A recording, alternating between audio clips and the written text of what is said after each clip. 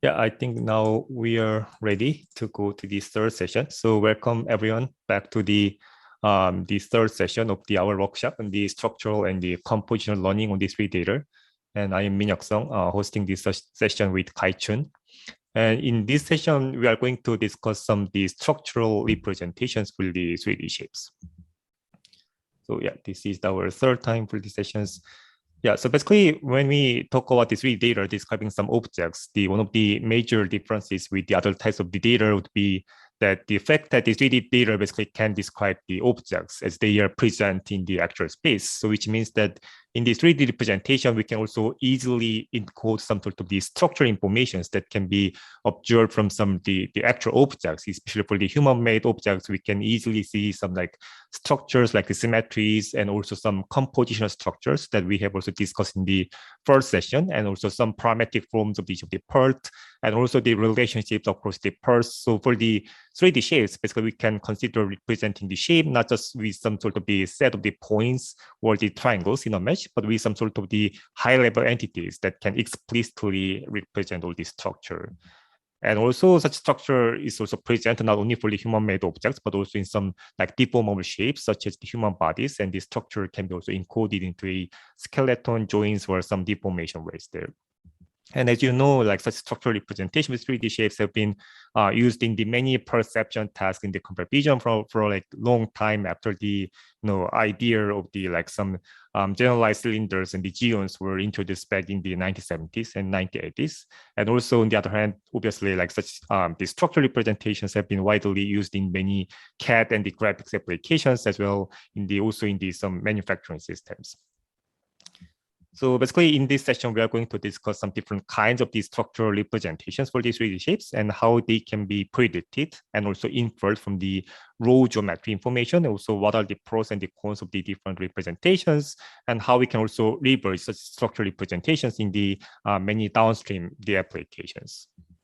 So we are going to have the two keynote talks by Leo Guibas and also Richard Zhang. And also after that, we are going to have the two spotlight talks from the Gopal and the Jason. So Leo will give the first talk. And let me briefly introduce the first speaker.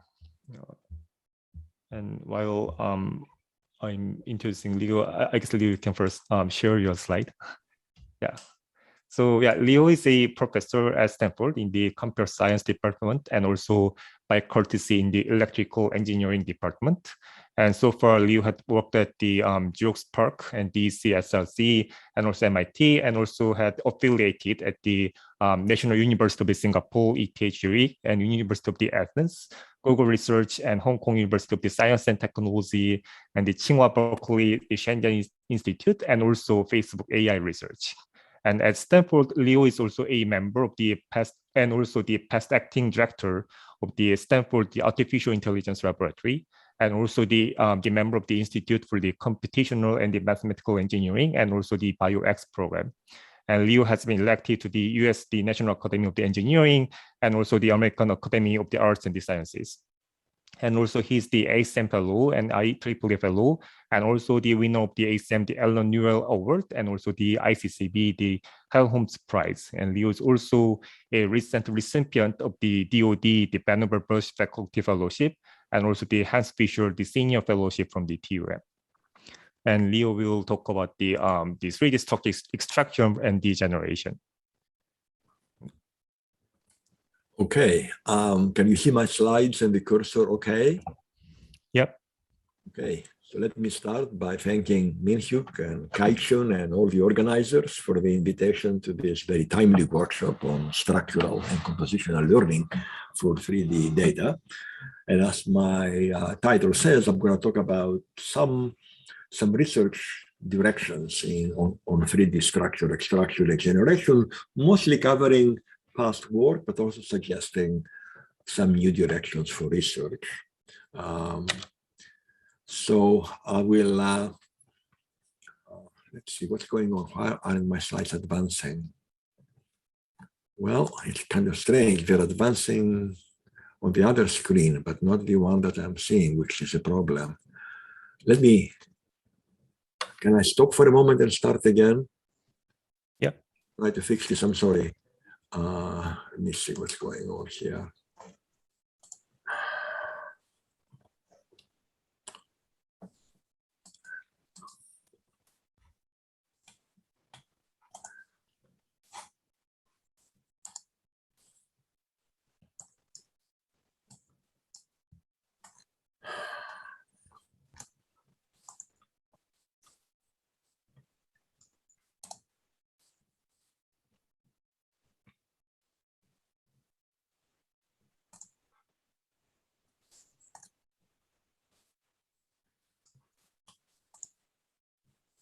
Can you see my screen now? Yes, now it works. Yeah. So I hope it works now. Let's see. Okay, yeah.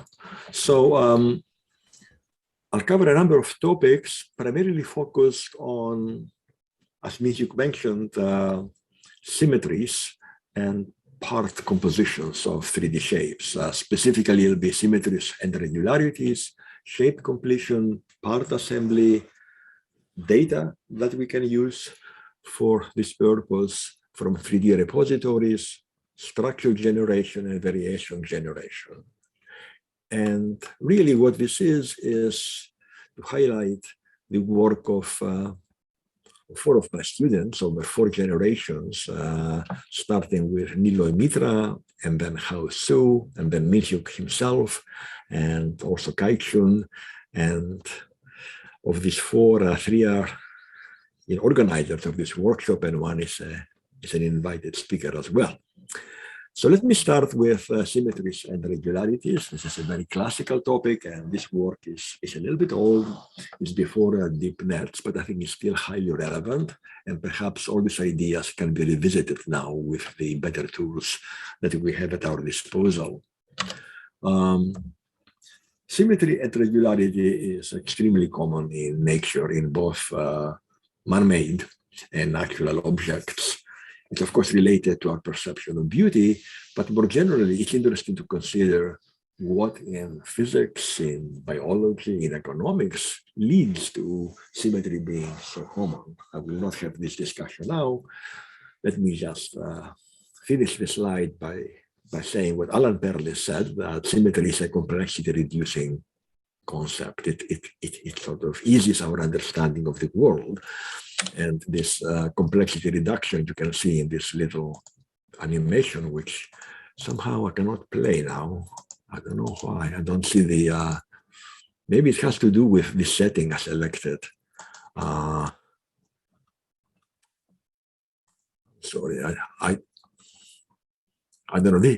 This shows this, maybe I can do it from there. No.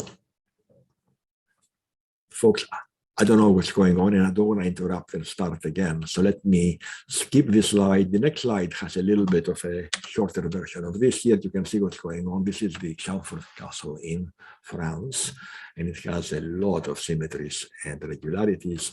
So in the end, essentially, we can reproduce the entire geometry of the castle by storing only something like 14% of the original geometry. And note that this is not lossy compression, this is exact reconstruction, and it's a compressed form that is in the original format, namely this is also 3D geometry, so one can operate on the compressed version with the very same tools you would have used in the original. The pipeline that does this compression is, I think by now very, very standard, very classical, based on voting and ransack ideas, where we take an input model, we generate a sampling of the model by points on its surface, then we compute certain signatures, local descriptors of these points, and in those days, those were design descriptors by us, and then we take, say, pairs of points and try to connect them via some symmetry. And symmetries tend to be low-dimensional transformations of space, so they can be parameterized in a low-dimensional space. So each such possible symmetry becomes a vote in this symmetry space, and then we look for prominent peaks in the space of symmetries, trying to extract what are the main symmetries of the object of interest.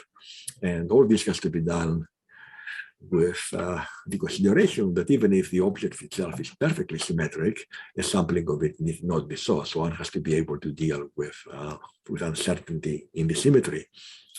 The basic notion is extremely simple. Say this in the plane for this reflectional symmetry, these 2 points suggest an axis. The axis is a line, can be parameterized with 2 parameters like an offset and an angle in a transformation space, which here is 2D.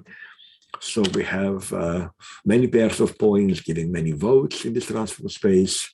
And then we look at this distribution and we are trying to find the prominent peaks in this distribution where the height of this cluster indicates the amount of the symmetry present, how many pairs of points led to the symmetry, and the width indicates how approximate the symmetry is.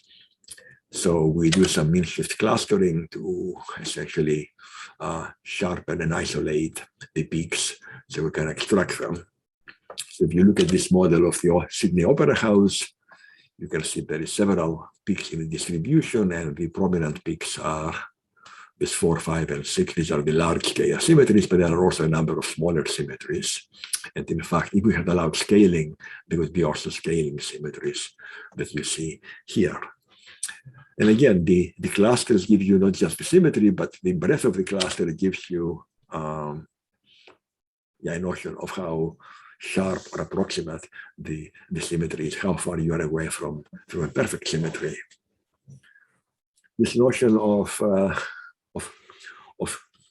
imperfection of symmetries is interesting because it can be used to take shapes that are slightly non-symmetric and symmetrize them, put them in a more canonical pose. This is an interesting optimization problem because, of course, we are manipulating 3D geometry, but the objective that we are minimizing is in a transform space different from 3D. So we have to have this kind of back and forth communication between these 2 spaces. It's also interesting because not all the symmetries present can be optimized at once. There can be conflicts. Some symmetries may oppose other symmetries, so one has to decide if one will satisfy them all in a least square sense, or whether one will abandon some symmetries completely with the aim of completely satisfying others. Then in addition to symmetries, we can have symmetries of symmetries, that is repetitions. For example, there's a translational regular pattern, scaling pattern, a rotational pattern. This can be 1D or 2D. And these are very common also in man-made and natural objects. For example, you can see these kind of window patterns in buildings, often forming grids. Detecting this kind of second-order symmetries can be quite challenging because we don't know in advance either the pattern of the repetition or the repeating element. We have to estimate both. So it's a joint discrete continuous optimization in the presence of clutter and outliers. So again, I will not go into any details, but again, we try to map the geometry into a low-dimensional transform space and look for structure in that space, which in this case turns out to be your grids. So we are somehow trying to fit grids in transform space. We're given some incomplete grid and with noise points, and we're trying to find where is the grid. This is the model estimation part that will give us the regular structures. So in this building that I was showing earlier, we can detect, for example, these 2 window patterns, even though, of course, there is noise, even though there is missing data because of the shadow cast by this column. If we go back to our chamfer castle, now we can see a lot more low-level symmetries and repetitions that we couldn't see directly before because they were too small. And if we look at this, for example, Colosseum-like structure, we can see it is made of multiple repeating elements through a rotational symmetry. And part of what we want in this method is the ability to capture the structure, even though there is noise and missing data. And here you can see that some of the elements can be captured, even with 60%, with 40% of the data are missing. But as we sparsify the data, then of course we miss some of the repeating elements. We can also have scale changes as shown in this Nautilus that involves a similarity transform. We can use it to complete the Nautilus. And this brings me to my next topic, which is shape completion, for which symmetry is a very important prior, because parts of shapes can be used to predict other parts of shapes. So the goal here is, given a partial point cloud of a shape, we want to be able to predict the full shape. And the idea behind this work was to combine class priors and part structure and the cell structure, the symmetry of the shape. And the challenge compared to what I was doing before is now the symmetry structure has to be predicted from a partial shape. So you don't have all of the points to predict the symmetry. You must predict them from only a part of the shape. And here, of course, we'll bring class priors and training data that will help in this task to predict both the compositional part structure and the presence of symmetries. So this work, a key contribution was the learning of essentially how parts relate to other parts, who is next to whom, and who is symmetric to whom, and the relative variations between them in terms of pose and size and so on. So basically, there is a training part where we're given a collection of 3D models with part annotations that have to be consistent, and we learn this probabilistic shape model. And then at inference time, this gets used to take a partial scan and complete it both at the point sense, but also at the part sense, being able to add parts that are completely missing. So at inference time, there is this pipeline that I will not go through any detail, but basically it involves assigning labels to the points, feeding part structures to the points, optimizing the points of the parts, predicting possible new parts, and then getting the final result. And this has optimization criteria both at the point level and at the part level.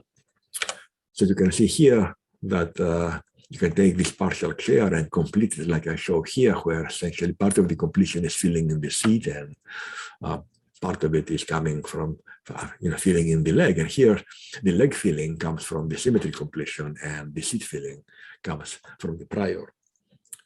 So in more detail, you can see this here. Here is the input, here is the final. If you complete this only using symmetry, you will get the other arm, but you will not fill in the seat completely.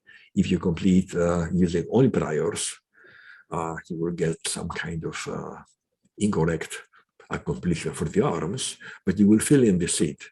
And if you do both, you get something that is better and closer to the original. And another example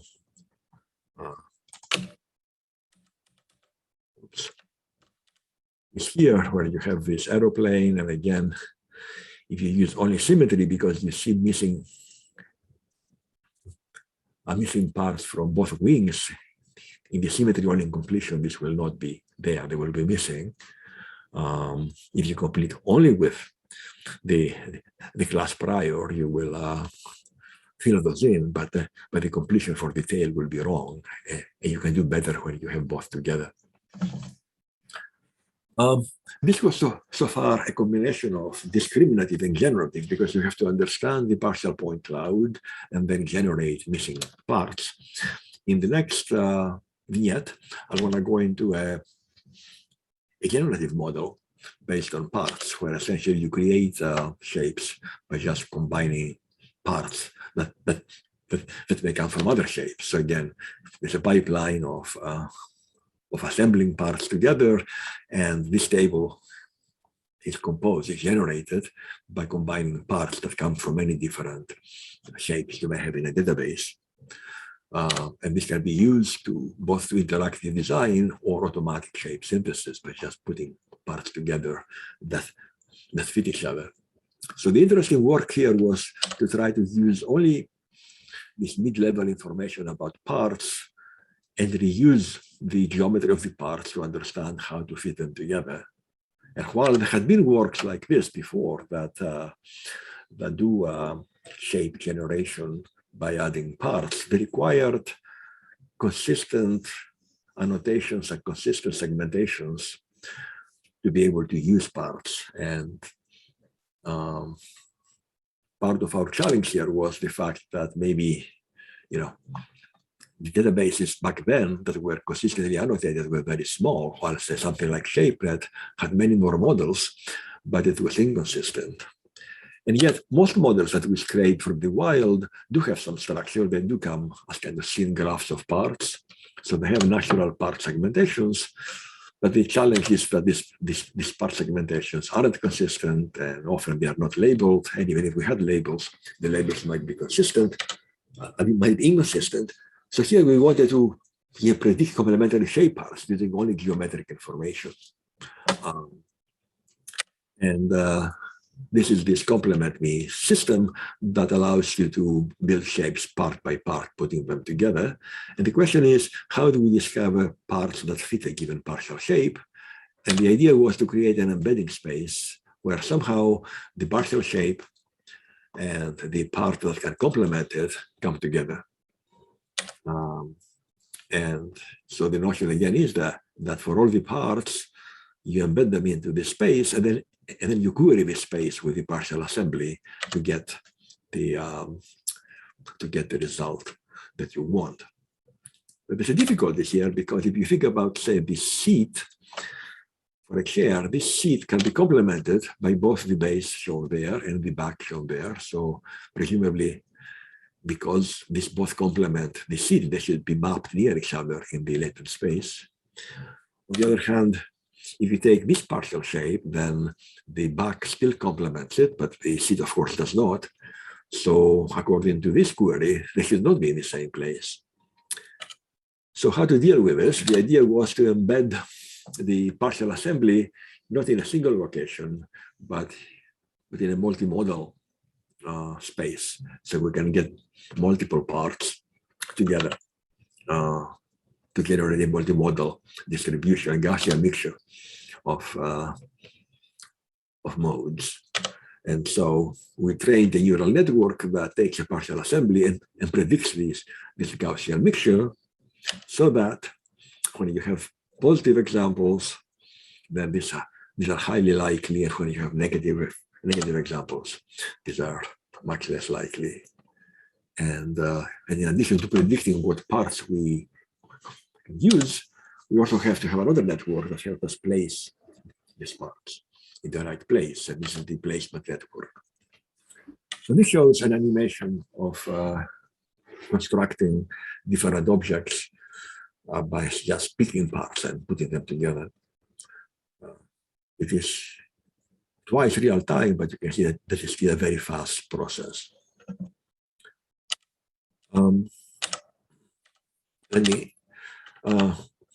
Also, this can be used for automated shape synthesis, where you simply keep adding parts that fit together until you complete a shape. And notice that all these parts come from different shapes in the database. It's another example of building a boat by combining parts, or building a table by combining parts. Again, from different places and finding sort of new placements for the parts. One can also do automated synthesis where you generate multiple variations starting from a given part. That's something I'll come back to in a bit. And finally, what's interesting here is that the embedding that you learn for parts is kind of not just geometric, but also semantic. You see, if you look, say, at the legs of this table, near it are other leg structures. Even though geometrically they're very different, semantically, they're near this because they can be used to complete the same type of partial assembly. So all these leg structures, all the sails can come together in the respective embedding spaces. Yeah. So essentially, we are discovering semantic relationships among the parts. We were doing this because we didn't have properly annotated data. So essentially, at the same time as this was going on, we tried to take ShapeNet and add that Minhyuk already covered, so I will not go much more into it, but get fine-grained part annotations, essentially for a subset of ShapeNet, get very detailed annotations where a keyboard, as shown here, every key is a different part. In this trash can, every slot is a different part. And to do so consistently across different shapes by building these curated hierarchies, we can accommodate variability so that, for example, this table lamp and this ceiling lamp, even though they have very different structure, they can be embedded into the same overall hierarchy by using the notion of end-or graphs. So having these consistent hierarchies can make a big difference when it comes to training algorithms that find part structures. And of course, parts are related to functionality, and we were interested in small parts, in part because humans typically interact with objects through buttons, levers, and so on, small parts. And so we've also been studying articulations and how parts can move, with the goal of understanding interactions between humans and objects. And I'll come back to this at the end. But having this part structure can be a big help in geometry generation. As you know, my group has done a lot of work on point cloud geometry, but it's a lot more interesting when you have structure. So now you have a chair that corresponds to a hierarchy of parts. And of course, because you have these consistent hierarchies, if you decompose different chairs, you will get consistent decompositions. And what's important here is that beyond these vertical links of kind of super part to part, you also have horizontal links that relate geometry at the same level, either through symmetry or through adjacency. There's many kinds of relationships that are possible. So essentially, the representation here becomes a hierarchy of graphs, where at each level we have a graph that relates the parts or the part structures that are present at that level, as you see here. And again, I will not go into any detail, but the notion in StruCo3D is that we build a hierarchical graph encoder for this kind of graph structures. So essentially, so in the end, we encode subgraphs into supergraphs and so on until we get a single code for the whole hierarchy. And again, let me skip the detail. And then we can decode this back into the geometry and the hierarchy by graph decoder. So once we have this, now we can have essentially a VAE that reconstructs shapes, trying to preserve both the geometry and the geometry laws, say chamfer distance between the point clouds, but also a structure loss on the hierarchical structures. And from this VAE, we can also do generation by sampling the distribution to generate novel objects with structure. And this shows some of the generations, both at the pure structure level and at the point cloud level. And here's another example of that. And you can see that these are generated shapes, and these are the closest examples that were in the training set. And you can see they are not that similar. So there's definitely innovation in the generation. Besides generation, of course, another interesting thing to do is interpolation between shapes in the latent space.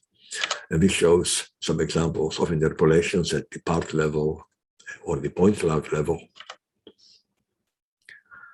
And this definitely helps, because if you just interpolate purely at the point cloud level between these two chairs, in the middle you are getting pretty fuzzy point cloud with all points flying all over the place. But if you have the structure there to guide you, you can do better.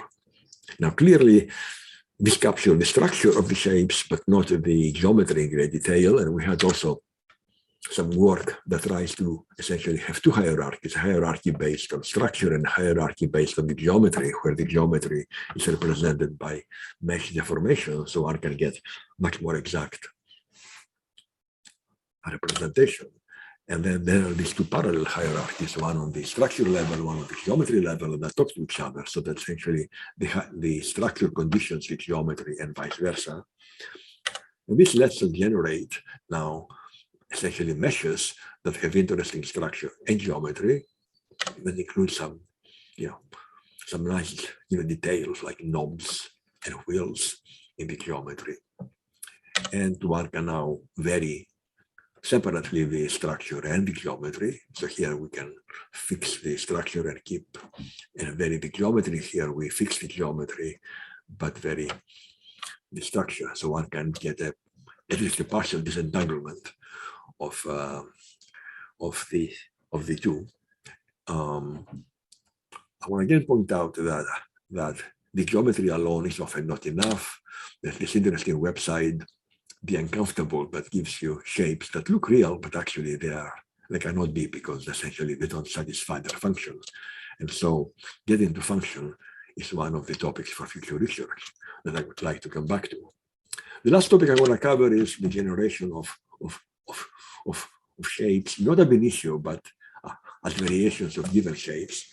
And I think that's important because generating detailed geometry is quite complicated. And if we have nice CAD models, we should be able to use them.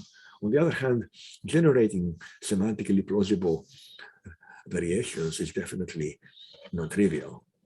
I think also we can try to use this variation ability to improve learning pipelines, because we can put the synthesis directly into the training so that essentially losses propagate back into the synthesizer to generate examples that help the learning algorithm learn. For example, if you have a hard time learning the concept of a rocking shape, perhaps you can generate examples like these that are near the boundary of non-rocking and rocking to help the algorithm understand the difference.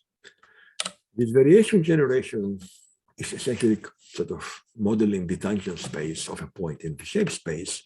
And it's interesting because, if say you have a car or a bicycle, of course you can imagine stretching it in, say, from front to back. On the other hand, as you do the stretching, the wheels have to remain circular, and these kinds of constraints have to be learned from data.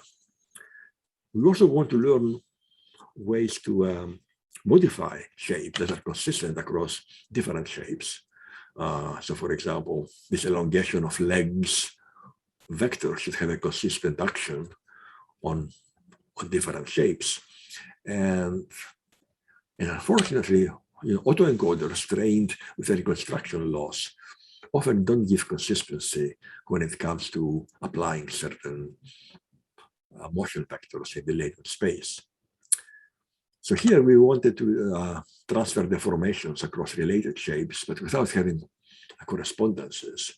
And so the key notion somehow was to define a set of actions that can be composed and which can be consistent across shapes. And again, I will not go so much into details about this, but the main notion was to embed shapes in a latent space, take the vector between them, but then map back to the real space through another network that is specific to the source. Essentially, this network interprets the shape difference in a way that is specific to the source. And this is necessary because, the sort of Euclidean space is very homogeneous. You can transfer a vector anywhere. But in these latent spaces of shapes, that's not true. I mean, for example, if you say take a chair and add arms to it, if you transfer this vector to a chair that already has arms, this is meaningless. So you have to be able to decode the shape difference in light of the specific shape that you are modifying. So in this deformed sig network, there were essentially two networks. There's the encoding network that maps shapes into latent space, so we can compute the vector between them, the difference. But then there's this other network, F, that translates this difference back into real space, but it's specific to the source shape. And what happens here is that consistency just emerges. Essentially, you're learning a dictionary of deformations that can be applied to a shape. And it so turns out that the same columns of this dictionary across different shapes give you semantically consistent deformations.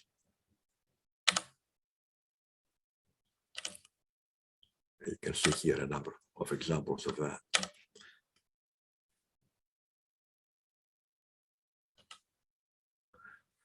It can also be used to edit shapes and then transfer those edits consistently to other shapes. So here, for example, you take this chair, you raise this armrest, you project the chair back into into the shape space, and you get this kind of chair with raised arms. But then this vector can be transferred to different chairs with a consistent meaning.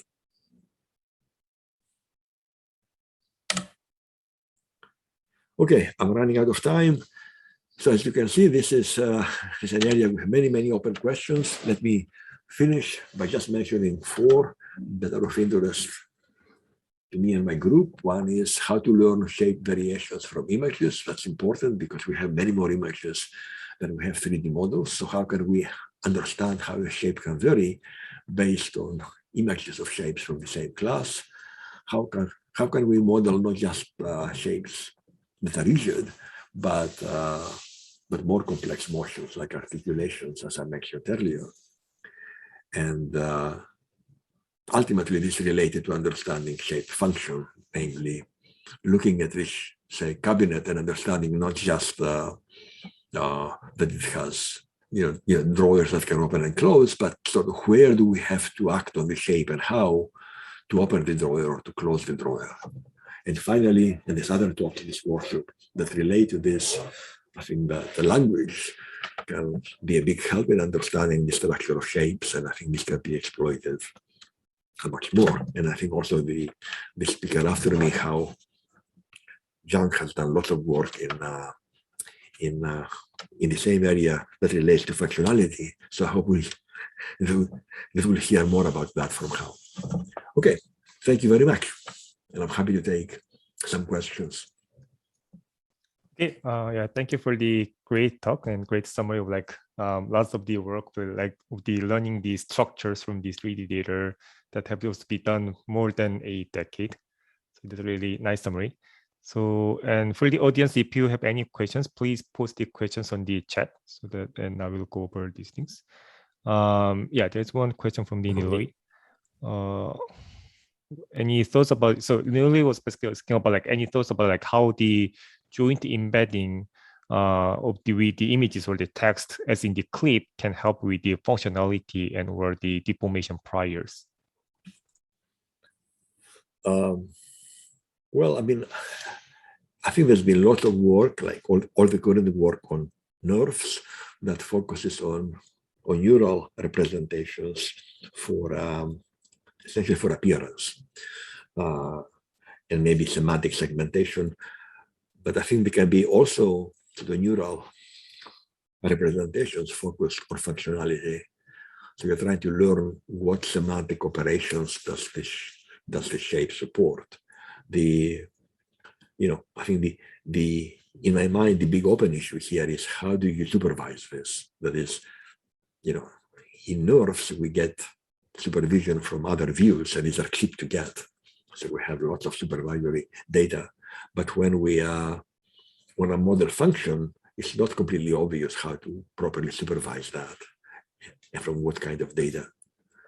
So I'd be happy to hear more opinions about that at some point. Yeah, there is also another question about measuring the distances. So between the two cases, measuring the distances based on view-based metrics or 3D-based metrics, which one would be working better in the many cases? Sorry, between 3D metrics and what's the view-based the distance metrics? I guess this is the case of measuring the distance in the 2D some project of the views. Well, it seems to me that the 3D, well, it may depend on the application, right? I mean, if the goal is to do view synthesis, maybe a view-based distance makes a lot of sense. If the goal is to do robotics and manipulation, where you need to know the real 3D structure of the shape, 3D makes sense. So I'm not sure if there's a universal, the question of what is the proper distance between two to geometries, I think, cannot be separated from what is the use that you're going to make of this distance. So there can be more appearance-based metrics and more, 3D-based metrics depending on the application that you have. Yeah, actually, we have like 1 minute for the Q&A, but actually, I have like quick question actually following the first question. So, because I also feel like there are kind of two sort of like very different directions in terms of like learning some sort of the 3D shapes. Like one would be like learning this kind of some explicit structures, not just kind of like reconstructing shapes into the like points or the triangles, but into even some more like some into the some high level some entities that can really encode all these structures, like some primitives or some part level structures, symmetries. But also the other extreme would be like learning the 3D shape into the some implicit function, like in a way that even the humans can understand. But somehow the neural net is kind of like learning the nerve kind of the representations, like even like rendering these 3D shapes in a way that the neural net can only see the latent codes. So I feel like these two are kind of very two extreme ways and very different ways of like somehow learning some 3D shapes from some other kind of the domain of the data. And I'm basically curious like how we can somehow so how you basically view like all these kind of the very different directions of the research, and how we can also think of like combining these the ideas, and how we can also leverage all these things in the future research. Yeah, I think that's a very good question, Minhyuk. I mean, I think for any, right, I mean, it seems that it may well be possible to have sort of neural representations of 3D that are not at all explicit, but still can be queried in ways that allow us to do various tasks with them. I mean, it's also very interesting to think of hybrid things that are partially explicit and partially implicit. I mean, there have been several such efforts, mostly on the appearance front, like deep voxels and so on. But one can think of many different types of queries that you want to make. In the old, I mean, in the CAD community, there is this term, geometry interrogation. When I ask certain questions, I get answers about what's there. And as long as I can answer my questions, I can accomplish my task. So what I care is getting the answers, not having a mesh or a point cloud or whatever. And so in terms of getting answers like that, how to best combine explicit and implicit is a very interesting problem. Yeah. Thank you for the great answer. Yeah. So yeah, we are running out of time, so I guess we need to move on to the second talk. Yeah. Thank you, Leo, for the great talk. Thank you. Yeah, so we're gonna have the second talk by Richard Zhang. Richard, would you please try to share your screen for now so that we can see? Richard, are you going to do the talk? I'm actually gonna play a pre-recorded video, so I'm just gonna get it ready. I see.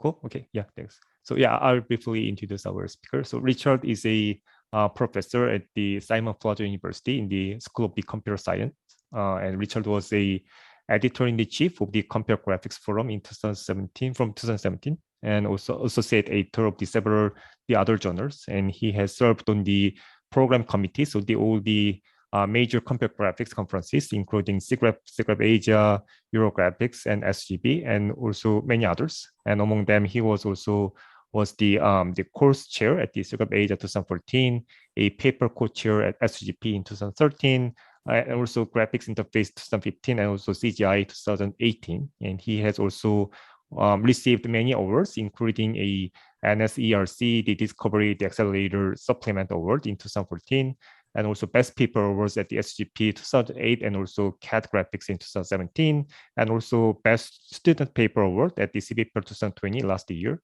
and also a Faculty of the Applied Sciences Research Excellence Award at SFU in 2014, and also a National Science Foundation of the China Overseas Scholars Collaborative Research Award in 2015, and also the SFU Dean of the Graduate Studies Awards for the Excellence in the Leadership in 2016.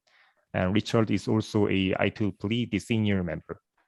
And Richard will give the talk about the unsupervised learning on the 3D shape structures, and he will just play the recorded video for the talk. Can you hear me? Yep. Yeah, thank you very much, Minhyuk, for the kind introduction. So I will play a pre-recorded video. One of the reasons was that this actually have very strong winds here in Vancouver, and in the past, such strong winds actually caused power failure. So I wanted to make sure that everything is going to go over smoothly, and also I want to make sure that I don't go over time. I'm here, so I will play the video, and as you can see, there are quite a few key terms that from Leo's talk that are going to reappear in my talk. So it's really a very nice follow-up from his great presentation. So I'll be here, and then I'll be very happy to answer questions after the talk. I think it's 31 minutes. Let me do that. Hello, everyone. Before starting my talk, I first like to thank the organizers for inviting me and for initiating such a fantastic workshop. The topic of the workshop is very dear to my heart. Today, my talk is going to be about unsupervised learning of 3D shape structures.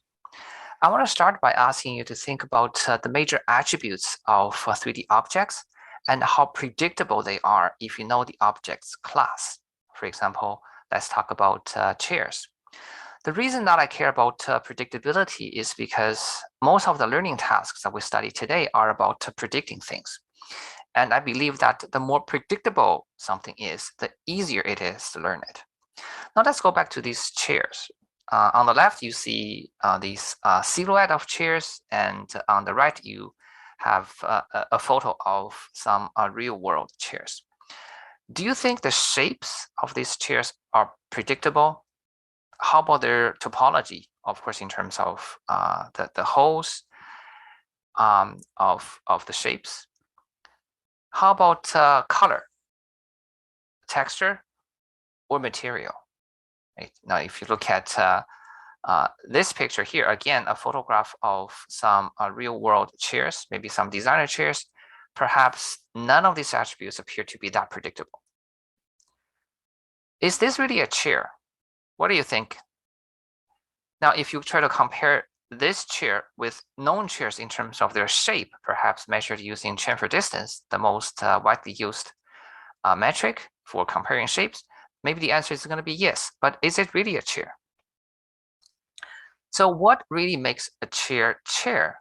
Many of you may already know that this is precisely the title of a CVPR paper from 10 years ago. I won't say too much about what this paper did, but I will extract an important quote from the paper, which is due to Barbara Minsky. The quote says, "There is little we can find in common to all chairs except for their intended purpose, intended use." So I was finally able to track down the source. I turned that to page 123. Aside from that quote, there are so many other remarks that really struck a chord to what I've been thinking about. One particular remark is about the importance of both structural description and functional description. I'm going to come back to this in just a bit. But the main message here is that it seems that there's more predictability in the structures of objects that belong to the same class compared to other attributes such as color, shape, topology, texture, or material. The fact that these shapes belong to the same class is not because they have the same color or texture or material, it's because they share the same functionality. And if you think about functionality, so functionality is characterized by the parts of the objects and their relations. And this is precisely what the part structure or shape structures are. Here you see two examples. On the left, you have a chair which is functional. And on the right, a chair is not functional. Why is that? It's not really because it doesn't have the right parts. It does have a back, a seat, and the legs, but it's not functional because the angles here are wrong.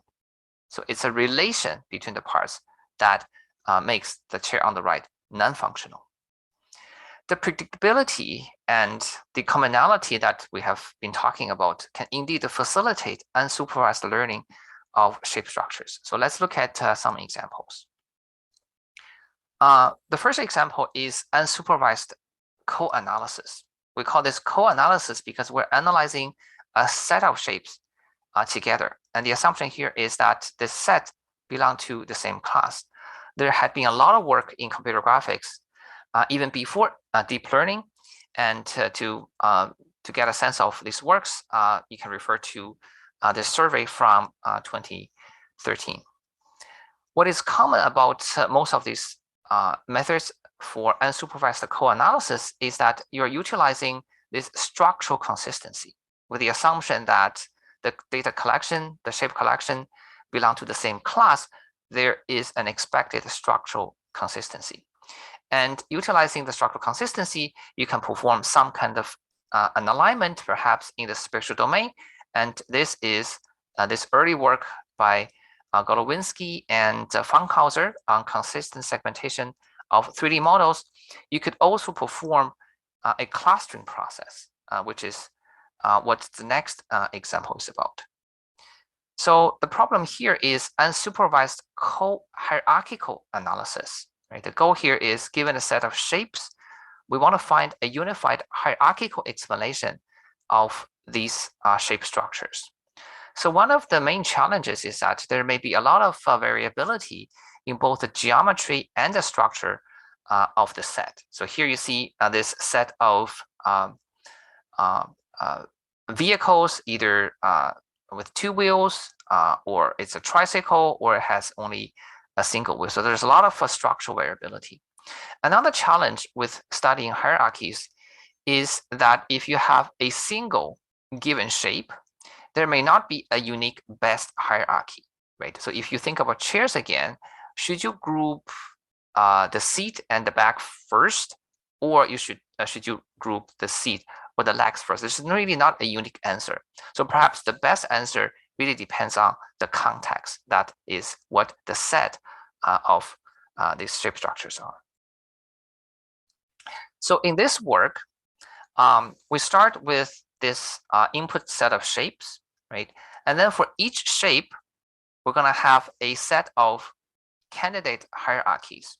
To be conservative, these hierarchies were simply obtained by random splitting, right? So we're not going to miss any potential hierarchy. And then given this set of candidate hierarchies, we need to select one representative hierarchy per shape, and to ensure that these selected representatives maximize a structural consistency. At the same time, you need to realize that there may be structural variabilities, right? So you actually not group all of them together, but you're going to have different clusters. So each cluster represents one particular structural variability. So we have both a clustering problem, and also there is a selection problem, selecting from the set of candidate hierarchies. So that's why there's a problem which is referred to as cluster and select. But what's important here is that there is an optimization of structural consistency. Again, with the assumption that even though there are these structural variabilities, but at a certain level, so at a higher level of the hierarchy, you have a commonality or structural consistency. Now, fast forward to 2020, we were finally able to come to the shape co-segmentation problem and developing a neural network architecture for this problem. This shape co-segmentation is adaptive. If you see from this example, given the same chair, its segmentation may be different depending on which set of shape it is put into, right? So if the sets change, then the segmentation of the same chair may change. So this was a neural network, was published in CVPR 2020. And the key innovation there was a group consistency loss. So indeed, we explicitly optimize a group consistency loss over a set of test shapes. So for more details, please refer to the paper. So I promised in the abstract of my talk that I am going to review the 3 C's for unsupervised learning of 3D shape structures. So the first C is consistency, or you can say commonality. Actually, both words start with the letter C. So we want to utilize the structural consistency over a set, either implicitly, maybe via some kind of alignment, or explicitly by jointly optimizing a group consistency loss in this latest work. And we consider this structural consistency as a weak prior. It's an assumption, right? Given that the input shape or the training set belong to the same class. So that's an assumption. And with the assumption, you have structural consistency, and you can utilize the structural consistency for your problem. Let me remind you, actually, there is another consistency that has been applied prominently for unsupervised learning, and that consistency is cycle consistency. It's, I guess, different from the structural consistency as I just mentioned over a set, but nevertheless, cycle consistency, of course, has played a major role in unsupervised learning, especially for unpaired domain translation. This can trace back to CycleGAN and the DualGAN, both published in ICCV. And more recently, we've worked on extending those ideas to unpaired shape transform. So I'm not going to say too much about this particular work, which is called the Logan. But as you can see, the network is able to perform unpaired transform between tables and chairs, also between 3D shapes and their cross-sectional profiles, or between chairs that have no armrests and chairs with armrests.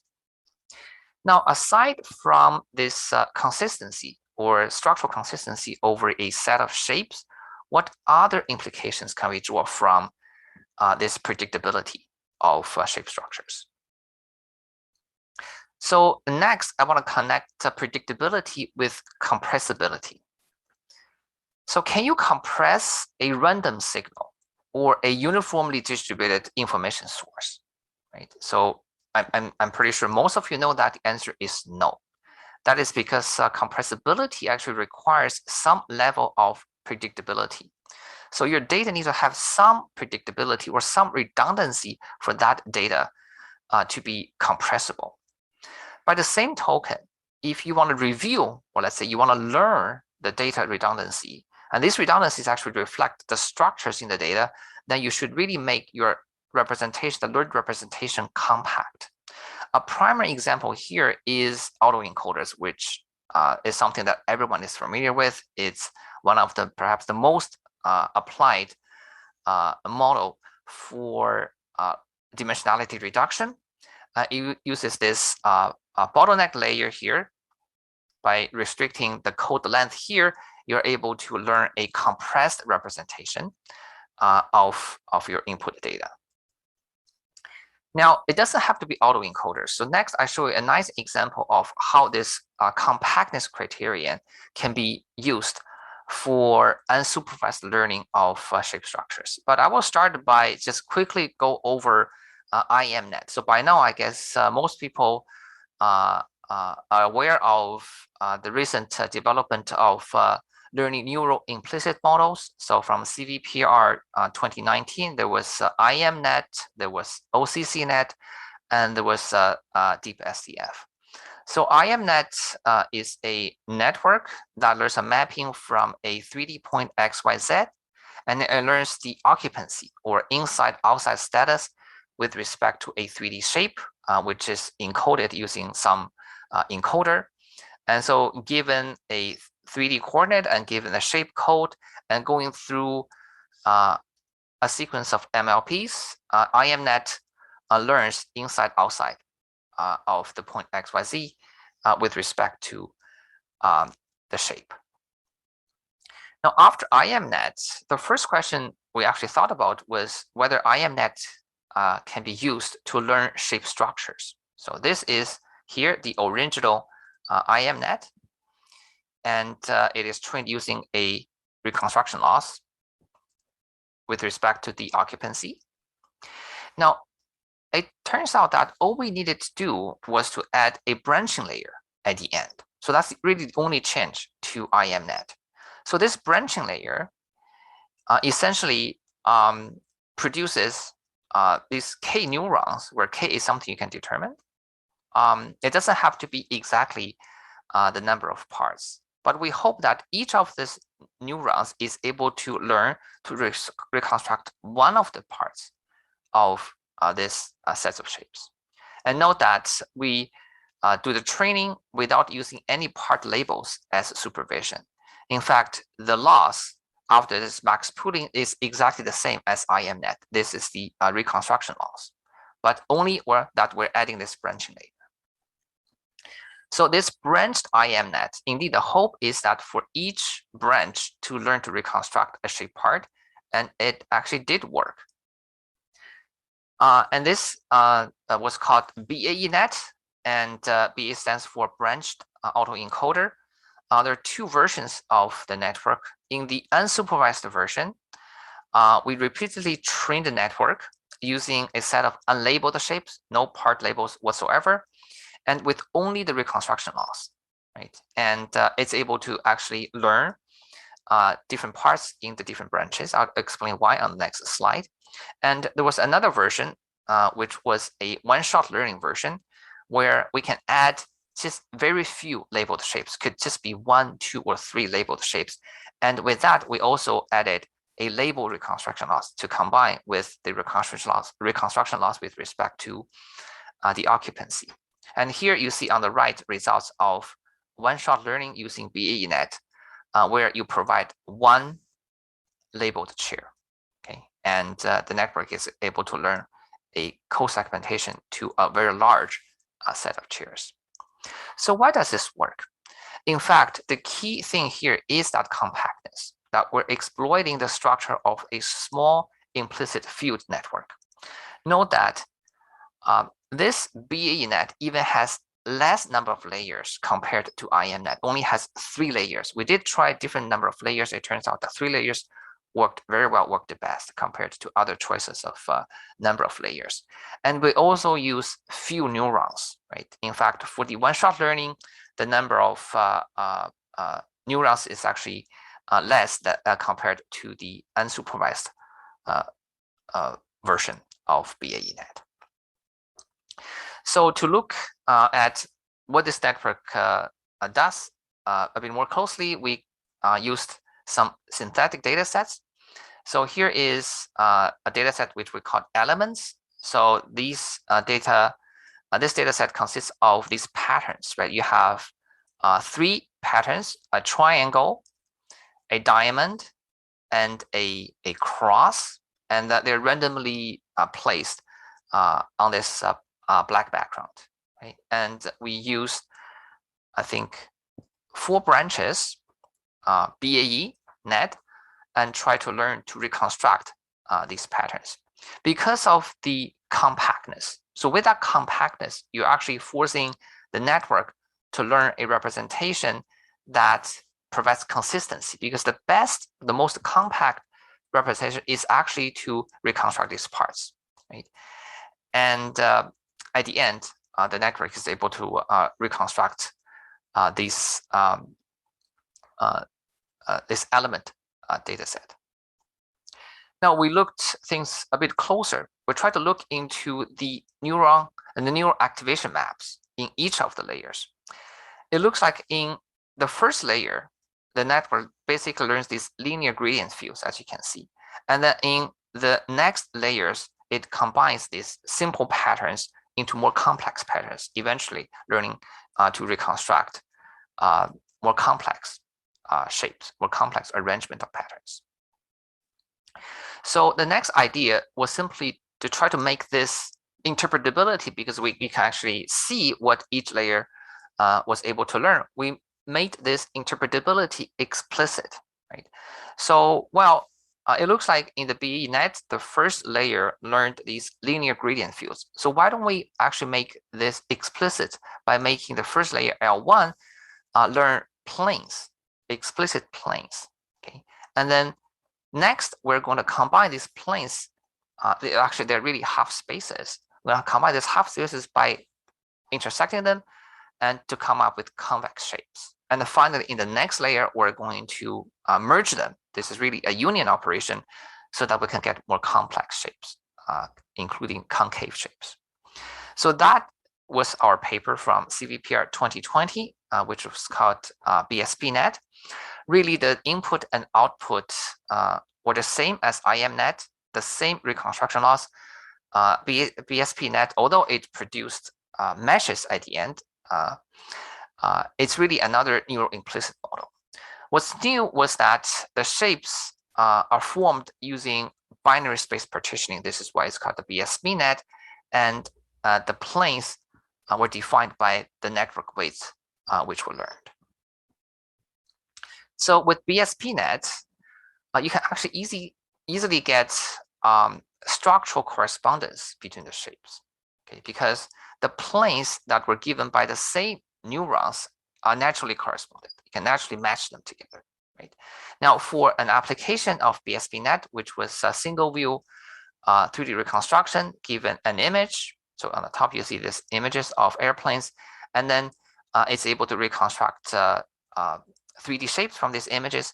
And more than that, if you just give a little bit of a hint, you're able to produce these structured reconstruction. So a little bit of hint is just you just take one airplane and then you provide semantic labels, which are reflected by these colors, and then all the other 3D models reconstructed from images can copy those semantic labels. And these are the results that we were able to obtain.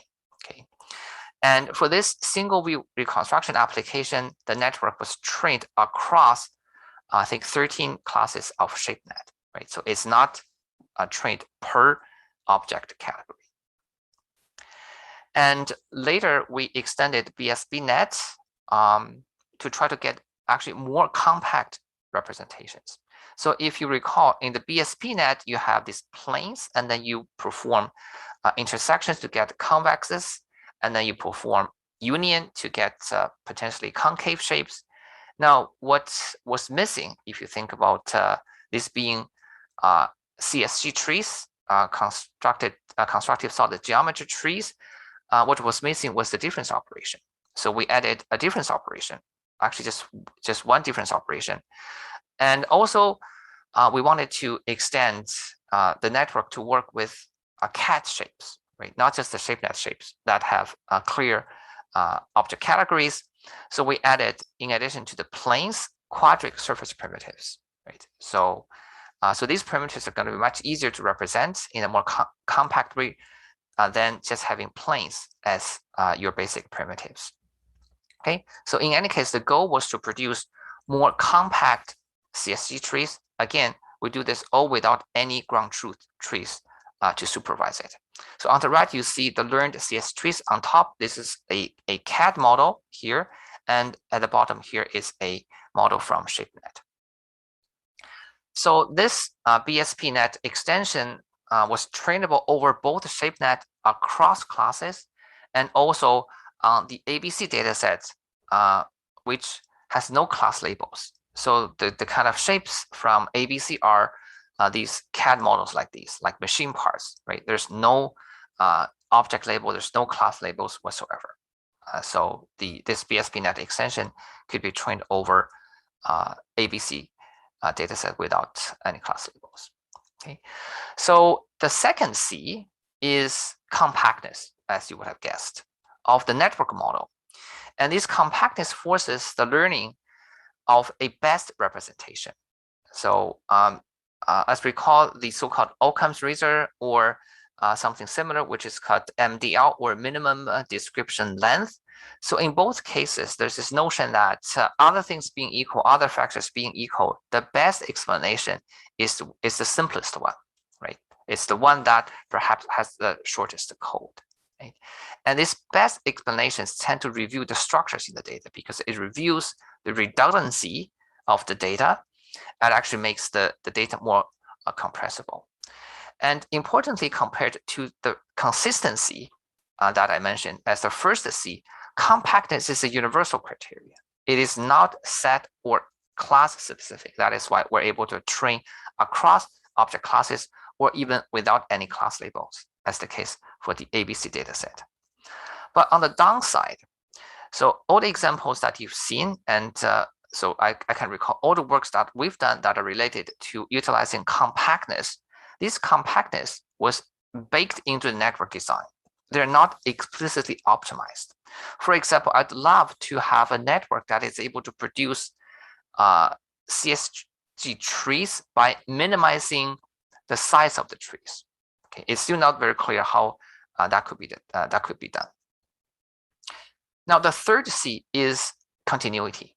Right? So this was motivated by this continuity assumption for semi-supervised learning.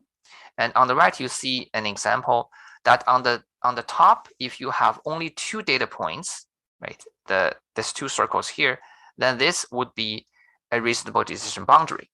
But now, if you have lots of other points, even though they're unlabeled, as the case shown over here, due to the continuity that, assuming that points that are close to each other should be clustered together, should have the same label. So these would be the points here, right? They should be clustered together, and then you have another cluster over here.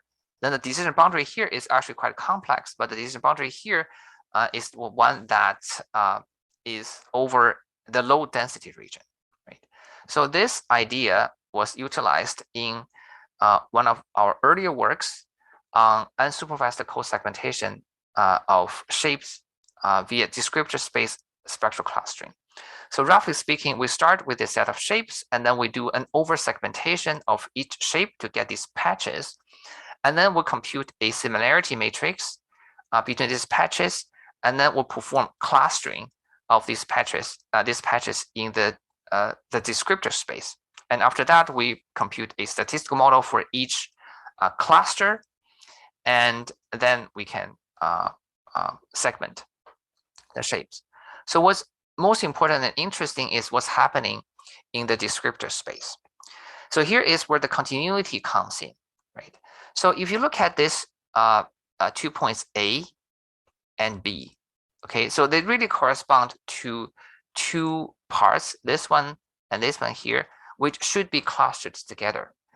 But in the descriptor space, they are quite distant from each other. In fact, B and C, which do not correspond to the same semantic parts, but they are closer in the descriptor space. However, because of the continuity, just like the example you see over here, that this A and B would be sort of linked together, and they're actually going to be clustered together. And furthermore, by using spectral clustering, this kind of a clustering structure is more pronounced, right, in the spectral domain, as you can see on the right. Now, A and B are actually drawn closer in the spectral domain compared to the distance between B and C, right? The next example utilizing continuity for unsupervised learning is for the unpaired image-to-image transition problem when the 2 domains have clear structural changes. I call this temporal or transitional continuity. Let's look at this cat. So what dog would look most similar to this cat? So this would be a good answer, but as you can see, even just by focusing on their faces, there are these structural changes, right? The ears are different, and also the shapes of their heads are also different. So if we were to apply these classical techniques, such as cyclogan or discogan, where the transition is done in one step, they could either undershoot or overshoot, right? So cyclogan may produce a dog which doesn't really look like a dog, and discogan may produce a dog which seems irrelevant to the input cat.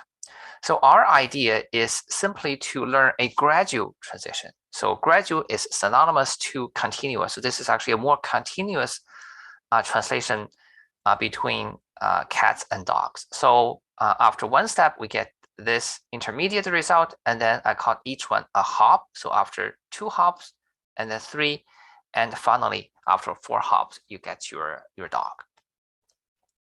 So the key idea here is that because the original task of doing a translation between 2 domains which have structural changes is challenging, so let's make the task easier by only training the translator to do smaller changes to just produce as hybrids, right? So the translator doesn't go from cats to dogs directly.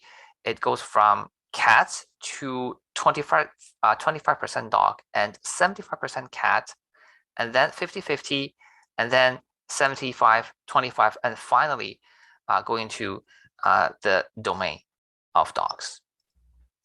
All right, so now let me conclude due to the interest of time. So the first key message was that there seems to be more predictability in shape structures compared to other attributes for shapes such as topology, colors, or texture. And these predictability can facilitate unsupervised learning. So I told you the 3 C's, my 3 C's for unsupervised learning of shape structures, compactness, consistency, and continuity. They're all related in some manner, but then they're all different as well. So I'd say consistency is over a set. You need a set to define consistency, right? Well, compactness is not set or class specific. Compactness is something you say about a model or of a representation. And finally, continuity helps bridge a gap.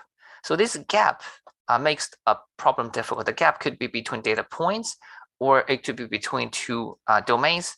And without supervision, the problem is difficult because of the gaps, right? And then here's just where the continuity can help by bridging these gaps. Oh, by the way, there are some other concepts and techniques that I've mentioned, which all happen to start with the letter C: cycle consistency, clustering, co-analysis, and also compressibility. So there seems to be some kind of a magic with the letter C. Okay, now future considerations very quickly. If there are more predictability in shape structures, I would expect similar levels of predictability in part relations, maybe composition rules, and also assembly order, and all functions, because they're all related to commonality of functionality affordance. And then there should also be similar levels of predictability in the interactions between agents and objects and in their environments. So then I believe that unsupervised learning of all of these things, parts, relations, interactions, would be possible. And they're worth exploring, certainly. And more interplay between structures and functions. I just keep going back to this book by Marvin Minsky about the functions of structures. And finally, it will be very interesting to think whether compactness can be used as a network loss instead of just something that's baked into network design.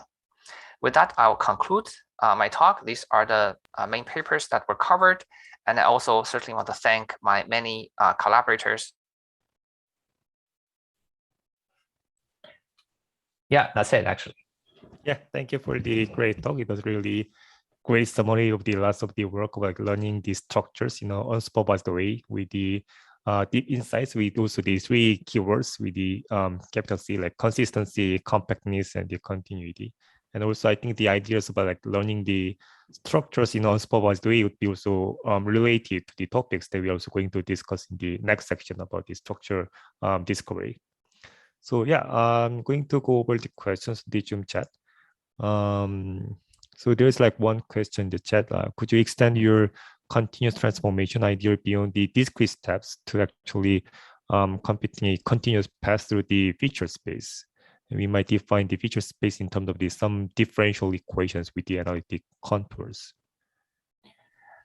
I think certainly we haven't found a concrete way to do that. Certainly the continuity is supposed to be continuous, right? So when we train these neural networks to perform certain tasks, we have to sort of limit the number of steps. So two other things. So I certainly agree. So it's definitely a direction to explore.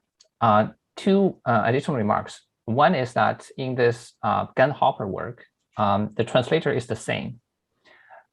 This could change, right? It may be better to have different translators, and each translator is a task to perform a translation for a particular kind of feature. So how to do that is not very clear. Another thing that's really interesting that I didn't get time to talk about is the motivation. Actually, original motivation for this work was not actually unpaired image-to-image translation. It was actually trying to do extrapolation. I'm a sort of big fan of working on creative modeling, trying to go beyond the data distribution, try to generate something which is creative, which is out of distribution. So that's why we thought we need to have a good path, right? So if you have a good path, then extrapolation can follow naturally just by extending that path, right? But accidentally, we found out by finding this good path, which would be a continuous transformation, we actually do better in the much more prominent problem of image to image translation. So that sort of is a paper produced by accident. So, but if you have this continuity in your feature space or latent space, you can actually do a lot of things. It should be a very interesting direction. Yeah, thank you for the answer.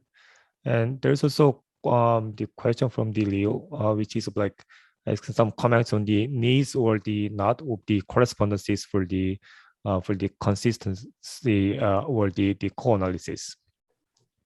I'm actually, can you explain some comments on need or not of correspondences for consistent or co-analysis? So I want to make sure that I understand the question. So the consistency can be obtained without having supervision. So for example, the ADA co-sec work, there's no co-segmentation as ground truth to train it, right? It was optimized against the group consistency loss.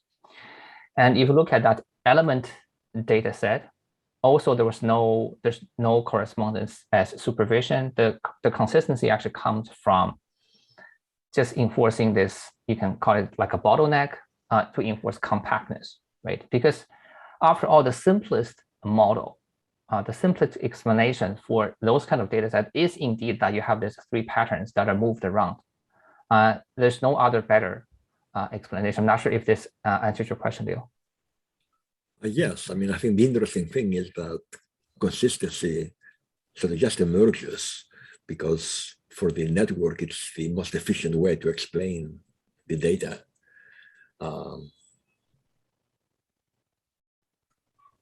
Yes, absolutely. So first of all, I talk about consistency. It is something you can utilize, right? You can use that as a prior, and you can either do, as I mentioned, you can either optimize it implicitly or explicitly. So compactness may be all you need. If I were to steal this may be overly used a term. But the problem with compactness is that it's very much handcrafted, right? So we needed to find out what is the length of the code, right? We had this paper called Grass. We somehow decided that 80 length 80 vector is good to encode these symmetry hierarchies, right? So why is it 80, not something else? And then for the BAE-net, we just decided that this is a good number of neurons, the number of layers is all kind of a trial and error. So compactness will be more powerful if we have a way to actually optimize it, to define it as a network class. This is something that I think is really, really interesting. But how can you incorporate that into this whole thing, make it differentiable? It's not very clear. So that's, I think, maybe the downside of compactness. But if you are a believer of the minimum description length principle, Occam's razor, I think it could be that compactness is all you need to enforce consistency. Yeah, thank you for the great answer. Actually, we are slightly running out of time, so I think we need to move on to the next topic. So yeah, thank you, Richard, for the great talk. Thank you very much. I'll see you at the panel. Yeah, thank you. Yes, and we are going to have the two spotlight talks. And before we move on to the spotlight talks, I'm going to pass over the mic to the Kaichun. Yeah, thanks, Minhyuk. And also thanks, Leo and Richard, for the nice talk. Thanks, Minhyuk, and good night. So it's 2 a.m., very late in Korea, and thanks for hosting this session. Yeah, so the next speaker will be Gopal Sharma. Maybe you can try to start setting up your screen sharing while I introduce you. So Gopal is a PhD student in the computer science department at UMass Amherst. He is advised by Professor Vangelis Kalagiraski and Professor Subrasu Maji. He works on learning interpretable and edible representational shapes using neural networks. I guess Gopal is still trying to share the screen, so we cannot see your screen. It shows that you are still You have I'm not screen sure why it says your screen sharing is paused. Yeah, maybe you can try to share again, or yeah, sure. Resume share. Can you see it now? Yes, it's okay. now. Okay, so can I start? Yes, please. Yeah, thank you. Hello, everyone. I'm Gopal Sharma from UMass Amherst. I will present our work, ParSeNet, a parametric surface fitting network for 3D point clouds. This work is done in collaboration with Defan, Subhranshu, Vangelis, Siddharth, and Radomir. So the goal of this work is to parse the input point cloud into parametric surface patches. The collection of surface patches should give good reconstruction for the input point cloud. Furthermore, each surface patch should be easily editable and respect human segmentation priors. Right. So a natural question here is why do we need to parse? Well, parsing point cloud into higher primitives, high-level primitives gives us interpretable and editable representation of a shape. They are compact. For example, a sphere can be represented by only 4 parameters, such as center, x, y, z, coordinate, and radius. They enable efficient rendering. And finally, these surface patches can be used in recognition tasks. So there is plenty of motivation of doing that. So our work is motivated by availability of large-scale CAD datasets such as ABC and trace parts dataset. They come with rich annotations of parametric surface patches, boundary curves, and all these are really necessary for learning-based approaches to parsing. So in most of the time, the way shapes are acquired are using point clouds, which comes from scanners. So we are interested in parsing point clouds. But point clouds are sparse and noisy. So since we are interested in parsing these point cloud into multiple patches, we need to worry about discrete modalities, such as how many patches do we want, what type of patches. And then there are continuous modalities also, like the parameters of these surface patches, such as scale, orientation, radii, and so on. Then a surface can be approximated by millions of surface patches, right? But we don't want to do that, because users, when they want to edit a surface, they want as minimal number of handles or primitives to edit the shape. So a good algorithm should trade off between compactness and accuracy. So previously in computer graphics, there has been several works that try to parse point cloud into parametric surface patches. However, they produce less expressive representation in comparison to our method. They rely on non-data driven approaches. So they have a hard time learning human segmentation priors, as in how humans usually decompose shapes. Furthermore, they also rely on hand-tuned hyperparameters and shape descriptors, which may lead to suboptimal performance. In this work, we mainly focus on 4 geometric primitives: plane, cone, cylinder, and sphere, and along with B-spline surfaces, open and as well as closed.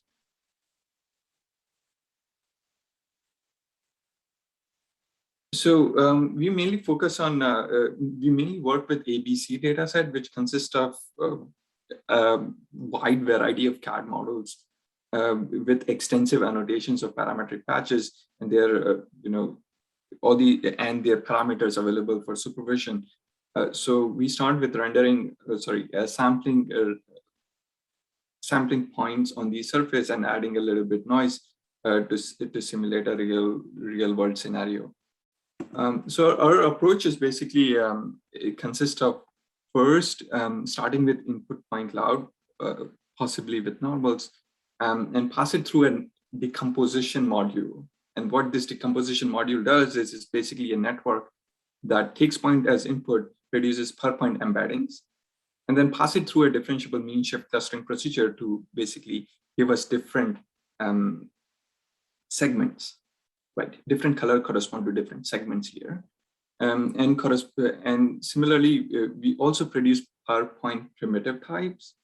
And combining these two together basically gives us different segments with and their corresponding primitive types, such as B-spline, cylinder, cone, and etc. So note that we do have supervision for these things, like different segment IDs and primitive types. So we can use that to supervise our network. So to decompose a point cloud, basically we use triplet loss, which encourages embeddings belonging to same segment to have similar embeddings and different for different segments. And then we also have categorical cross entropy loss for primitive type prediction. So okay, so first step is done. We started with point cloud. We decomposed it into different segments. Now comes the fitting part, surface fitting. So for each part, each segment that we decomposed, we have a corresponding fitting module. So it could be spline fitting for splines, cones, cylinder, planes, and so on. And we want all these different fitting modules to be differentiable. So in this work specifically, we focus, we introduced this spline fitting module, which is a differentiable neural network. So there are several challenges of in spline fitting.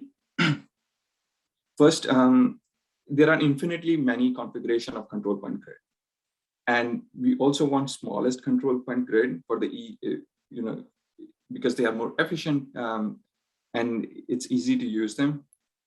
Secondly, B-spline surface patches can have variable size control point grid, so which makes it harder for neural network to predict it. So to complicate things further, there could be open as well as closed spline. So we have to take care of all these things. So to basically deal with all these problems, we simplify our spline surfaces. We over parameterize them, and use a special neural network called SplineNet that takes points as input and outputs control point grid. Once we have control point grid, we can basically reconstruct a nice surface like this. So to supervise this SplineNet, we use several losses. First, we supervise it using regression loss at control points. So we want the network to produce correct control points. Second, since we can go from control point grid to the surface using analytic formula, we can define analytic distance between the predicted surface and ground truth surface, right? So that is another loss. Finally, we have a Laplacian loss, which tries to force the local surface properties of the predicted surface to be same as ground truth surface, such as normals and curvature. Okay, so putting it all together, basically, we first train our decomposition module to decompose point cloud into segments. We train our SplineNet to take point clouds and give us splines. And then, since everything is differentiable here, we can train all these things jointly to improve the performance further. Okay, off to the experiment section. So we create non-learning based baselines. First, we see how well nearest neighbor does. And then we have ransack baseline. We also have learning-based baseline, which is SPFN. So in comparison to learning as well as non-learning baselines, our network produces better results in terms of segmentation performance. And further end-to-end training leads to improvement. In terms of reconstruction quality, our approach gives pretty close results to the ground truth while producing variable number of primitives and accurate primitive types. Right. And optimization, post-process optimization is also helpful for producing better results. There are more details, and you can check out the paper for that. Our approach can produce wide variety of segments. A wide variety of good reconstructions. Okay, so that's pretty much about ParSeNet, and just looking forward, there has been some really interesting work on primitive instance segmentation for scene level that can work on millions of point clouds. And there is also work SPFN that produces detailed primitive fitting, which is also interesting to see. Finally, once we have reconstructed the point cloud using parametric surface patches, these can be converted into boundary representations, and that can be easily input to 3D softwares. Shapes represented in boundary representation allow downstream shape classification and generation tasks, as is shown in recent papers. However, doing all these things in a completely end-to-end manner, starting from point cloud to generating a program such as extrusion, sketch, is still an open challenge and a good direction to explore. So just to conclude, we propose ParSeNet, which predicts geometric primitives and surface patches. It gives interpretable and editable representation of a shape. And in the future, it would be interesting to reason about boundary curves and incorporating more primitives to have more expressive representation. Yeah, thank you. I hope I didn't go. Yeah, thanks, Gopal, for the nice talk. I think we have 2 to 3 minutes for questions from the audience. So while they chat in the question, maybe I will start with several of my questions. So you compared that the primitive fitting performance on shapes and also on scenes. So do you think there are some fundamental difference between your method applying on shapes and on scenes for primitive fitting? I think so. One of the challenges in scene is just the size of point cloud. So that is one challenge, how to consume that much amount of point cloud. Another problem that I see is that in objects, the capacity of the network to focus on smaller parts is easy to do at object level, but it's really hard to do at scene level.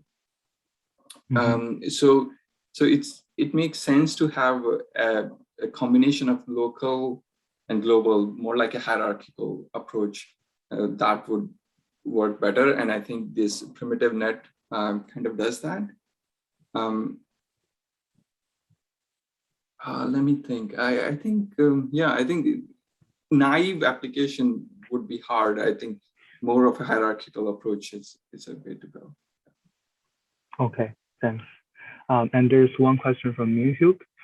Would it be also possible to enforce compactness when learning the B-splines, like minimizing the degree and the number of control points of the surface? Right, so that's a really good question. So the way we approach it, and I didn't describe it here, is that we first over-parameterize the splines. We solve this problem in over-parameterized space. And then we can use this post-process optimization to bring the number of control points down to smaller number of control points, at the same time preserving reconstruction quality.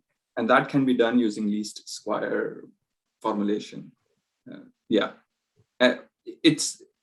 It's really interesting that it works, and it also, like, forcing the network to make forcing these algorithms to produce smaller number of control points also leads to regularization. It smooths out bumps and kinks in the surface. Yeah, thank you. Interesting question. Yeah, and also one question from Leo. So in the toroidal spline fitting example you showed, how do you regress control points under rotational symmetry ambiguity? Oh yeah, that's a really good question. I removed the formula here, but the thing is, there are, for open splines, depending on how many control points you have, there are many permutations that are valid. So in this particular setting, there were 80 permutations that were valid. So what I do during training is just iterate over all 80 permutations and select the permutation which gives minimum loss. And for the closed spline, I think there were around 160 permutations. And those permutations can be done easily using some tensor tricks, and finding minimization over all those permutations is also not very time consuming. So you basically choose the one which gives you a minimum loss. Yeah. I see, that makes sense. Yeah, thanks again, Gopal. And we need to move on to the next speaker, Zhang. Maybe while I introduce you, you can try to set up your screen sharing, Jason. So Zhang is a PhD student at CMU working on single view and multi-view 3D reconstruction. He is advised by Deva Ramanan and Shubham Talsiani. He completed his undergrad degree at UC Berkeley working with Professor Jitendra Malik. Jason has also spent time at FAIR and is supported by an NSF fellowship. Take it, Jason. Thank you for the introduction. Just to make sure I'm sharing the right thing. Am I sharing the right screen? Yes. Okay, great. So today I'm going to be talking a bit about composing humans and objects in the wild. So in recent years, we've seen tremendous strides in reconstructing both humans and objects. But in almost every case, these estimations are made independently, and it's unclear how we might go about placing them into the same 3D scene when they are in the same image. So given that human behavior is generally goal-directed, being able to properly place humans in the same scene as objects that they're interacting with is important for learning things like affordances, understanding behavior, and generally recovering plausible 3D scenes. So while most works on human mesh estimation generally ignore the scene, I think Prox is actually a really nice, notable exception that does try to place humans into a 3D scene. So given a scanned 3D environment, Prox recovers 3D humans in relation to that scene. And it does so by defining contact regions on the body, which are used to encode proximity between the body and scene, as well as enforcing some volumetric exclusion. And we took a lot of inspiration from some of these ideas. One challenge, though, is that the Prox does require you to have the 3D scenes. And in general, for in the wilds data, this is not going to be available. So if we consider, for example, this picture at a park, it's highly unlikely that we'll ever have a dense RGB depth capture of the entire area that we care about. So today I'll be talking a bit about our ICCV paper from last year that tries to tackle this challenging setup of how do you place humans and objects relative to each other for single view images in the wild. And the goal is, given an image of a person interacting with objects, we want to be able to reconstruct both and place them into a cohesive 3D scene. So why is this task so challenging? So let's revisit this picture of a bunch of people enjoying this park. And without understanding how humans interact with objects, one very plausible interpretation might look like this. So even though the sizes of all the objects and people are reasonable, we immediately look at this and we know that this is implausible because people shouldn't actually be floating midair. The challenge, though, is that this interpretation has almost the same 2D projection as the more plausible interpretation at the bottom. And it's obvious for us humans to be able to figure out the difference, but disambiguating between these two interpretations is actually challenging because of the fundamental scale ambiguity when you project from 3D down to 2D. So for example, if you have a small surfboard that's close to the camera and a large surfboard that's further away, they'll end up projecting to the same 2D image. And in fact, there are actually an infinite number of surfboard sizes that would project to the same 2D image. And intuitively, we can actually think of maybe two possible sources of signal that can help resolve this type of ambiguity. So first, we know that the person should actually be interacting with the object. So maybe the surfboard should be near where the person is. And we also have some sense for how big surfboards are normally. So for example, a 2 feet surfboard or a 20 feet surfboard are probably both unrealistic. The issue, however, is that 3D reconstructions in general are estimated in local coordinate systems that do not have metric size. Fortunately, though, the SMPL human mesh model does incorporate a size prior that is in metric units. So if we can place humans and objects in the same global scene, we can actually endow these objects with a metric size by learning the scaling factor that converts from the local coordinate system to metric units, which we call the intrinsic scale. And this would allow us to be able to learn the empirical distribution of objects directly from data. So to do all this, we propose an optimization-based approach that reasons about human-object interaction. So more specifically, given an input image, we first extract 2D bounding boxes, which we feed into a state-of-the-art human pose estimator to get 3D meshes. And we also compute instance segmentations using point rend. And then we fit CAD models to the masks using a differentiable renderer.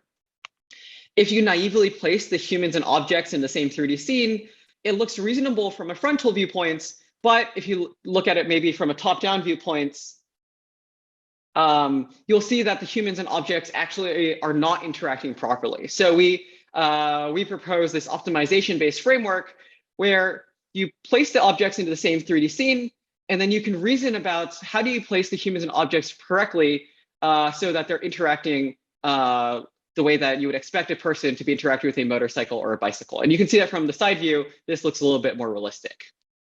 Okay, so I'm going to start with the part of how do we actually get the 3D object fits to initialize the 3D object poses. So to optimize for the object pose, we're going to take in an input image. We have our predicted instance mask, and we assume that we have access to some kind of exemplar mesh, so some canonical bicycle mesh. And then we use a differentiable renderer that will optimize for the 6-DOF rotation and translation.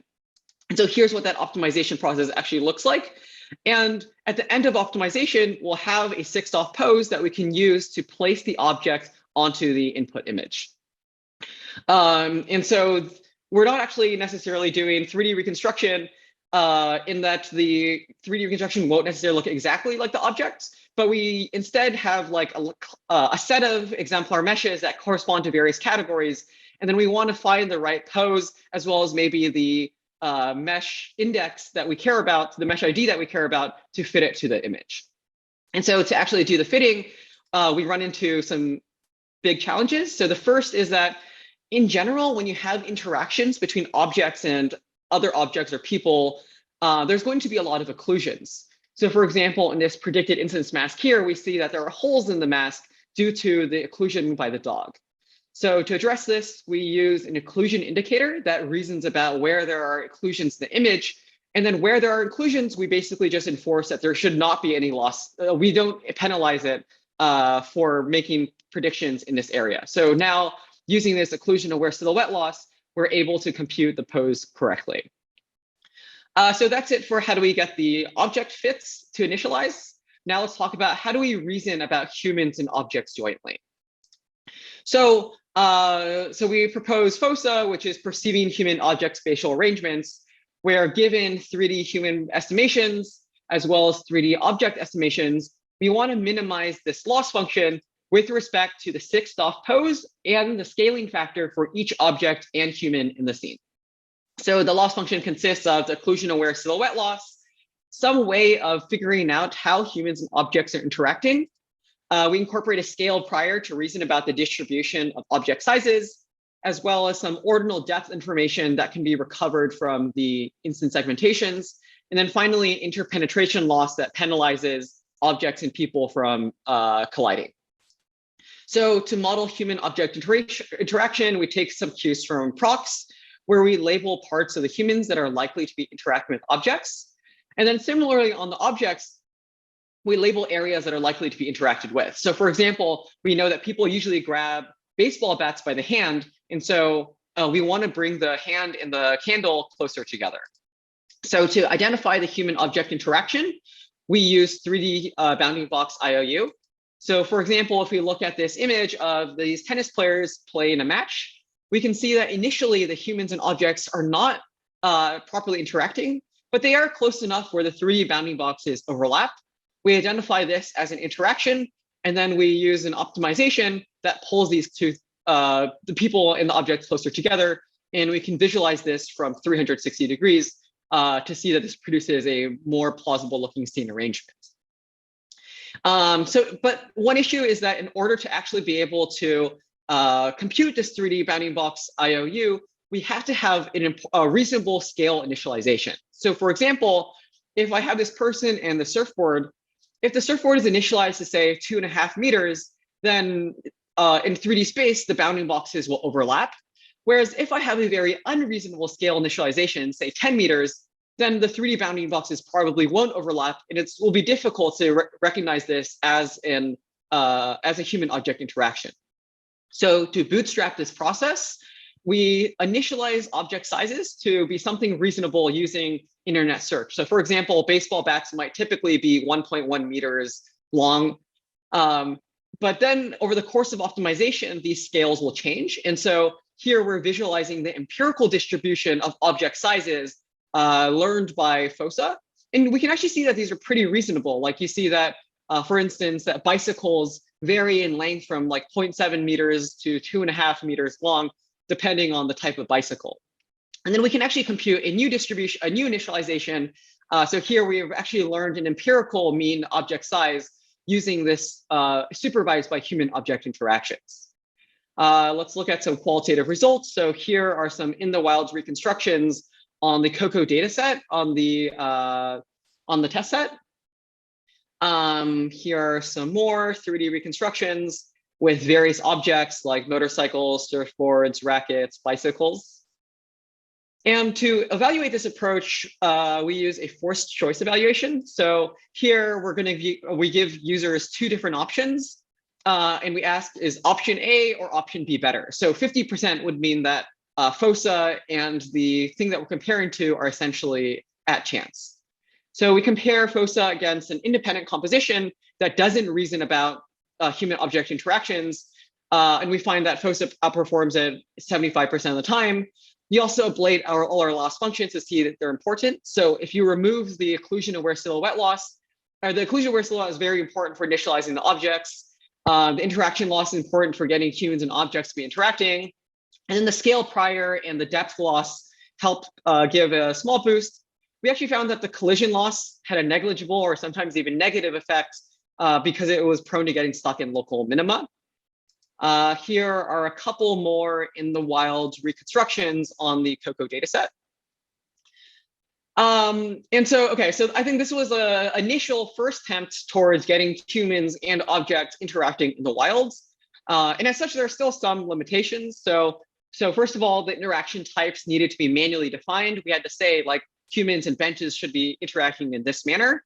Ideally, we should be able to learn these types of interactions automatically from data, although this is challenging, especially in the wilds. Secondly, the interactions that we're learning are rather coarse. And what I mean by this is we're saying that the hand should be close to the object, but not necessarily the hand should be grasping the object. There's already been some follow-up works that have been trying to address this. So Zhang has a paper at ICCV this year on human hand-object interaction from single images. Yana has a new paper on hand and objects from videos. And finally, the exemplar-based 3D reconstruction that we're learning is really exemplar-based. So we're not actually learning an image-specific 3D instance. It's rather just some canonical mesh that we have. We've actually I wanted to plug some new work that we had on recovering shape, texture, and illumination from multiple viewpoints in the wild that tries to address this. And so here we're able to get a very high fidelity 3D reconstruction of the object given just a few images without camera poses. Thank you very much. I'm happy to answer any questions. And the project webpage for the paper for FOSA is available at this link. Thank you. Thanks, Jason. Any questions from the audience? We have 2 to 3 minutes for the question. So let me start with first question. So we tried to invite Jason because we found Jason's work is kind of like in between about 2 sections. One section we are working on the object to object parts, and the other section from object to scenes. And you are kind of in the middle, like you play with a group of multiple objects, and we think that is a good complement to the workshop. So my question is, how do you think your your model will generalize either towards scene level or down towards the object part level. So is the same framework also apply? Yeah, so I think that's a fantastic question. I think there's fundamentally different, there's slightly different challenges here between being able to reconstruct a scene using object parts and then also being able to learn the parts of the object automatically. So I would say, like, with scene level reconstruction, we have a lot of existing machinery like mask RCNN or like these large scale COCO data sets that can give us supervision, like this here is the bench, this is where the human is, and so on. So I would say that maybe even scene reconstruction might be a little bit easier because you can take advantage of existing supervised approaches. Mm-hmm. I'd like to think that a lot of these insights can still be generalized to learning object parts, but because it's more challenging to be able to get the parts, like we don't really have good like supervised wheel detector, or like we've moved past a lot of like the traditional like parts-based approaches for object detection. And so now we don't actually have as mature machinery for learning those parts. So I think some of the insights can be generalized. The main issue is that a lot of these approaches will have to be more unsupervised and learn these automatically. Yeah, but that's a great point. Yeah, thanks for the reply and thanks for the talk. Yeah. Yeah, and I think if no other questions, we need to move on to the last session, and Paul and Songfang take it. Yeah, thanks for giving over, Kaichun. So I'm going to share my screen and give a small introduction.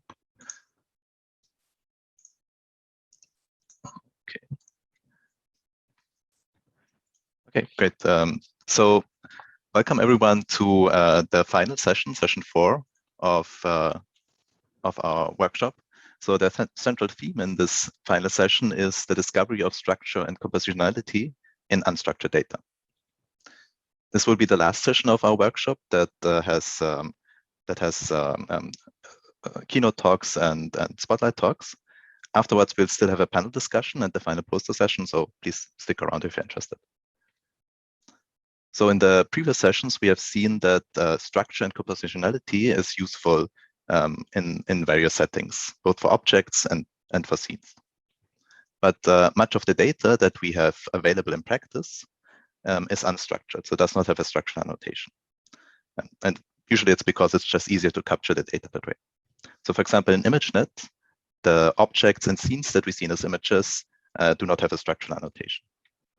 Similar for point clouds and meshes. So we have many data sets with point clouds and meshes that do not have structural annotations. So these cannot be used directly in many of the methods that we heard of in the previous sessions. And implicit functions are also becoming more and more common. For example, distance field, occupancy fields, light fields. And so far, these kinds of implicit representations of shapes do not come with structural annotations either. We know from our everyday experience that when we look at the scene, our visual system automatically discovers a structural representation of the scene for us. So for example, if you look at this image, this natural scene, then it's hard to see the scene as just pure abstract geometry. So usually we automatically perceive objects in this scene, parts of objects, often with some semantic label attached to them, and the relationships between these objects, like repetitions or symmetries. And this structural understanding of a scene is a necessary component for many of our everyday tasks and actions. So the central question in the session is, how can we discover this structural representation from an unstructured data source? There are many different types of structural representations we can discover. So for example, they differ in the types of parts they use. And the part representations can be represented, for example, as cuboids, as superquadrics, and or as more complex parametric primitives, and in the types of relationships they use. So, for example, there can be hierarchical relationships between the parts. There can be symmetry relationships and other types of relationships. These methods can also either be supervised or unsupervised, or fall anywhere in between these two extremes in the spectrum. And for example, StruCo3D that we saw in the previous session falls more on the supervised side, whereas many of the methods that we're going to hear today in this session are going to fall more on the unsupervised side of the spectrum. And one interesting question to ask for this unsupervised side is how do we specify the desirable properties that these structures should have when we train them without supervision. So the talks in this session are all related to the central topic of structure discovery to various degrees. And similar to other sessions, we'll have 2 30-minute keynote talks and 2 10-minute spotlight talks, and we'll have time for questions after each of them. So without further delays, let's get to the talks. The first speaker is Thomas Funkhouser. Hi, I'll share my screen here. Sounds good. So Thomas Funkhouser is the David M. Siegel Professor Emeritus at the Department of Computer Science in Princeton University.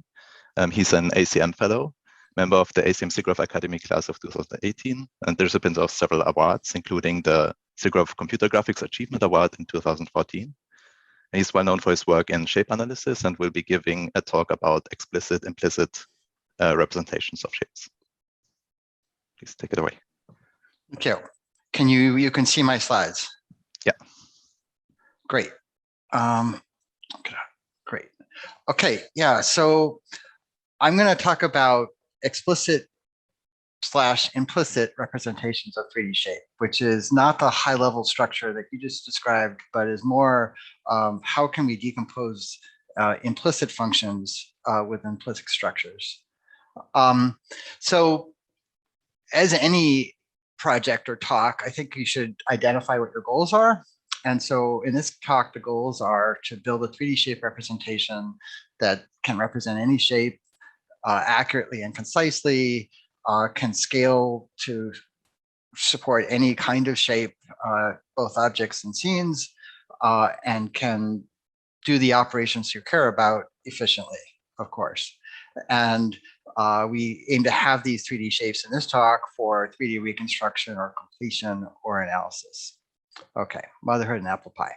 So for decades, people have used explicit 3D shape representations. As you all know, examples of that would be meshes or point clouds or voxels or things like that, where the shape is represented by a set of geometric elements that cover the surface of the volume.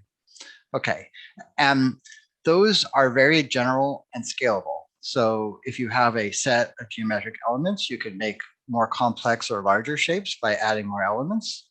And you can represent any kind of object with a set of very small elements and get them as accurate as you want at the cost of conciseness. So you have this conciseness accuracy trade-off, and they're not necessarily so compact or efficient at representing things, especially if you have you basically are not able to take advantage of priors or learned common structures in a representation that's just enumerating little tiny geometric elements. So alternatively to explicit representations, there's, as you all know, implicit representations where the shape is defined implicitly through a function that the value of that function defines, say, inside or outside. Examples of that would be some polynomial function like an ellipsoid equation or a sine distance function. And then, of course, more recently, there's been work on using a deep network to represent that implicit function. So the decoder is a network that takes in an XYZ, so that f of XYZ is computed by this network, and then the value of that is interpreted as a shape function. And possibly, optionally, you have a latent code that goes into the network as well. Okay. And so if we look at the properties of these kinds of representations, these implicit representations, they can be very concise, especially the latent code could be just like 1,000 numbers or 256 numbers representing an entire shape. And the decoder could be shared across many different shapes. So you've kind of factored the common parts of the objects in the decoder versus the specific parts in the latent code. So they can be very concise, but in general, they're not accurate, as accurate as explicit representations. Even just autoencoders don't necessarily reproduce the same shape that is their input. And they're not usually general. So, working for a wide, if you train on chairs, you don't get something that can represent airplanes. They're not scalable usually, like the size of the latent node is fixed, and if there's nobody who is using this kind of method to represent an entire city, and they're not so efficient because you have to evaluate a function for every point. But they've been very effective, state of the art at 3D reconstruction from observations like depth images or RGB images, and for 3D completion. So they're very, very promising. And just as an aside, these kinds of networks can be trained either in an encoder-decoder setup, where the observation is given to an encoder that produces the latent code, and then you co-train a decoder, or they can be trained in an auto decoder, where the observations are only given, there is no encoder, and the observations are right there in the loss that is training the latent codes and the decoders jointly. The auto decoder setup is advantageous for applications like completion, where the entire shape is not available for the encoder to produce the right latent codes. And so the auto decoders are often very advantageous. Okay, so with that as background, the challenge that I'd like to talk about is, how do we use these learned implicit 3D representations that have good properties about leveraging priors and learned structures and things like that, but for highly accurate and detailed reconstructions that can scale to complex scenes and generalize the shapes that were seen during training. And I don't think anybody here thinks that we can just have this simple architecture that learns one decoder for all possible scenes, and all encoded in one latent space. So the question is, how do we do that? And so the approach that I'll talk about, which is not unique to me, is that we'll have hybrid 3D representations, where we'll take explicit representations that enumerate geometric regions or geometric primitives, and then associate latent codes with them, or learn networks with each of them, and decompose shapes into components that each can be represented by an implicit function. This is a rather common approach, but I think it's worthwhile, calling it out explicitly as a good idea. It's a necessary idea. And so the question then is, like, how do we decompose, and then what benefits do we get? The benefits are related to the fact that if we have smaller regions or simpler components of a whole scene, then the shape space that you need to learn is easier, and therefore you can reproduce more accurate reconstructions given a fixed size encoding. Latent vector. If you have simpler shape spaces for each of the components, then the decoder networks are more efficient.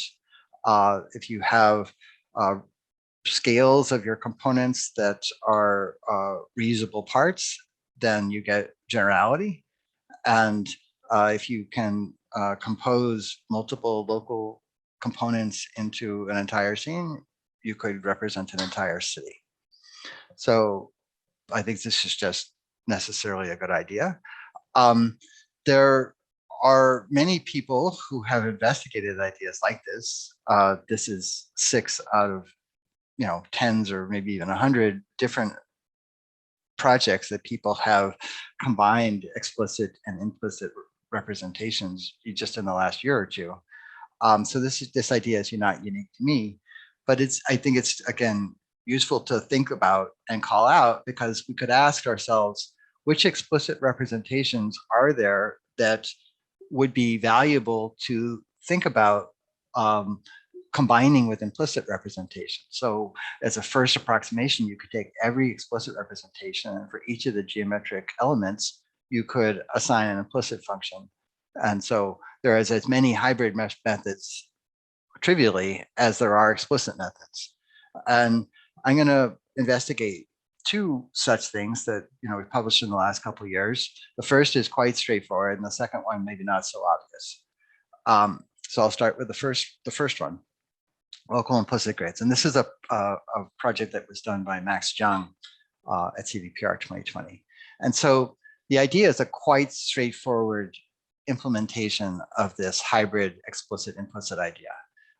The idea is that rather than having one latent code for the entire shape or the entire scene, we're going to decompose space into grid cells and represent each of those with a latent vector. And then in this case, there's a shared decoder for all grid cells that are used to reconstruct the shape.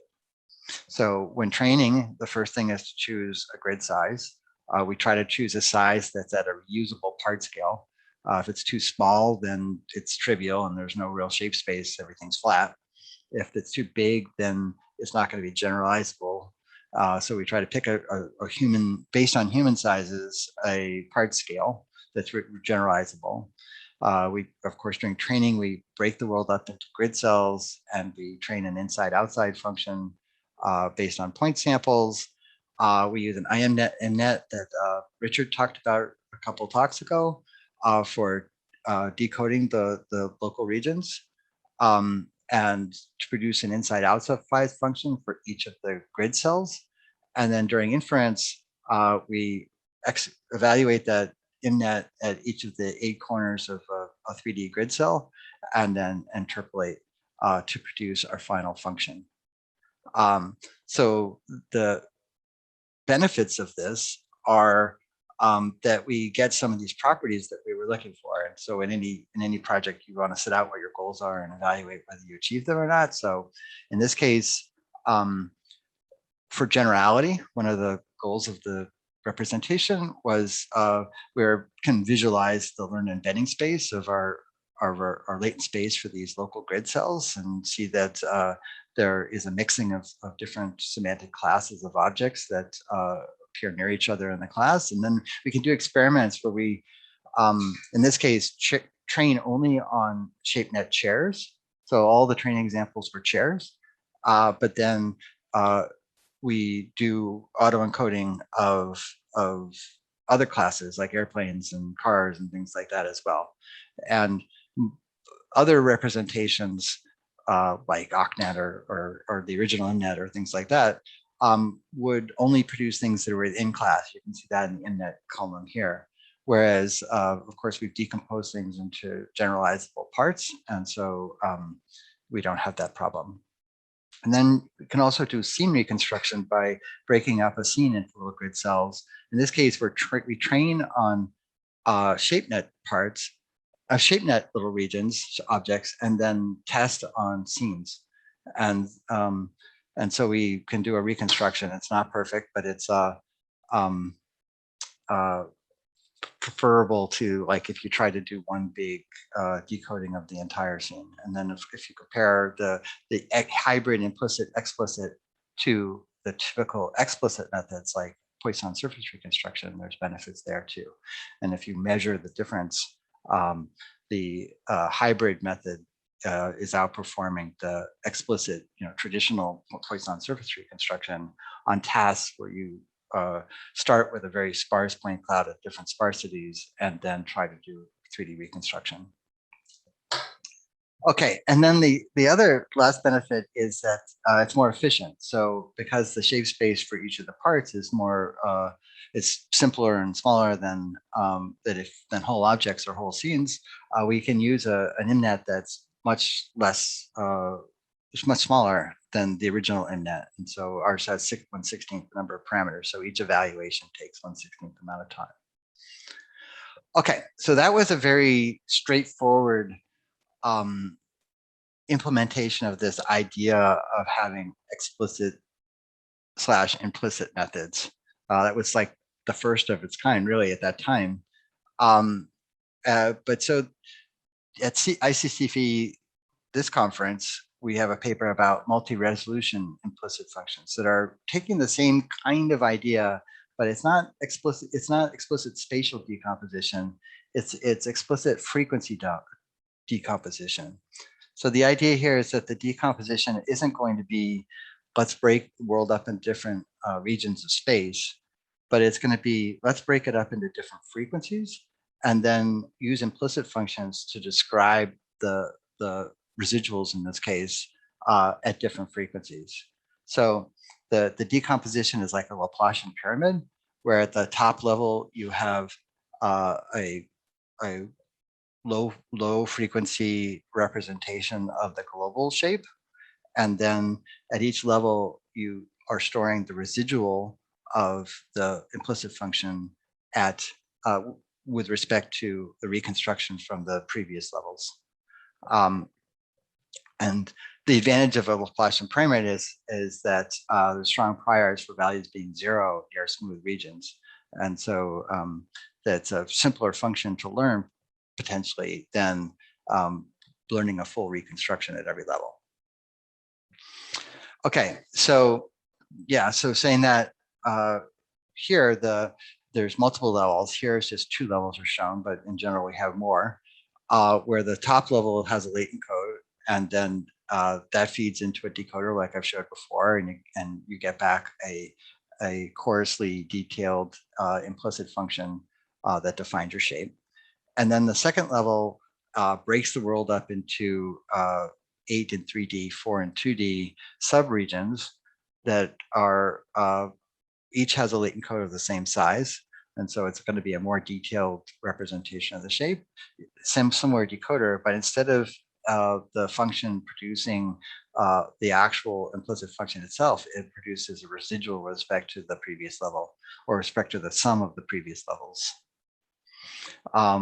Going in more detail, it looks more like this, where we have an encoder that produces features that produce these latent codes on each of the grid cells. And then there's a decoder that's learned separately for each level, these grade Ds on the right. And then each of them is producing a residual function within smaller and smaller grid cells, providing more and more detail with respect to the previous levels. One of the tricks in getting this to be useful for applications like completion is to train the system with latent code dropout. You have this tension here of how could you prevent the system from producing zeros at all of the early levels and then producing the full shape function in the last level or something like that. So anyway, we train the system with these dropouts that cause it to learn to encourage the low levels to be able to do completion even when stuff's missing. And then we can deploy the system either as an encoder decoder or an auto decoder, which is an advantage of it. So when testing this compared to previous implicit representations, we find that the auto-encoding accuracy can be much greater than previous methods. That's a little bit about being able to represent these residuals on a regular grid at a fine resolution. So this result actually isn't that surprising, but it's it's encouraging. We find that it generalizes well to other methods. Again, it's leveraging some of the same ideas as the latent implicit grids, in that the residuals that are learned can be at part scale or even smaller, and those are generalizable.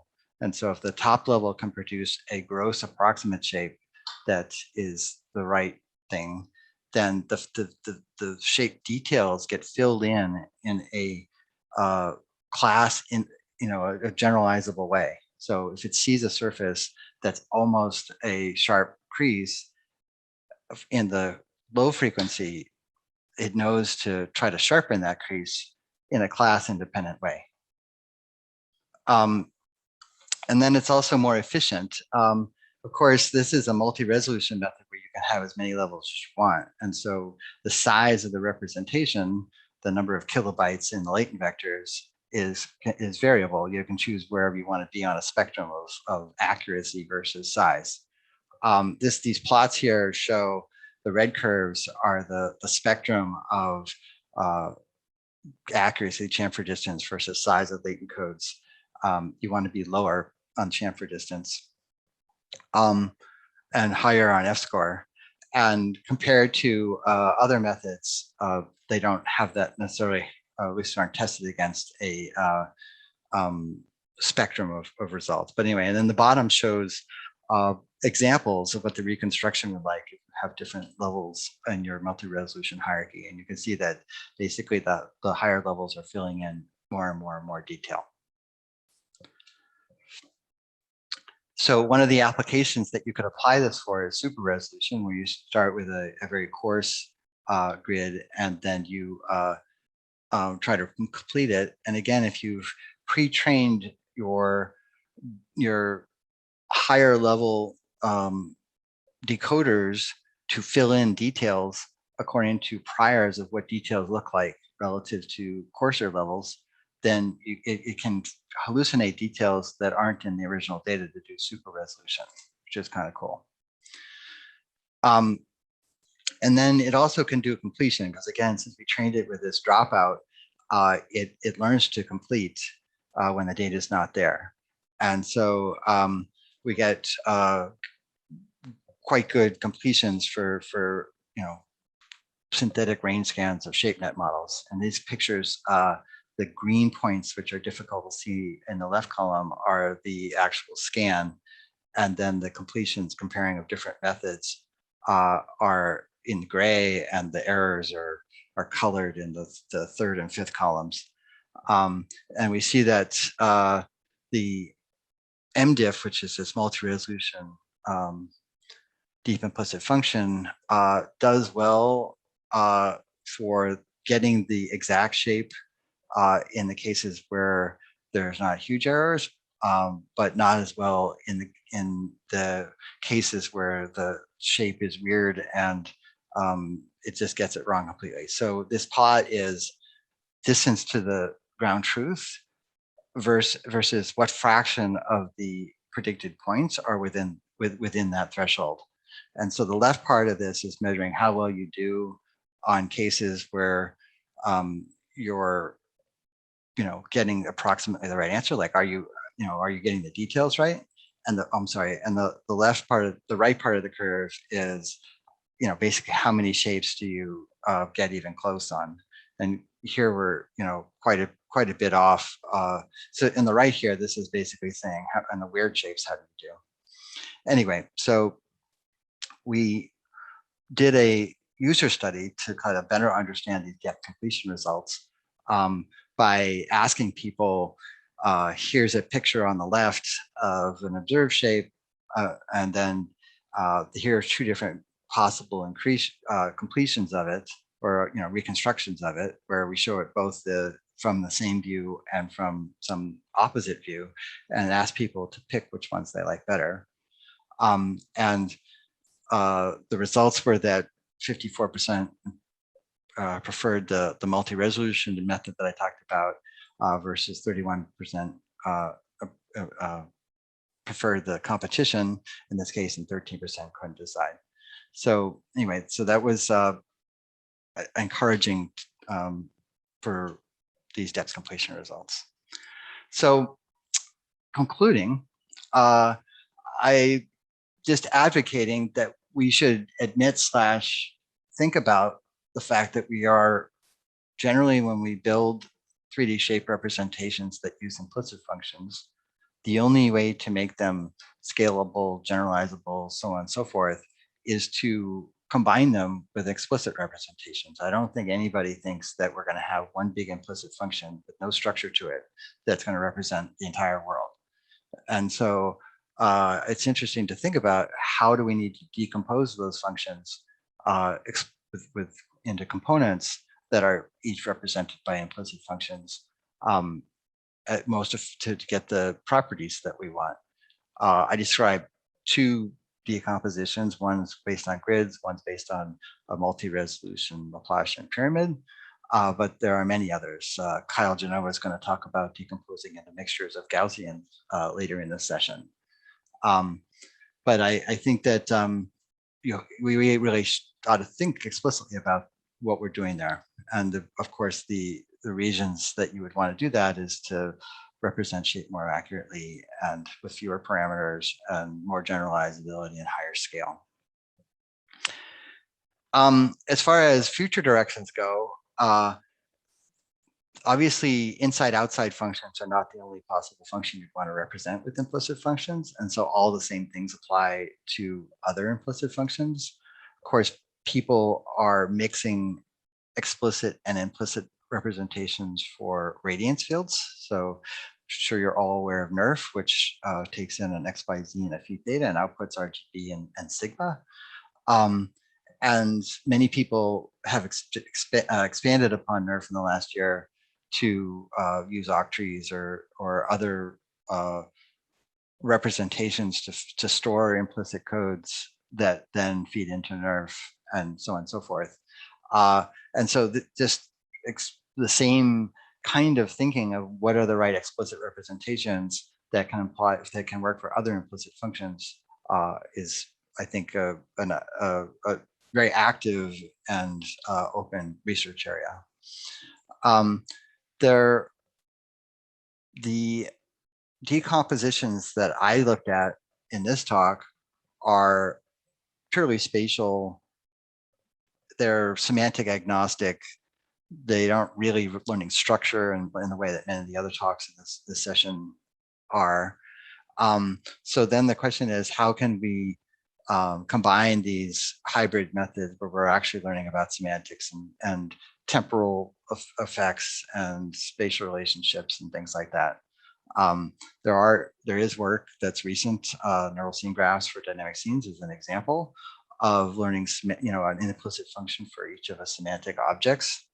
But I think that this basically all the talks that are in this workshop could think about how to combine what they're doing with implicit functions to produce shape representations that are, more flexible than with just explicit representations or just implicit.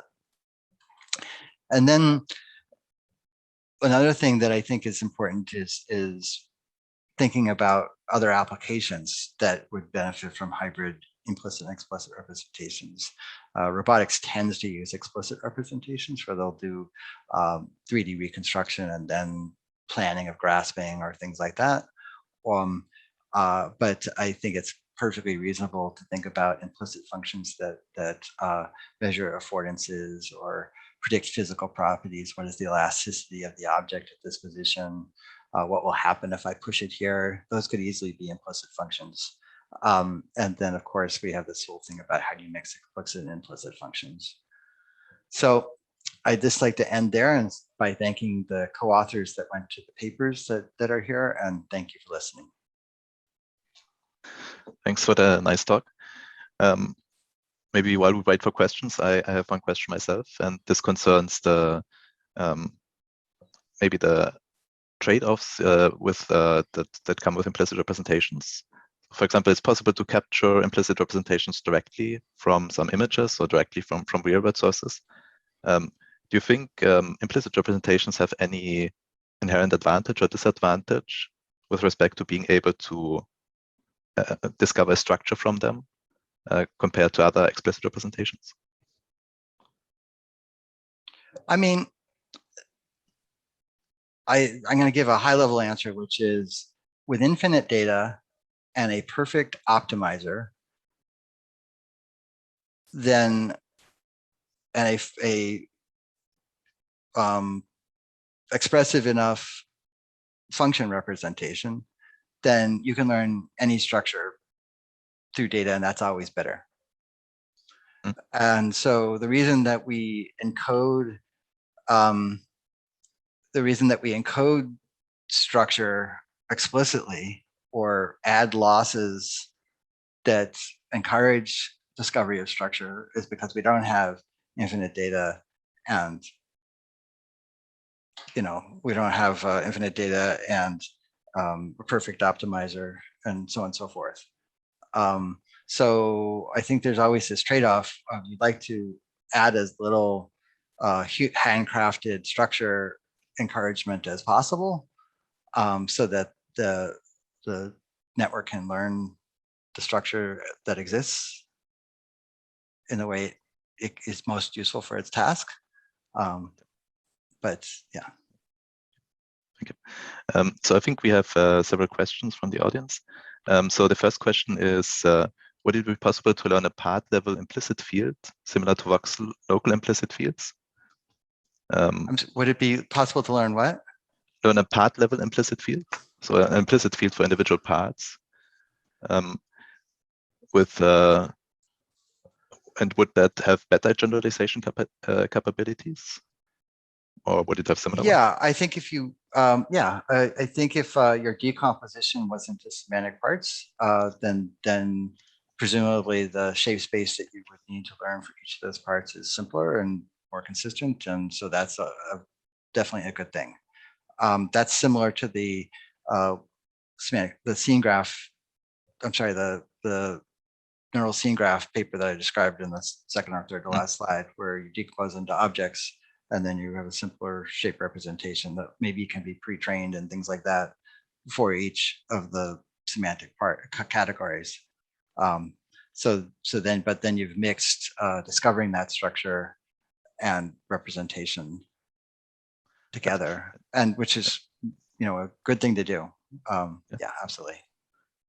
I think there's a follow-up question from Kaichun. If there's a way to automatically discover what these regions should be that are represented by individual implicit functions. Yeah, yeah, and there is work on this. So again, Kyle Genova is going to give a talk later on about local deep implicit functions. That is at inference time is figuring out where to put mixtures of Gaussians, and each of which is associated with a latent code in exactly the ways that I was describing. And so it's actually decomposing into overlapping local regions at inference time, rather than in predefined decompositions like I described. And he's not the only one. There are people who try to do object discovery and things like that as well. But I think that's a great direction of work. Ethan Payne was asking, I'm not sure if this is a question or comment, but that chemistry and biology anatomy also would lend themselves to implicit representations. Yeah, that's true. That's certainly true. I don't know whether I can say anything really smart about that. I mean, if you think about molecules, if you want to, I used to work on predicting structure from 3D, function from 3D structure in proteins. And what determines what a protein does is the properties of the field that it induces on electrostatics, on hydrophobicity, things like that. So you could think about there actually is a 3D implicit function that's implied by the structure of a protein that is actually directly affecting its function. And so, yeah, I think a lot of people think about proteins as surfaces, but they're really, that's, I think, an implicit function through all 3D is actually a very reasonable way to think about proteins, for example. And I'm sure that's true of biology as too, because the volumetric function that you get from MRIs and CAT scans and X-rays and things like that seem like not a surface-based approach. But I'm not so familiar with work that's ongoing in that direction. I suppose one interesting thing would also be how one can operate on this representation, right? Once it's represented as a network, what would be the operators that you can apply to this function to, for example, find where molecules attach to each other and things like that. Right. Then from Niloy, one question, in this hybrid view, how can we perform shape interpolation as there is not a single latent space? That's a good question. So we did not do experiments in shape interpolation in either of the two projects I just described. Is that true? I think that's true. If if the decomposition shares a common structure, then I think it's possible. So in the multi-resolution setting, there is a common structure to the decomposition. And so you could think about interpolating functions there. I think that because you've decomposed space or frequencies, you might actually end up with an interpolation, making it hard to interpolate across the boundaries of the decomposition. So like move one frequency into another in the interpolation in the multi-resolution case. Kyle Genova again is going to talk about this local deep implicit functions, and he's going to describe something where the decomposition is into mixtures of Gaussians, and that you can reason about correspondences between them. And so they're not like a fixed decomposition, but there is still a correspondence between different examples with a decomposition, which does make interpolation possible. So I think it's about having a consistent decomposition in a way that allows mixtures of the type you want in an interpolation, if that makes any sense. So you don't like decompose things in a way that now you can't interpolate between them because you separated things that need to be interpolated. Okay. So it depends determining what you want to interpolate before and then putting these things into a common implicit function. Something like that, yeah. So we have a bit more time for questions. So, but just to follow up on that, on the we didn't do it, but in the multi-resolution, it seems that it would be possible to interpolate Latin codes in the higher levels, the lower frequency levels, and get kind of cool effects where you've interpolated the global structure but kept the details, or vice versa. You interpolate the details, and so that would be interesting. We didn't do that, but it seems like that would be possible. Yeah, I think one interesting thing is probably would every combinatorial possibility, or like every combination of these latent vectors produce something interesting or something good looking, or would there be some errors that you would get if you would interpolate some combinations of would use some combination of latent codes? Yeah, so interpolation is a weird problem, a weird application for me. I think interpolation of latent spaces is incredibly informative with regards to, are you actually learning something, or you're just memorizing your data set, things like that. But there's very few interpolation tasks that interpolation of chairs in a shape space is a good example, where there are not multiple modes, arms versus no arms, and that everywhere in the shape space makes sense.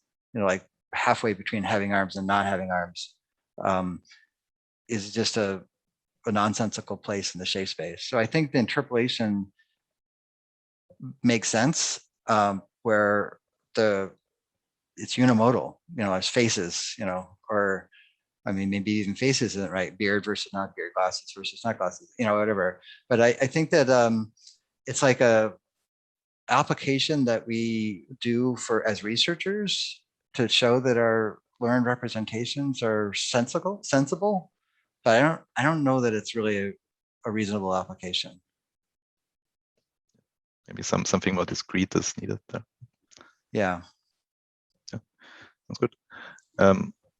I think we have time for one more question. Just as a minor comment related to that, which is I think a lot of times we as researchers imagine that we're learning like latent shape spaces where every point in that space is producing a reasonable result. And that's just generally not true for the data sets that we work with. So like you learn a latent space of chairs and then you optimize within that space. It's really easy to get results that are off the manifold. I mean, they're on the manifold, but are nonsensical. This was actually a problem in the latent implicit grids where we would train it. Our intention was to train it on ShapeNet models where you have, perfect cubes and perfect spheres and sharp creases and things like that, and then test it on real data, like sparse samplings of real scenes. And then ideally the decoder only produces things that look like they came from ShapeNet. And so you get even though you started with a point cloud that is very, very, very coarse, you're still getting sharp creases and things like that. But the problem is that when you go between, things are either a sphere or they're a cube, and there's nothing that's in between, but the shape space still has those in-betweens. And so we ended up getting blobbier structures than we wanted because the shape space had things that were interpolations of the things that were actually in the training data.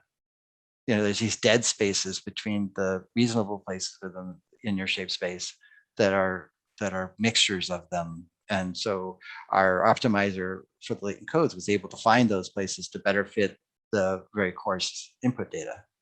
Anyway, it's a little bit of a, yeah. Anyway, I think that we as researchers just imagine our latent spaces as all everywhere is good, but they're really, really not. Yeah, I imagine there are some transitions that you can't avoid even if you make them very small in the latent space. Right, still exactly. there, right? Yeah. Yeah, and the optimizer can find them. Yeah. Yeah, maybe it would be good to learn a network that can identify where these transitions happen to actually. Yeah, we had this project. We had this project a few years ago that was the goal was an interactive tool where the person could with like Minecraft basically produce an input shape and then hit a button and says make this real, and it would project it onto a latent space, and then it would move within that latent space to a place that a discriminator thought was very likely, with an explicit representation that most places in the latent space were not good. And so then they could take that and then edit it further. Anyway, so that's an example of that. Okay, thanks. I think we should move on to the next talk. All right, thank you. Songfang, do you want to take over? Yeah. Hi, Hao. May you share your screen while I introduce? Okay, Professor Hao is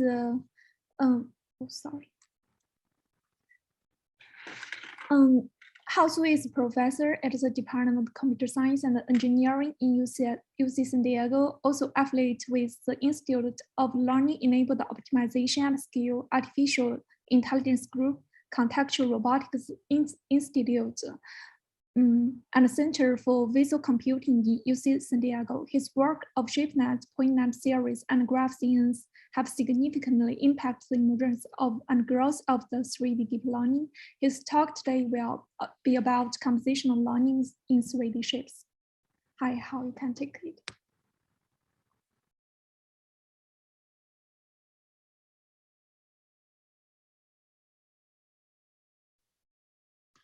Hao, I think you're muted. Sorry, you hear me? Can you hear me? Yeah, we can hear. Okay. Okay. Yes, let me restart. Okay, thank you very much for the introduction. I'm going to give a talk on the compositional learning of 3D shapes using paths. Okay. First of all, the motivating factor for us to study like computer vision, especially deep learning for 3D data analysis, is because of the many success of machine learning, right? We know machine learning are very successful for all kinds of applications in pattern recognition field now. Somehow this is made possible by a lot of data, right? For image classification, you need a lot of images with labels. And for shapes, we also have similar kinds of ideas to have a lot of 3D models that are synthetic or real with labels. While we are able to actually get a stronger and stronger ability to analyze data, in fact, to do this kind of prediction tasks using neural networks, one of the issues is when we are using the traditional machine learning paradigm, we're assuming the training and tested data, they are from the same object categories, right? This is usually an assumption that we make. If there's no concept of object involved, still we're assuming that the tested data and the training data, they are subject to the same distribution. It's like the generalizability is talked under the assumption that the tested data has the same distribution as training data. But this is not always true when we're building machines to face the real world. The real world has combinatorial complexity. Okay, so like here, in the case of playing with the Legos, they try to use the Legos to build complex objects, sometimes even the fictional objects, right? So the task that they face to manipulate the object, right, to assemble an object, they're not the ones that they're trained on. Okay, what you learn may not be what you're testing. So how to conquer this kind of complexity, right? When you test the data, it's not the same distribution of the training data. A very natural idea is, in fact, compositional learning. Right? This is how our humans learn from baby, right? From becoming a baby, right? We are born and trained, in fact, grow maybe in the single house, right? Or even a small room. Somehow we are not facing a lot of real world problems. But in this just a small environment, we're able to learn to solve a small set of problems so that we learn the basic skills, right? It's kind of like the basic skills decompose and allow us to solve more and more complex skills. And this is somehow an idea of, and I think in my mind is the only possible way to deal with the case when the test data distribution is different from training data distribution. Okay, and we repeat this kind of process on as we're growing up, right? So like when we learn physics in middle school, we learn the Newtonian physics, and they are only 3 simple rules, right? The simple rules explains a lot of things. So we learn those Newtonian rules from the classroom, and then as people grow up, they're able to use them to analyze much more difficult problems like civil engineering. So come to the 3D problems, it would be my curiosity to ask, what are the reusable skills or units? So one of the opinion that I have is like paths and the relationship of paths. They are the path, they are the element that reappear in all kinds of data. It's like in the training data and test data, maybe they are very different in terms of the global shape. However, if you decompose and to the level of paths and the relationships that are the shared ingredients. Like here, this is an example that I'm going to show you. We have certain applications that we will use chairs to train the algorithm, but when we test, we're on either for analysis tasks or for synthesis tasks, we will be on other object categories that are not chairs.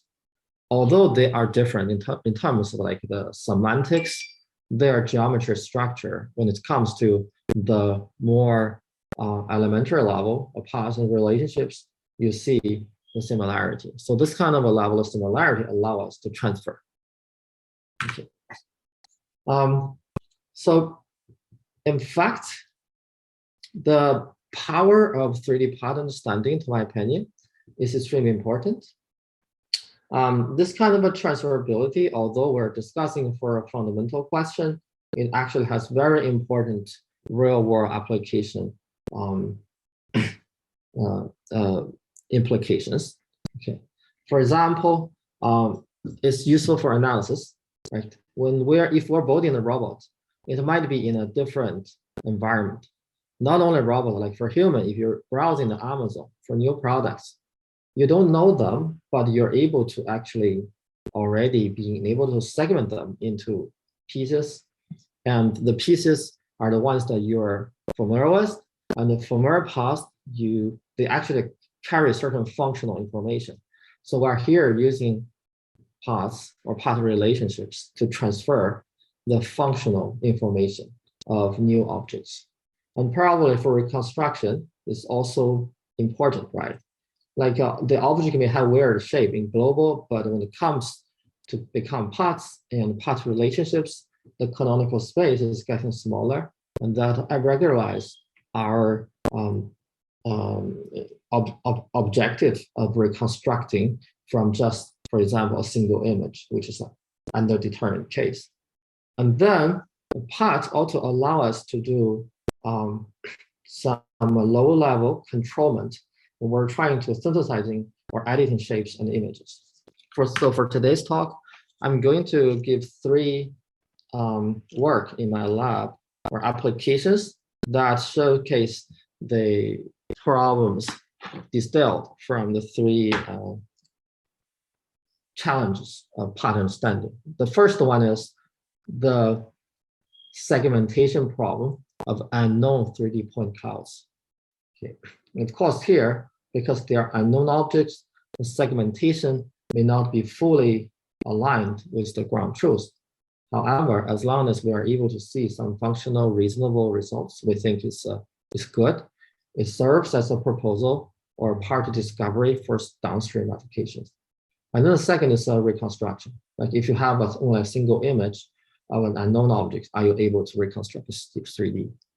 There are certain ways that says predict the depth image and lift it to 3D, and this has certain generalizability, alternate distribution generalizability, I mean. But we are going to show that using PAS is a completely different route and is able to achieve some of the fascinating results. And third one is the synthesis like with controlment. Okay, so PAS allow us to decompose and then control the appearance or the shape of each individual piece. Okay, and we will showcase by the portrait image synthesis example. Okay, so the first task to segment a 3D point cloud of unknown objects into parts. So first to review the classical setup, right? We have been working on 2D and the 3D segmentation problems quite a lot, especially the recent years. We're seeing all kinds of neural network architectures and improvements to find the state-of-the-art object segmentation algorithm. But basically, almost all of them assume the training and test data are from the same semantic category. As I mentioned, this limits the effectiveness of the algorithm when it faces open world. So for our task, we're more interested in the setup when the training and the test set, they are just objects from different semantic categories. We hope that more people will be interested in the problem. Okay. So if you are working in the classical 3D shape classification field, there are actually a number of good lessons that you will fully believe and immediately apply to a new challenge, right? For example, a very basic pipeline of classical approaches, you will use certain local methods like convolution or like in ParSeNet++, the set abstraction to extract per point or per region features. And then you will build a very deep neural network to allow messages to pass and fully mix. And then there's a kind of a belief in the deep learning community that a deeper network is the one that gives you stronger performance. Okay, so you have many layers of convolution, and there are many works of this style. Right? Back to the kind of earlier work on shape classification to the more latest. So one of the challenges, if you are in a setup of generalization to unseen object categories, in fact, such kind of standard practice may have certain issues that many people are not aware. For example, when you're building a very deep network, the global context is involved. But when you are involved in the global context, that is against the kind of philosophy that we would like to find the reusable local pieces, right? Because when the when the context is bigger, you see too much, that you're seeing things you are not familiar with. And networks are not so stable. Like we know there are adversarial examples, many kind of phenomena that will affect the performance. Right, of course, one way is you try attention, but then the attention network will have to take to look at the whole image, and then like the generalizability of attention network becomes a problem. Okay, so somehow we're interested in asking like whether there are other kinds of possibilities other than the very deep convolutional neural networks. And here is some of the result from our preliminary attempt, which is using an approach that is completely different from the fully convolutional segmentation network standard pipeline. Okay, so on the left, first of all, we only use chair to train. First of all, we use chair, storage, and the lamp, the 3 categories to train. And then for the test, they are on the bed and the faucet. Here, we want to emphasize that the train and test data, they are very different object categories. On the other hand, because we are using the ShapeNet chair, storage, furniture, lamp to train, these 3 categories, in terms of a part diversity, is very rich. So we see all kinds of parts. Even for beds and the faucet, for most of the cases, we recognize the parts and partial relationships, like a parallel relationship or orthogonal relationship. Okay, so using the approach that I'm going to introduce, we're able to outperform the baseline that is based upon the fully convolutional network much better. Okay. Okay, so this is, I'm not saying that this is like already a very good solution to the problem. On the other hand, it's more like a scientific study. It's like trying to be a kind of orthodox to try a different kind of route. Okay, so you can think that the traditional approach is more like a top-down approach. Okay, but we are trying to use a more bottom-up like approach. Especially, we will be very conservative in dealing with the receptive field. Okay, it's like or say try not to use anything in a context at all. If we are able to not use the context information, we just don't use it. This is point 1. And the second point is, so here I would first confess that for the new pipeline we're introducing, it's quite a slow inference process. But I think this kind of a slowest is probably not that wrong. Because think about when we are seeing something very new with a novel shape like humans and see something very new, in our mind, we will have a complex inference procedure. We kind of will try to use a trial and error process, try to group different regions all together and see whether they make better sense than isolating them. So like when reasoning a structure of novel objects, we in our mind make a lot of search and hypothesis testing. So for this procedure is also a hypothesis testing kind of a procedure. But so here we're just using a kind of a naive version, which is still a greedy approach. Now let me show you the approach. The approach where the hypothesis testing based approach is in fact a bottom-up framework that in structure, the algorithm structure, I mean, kind of align with agglomerative clustering. So here's the pipeline. Now at the very beginning, we're using certain heuristic to generate superpixels from shapes. By superpixels, they are the region of homogeneous region, the homogeneous region, and then we have a policy module. Our policy tries to suggest to merge some of adjacent paths, okay, or adjacent superpixels.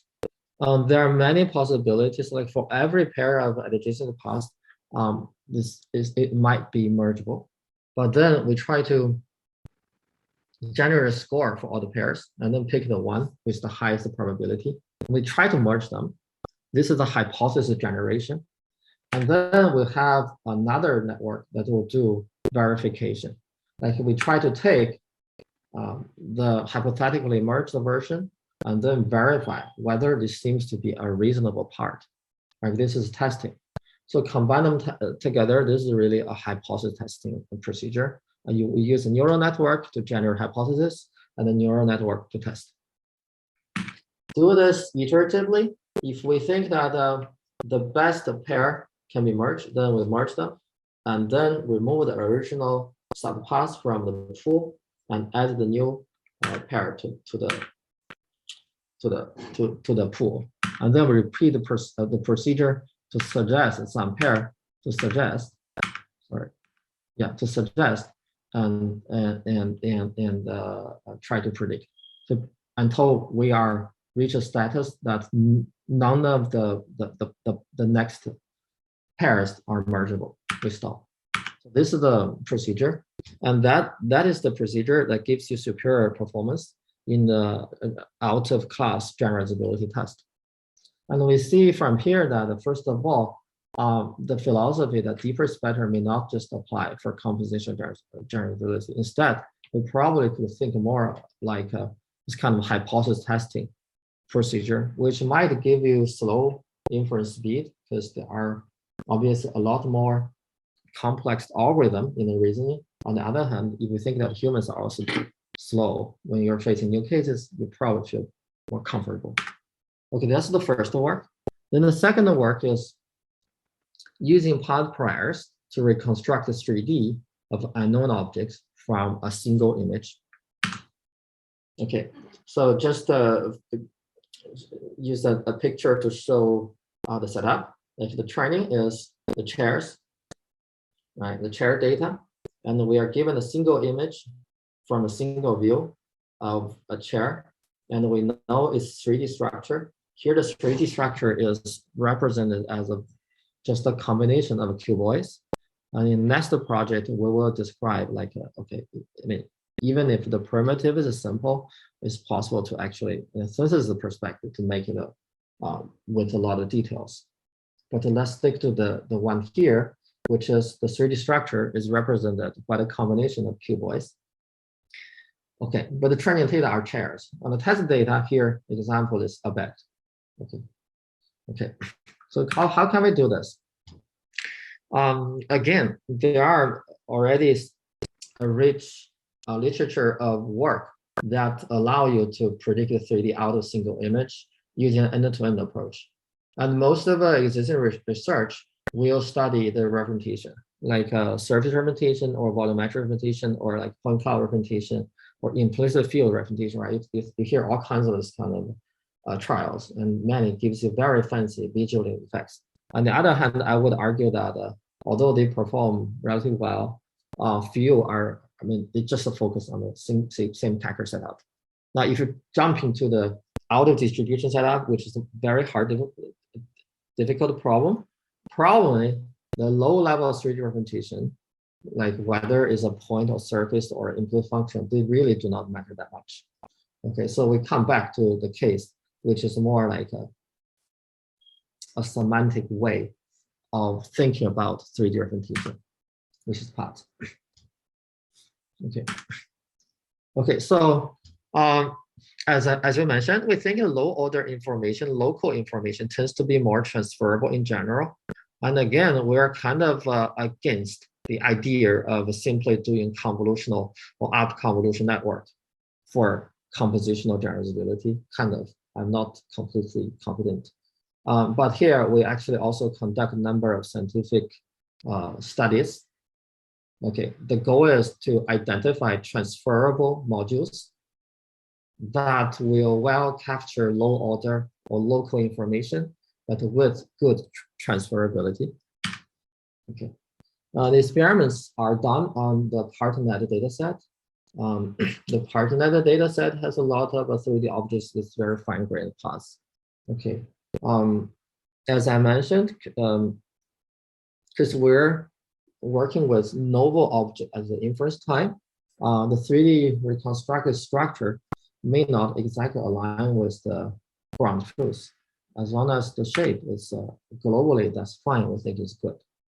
Okay, so here, first of all, I'm going to show you a very much modularized pipeline. This is very much from a high level, this is the idea in a pre-deep learning time.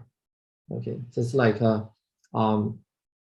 we will first detect paths on 2D images and form masks and path mask, and then we will predict the orientation of each mask, and then we will predict the size of each mask, and then we'll predict their relative position of a mask and then assemble them. What was, well, the majority of the efforts that we're spending is actually, we assume that we're taking this modularized pipeline. However, we ask for the modules, there are so many ways to design them. Can we design them so that they get good transferability? Or to compare existing or some of the reasonable designs in terms of the cross-category representability, transferability. Okay, so like the first question we ask is, we have decomposed the whole system into a number of sub-problems. So are these sub-problems transferable across categories? If they are, then composing them is probably a better idea than doing fully convolutional or up convolution. The answer is in general positive. Let me show you. The first sub-module is the path segmentation module. Okay. Okay, so here the training objects again are chairs. Okay. But the test data, training data are not shown here, the chairs. But the test data include the table and the bed. And you see these are the input images, which actually are synthetic ones. The training data are also synthetic ones, all synthesized from ShapeNet data. And you see the ground truth part mask according to the ParSeNet annotation. And then the last column is the mask RCN prediction. So basically, I'm saying that on a 2D part segmentation task, it seems like even the existing 2D approach like mass RCN seems to be a good job in terms of segmentation. But we also observe that it's not perfect. Okay, there are still like issues that could be fixed, but the result is actually a lot better than we thought at the beginning. Okay. But for some of the 3D tasks, I think the okay, sorry, I think I need to mention. Now, one reason for mass RCN to perform well, we actually think investigated and realized that is because like this kind of approach is in fact a two-phase approach, right? The mass RCN, in fact, first detect the bounding box and then use the bounding box to segregate the region that we're interested in out of the rest. And within the bounding box feature map, there's a second stage to do per pixel segmentation. So for the generalizability out of the categories of mass RCN is probably largely relevant to there's this kind of like isolation procedure. But without this isolation procedure, we also tested some naive fully convolutional networks. They won't generalize as well. Okay, and then the second module is the path rotation. The input is the image and the path mask, and we want to use a deep neural network to predict the orientation or the rotation of the path. So in fact, for this part, we find is quite a challenging problem, and we have discovered certain trick to make it better. And I will just describe the tricks later. But at a high level, our idea is, okay, we first, we will use the so-called axis set parameterization, which is a way of representing the equivalent class of rotations. Okay. So in fact, even for the ground truth, we are assuming that input is a point cloud. So for the path, they are also point cloud, and we use PCA to find a bounding cuboid, not bounding cuboid, a canonical, sorry, a proxy cuboid for each part, Now here is a transferability. Of course, it's using the axis sets representation we propose. The training is chair and the tests are like table, bed, and cabinet. And you actually would see that with the path mask to imply the region of the path of interest, and with the axis set parameterization, we are able to predict the paths of objects. Well, the paths as cuboids. Okay, Okay, so we actually have already predicted the orientation of the parts, and next is we want to predict the size. Like based upon the axis set representation, which is actually just a representation of the cuboid in terms of the 3 axes of the PCA frame. Okay, we will predict for the 3 axes of the PCA frame, the length or the thickness of the cuboid along them. And this is the so-called size prediction. There are also certain tricks I'm not explaining here, just to show you the results. And want to show you that, yes. So you under the axis set representation, the size prediction is also exhibits good transferability. Okay, and then the last is we have the orientation and the size of the parts. We would like to predict how we are able to assemble the parts into an object. And here we actually use a contact point based representation. Okay, so for adjacent parts, they have a contact point, and we are predicting the relative position of each part to the contact point. And then we convert the relative position to the contact point to become the relative position of the 2 parts. Okay, in this way, we're able to assemble the parts with orientation and size together into a whole object. Okay, so again, the transferability test gives us positive results if we are using this kind of relative position prediction. If you're using the absolute position prediction, that's not giving us a good performance. Okay, so here, again, relative position test, like the transferability can pass. And here I want to show you 2 interesting examples. If you feel that we might, like a fake, might put some test data into the training because the ShapeNet data may not be so clean. Now there are 2 fabricated objects, two fake objects we created. The first is 5-angle star. The second is I don't know if it has a name, something like a door. Yeah. So using the part cuboid based approach, the model is still trained from chair. It's still trained from chair, but we're able to reconstruct the 3D structure for this object that the model never sees. Okay, so I'm just using a bit of time to introduce the key technique for orientation prediction. Okay. Yeah, let me first be even more explicit about the axis set parameterization. Okay, so the common way of representing orientation is by rotation, right? But because our ground truth rotation is from a PCA, there are ambiguities. And in fact, there's just no good way to get a canonical orientation.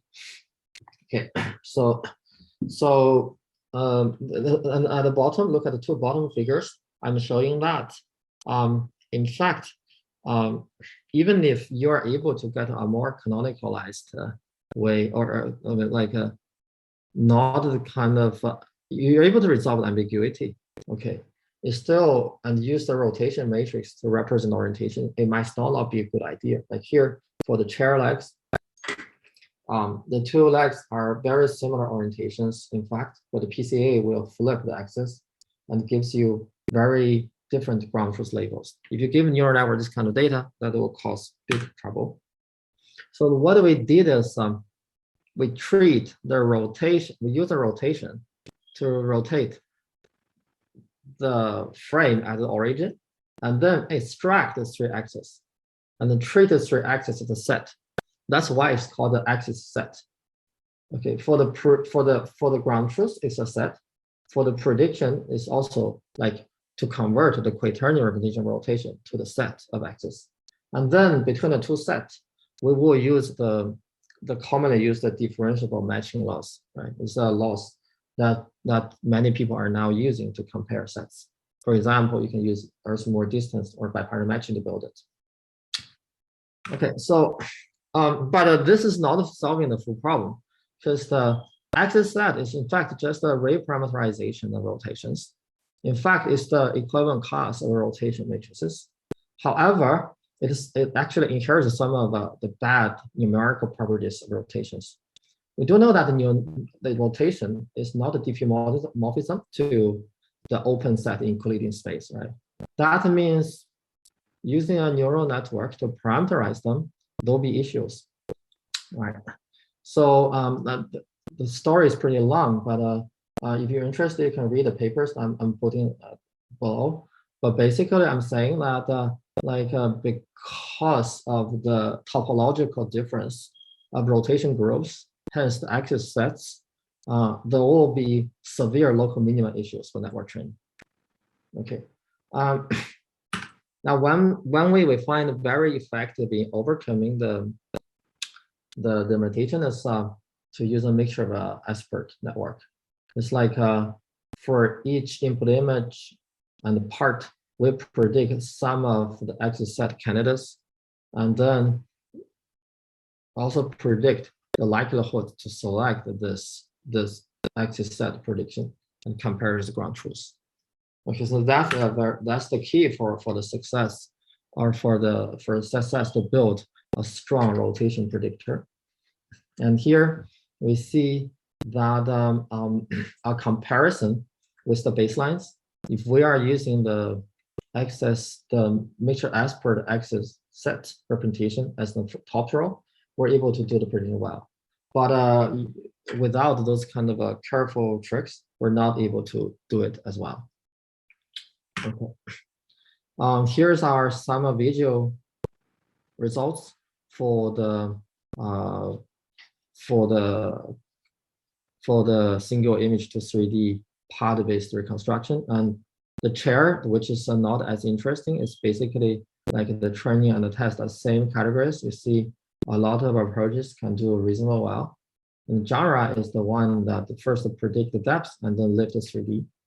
From the observed view, it looks good, but from other views, it's not looking so good. And then bad is actually a general an out of distribution test category. And we see that using our design, a part-based approach, is able to predict the rough structure reasonably well. Now, as a baseline, if you think that okay, so using paths to do prediction, why don't you use graph neural networks, right? People may think graph neural networks are very natural ways to build graphs and do prediction. Now here's the approach. That's the naive graph-based neural network. It's not using the improved representations. We just hope neural network is able to learn some very powerful things with this very straightforward approach. Straightforward loss and straightforward design gives you good results, which is not the case. Naive GCN just will not generalize as expected. However, if you will modify the graph neural networks, which is here, the version is a NeurIPS 2020 version, with improved part level designs, the performance is improving drastically. So the lesson is, while end-to-end is a good thing, the most fancy ideas, when put them together, may not give you all the desired results you want to have. Okay, the last part, I think I don't have much time, so I just scratch the surface of the problem, which is the controllable synthesis of images with 3D paths. Okay, so this is actually an improvement over the generative adversarial network, the 2D GANs, right? But we know that there are a lot of 2D GAN work, but why is that playing? Yeah, but the 2D GANs gives you images. But here, the example is, what if you want to generate images with like certain view consistency or part level control, especially the view? Yeah, If you want to get a view consistency, you need certain 3D representation. Now, if you want to get part control, then you need part information. So for this approach, we actually, although it's an image synthesis task, we actually have built a 3D representation. Now, this 3D representation is projected to the image space.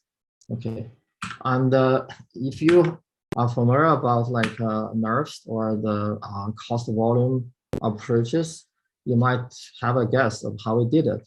So basically, we will have a 3D space that controls the geometry. In fact, it's the geometry of the paths. Yeah, we'll have a 3D space to control the geometry of the path. Let's find a good picture here. The geometry of the paths, and then that corresponds to a geometric code. And then we have the camera pose, which is another latent vector that we will specify to control the orientation.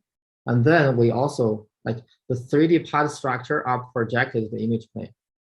And then we somehow use a texture code to stylize the geometry. That's a high level idea. And here, see that the SOF is a 3D path-based representation of the face. And then this SOF is, we use the rematching to project it to like the path masks onto the image. And then we stylize the path mask using some improved image-to-image translation technique, right? With GAN as the loss.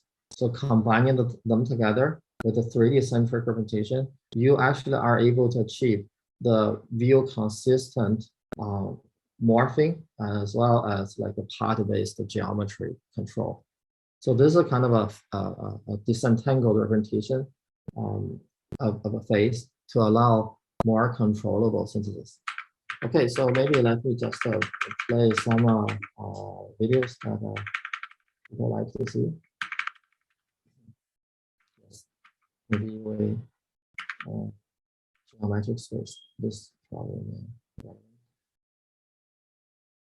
And this is actually just a video we just seen. Like we see the view consistent GAN results and allow us to actually also control the paths.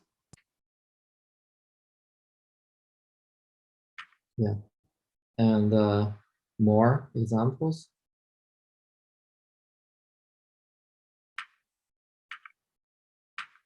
And here the last video, and we will finish after this video.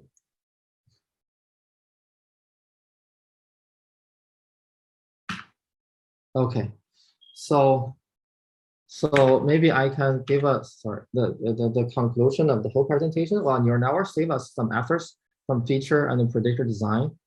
If you want to achieve the desired out of distribution generalizability, composition generalizability is still important, especially when it comes to 3D geometry. Paths are important. So identifying the modules and their interface to connect is very important for the performance. So end-to-end should be like, in my view, we need to find the right form of modules for downstream tasks instead of like simply being interpreted as using gradient descent. Okay, that's it for my talk. Thank you for the great talk. As we are a little bit tight time, so one or two questions. You can type your questions in the chat window. Okay, a general question maybe. I know that Professor Hao have recently worked a lot on the robotics applications. So can you share your perspectives on the compositional learning in the robotics applications area?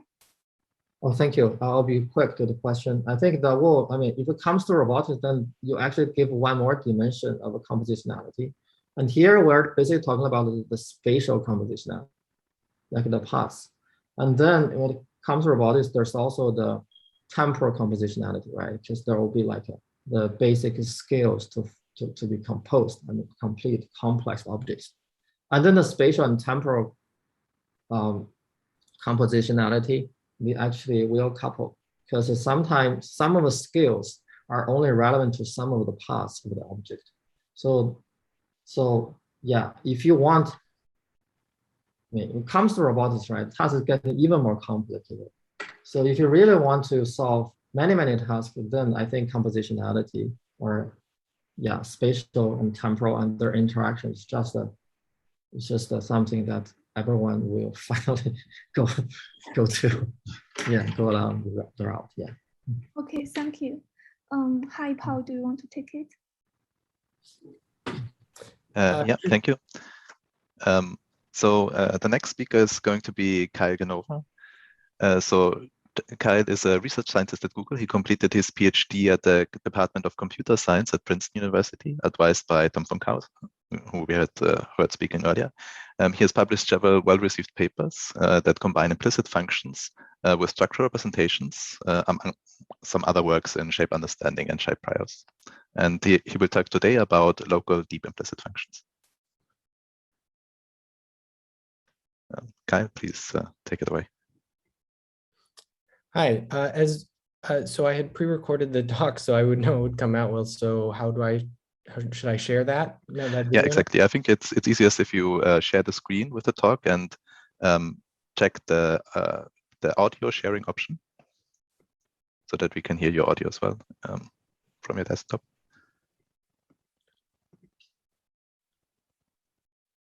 Okay.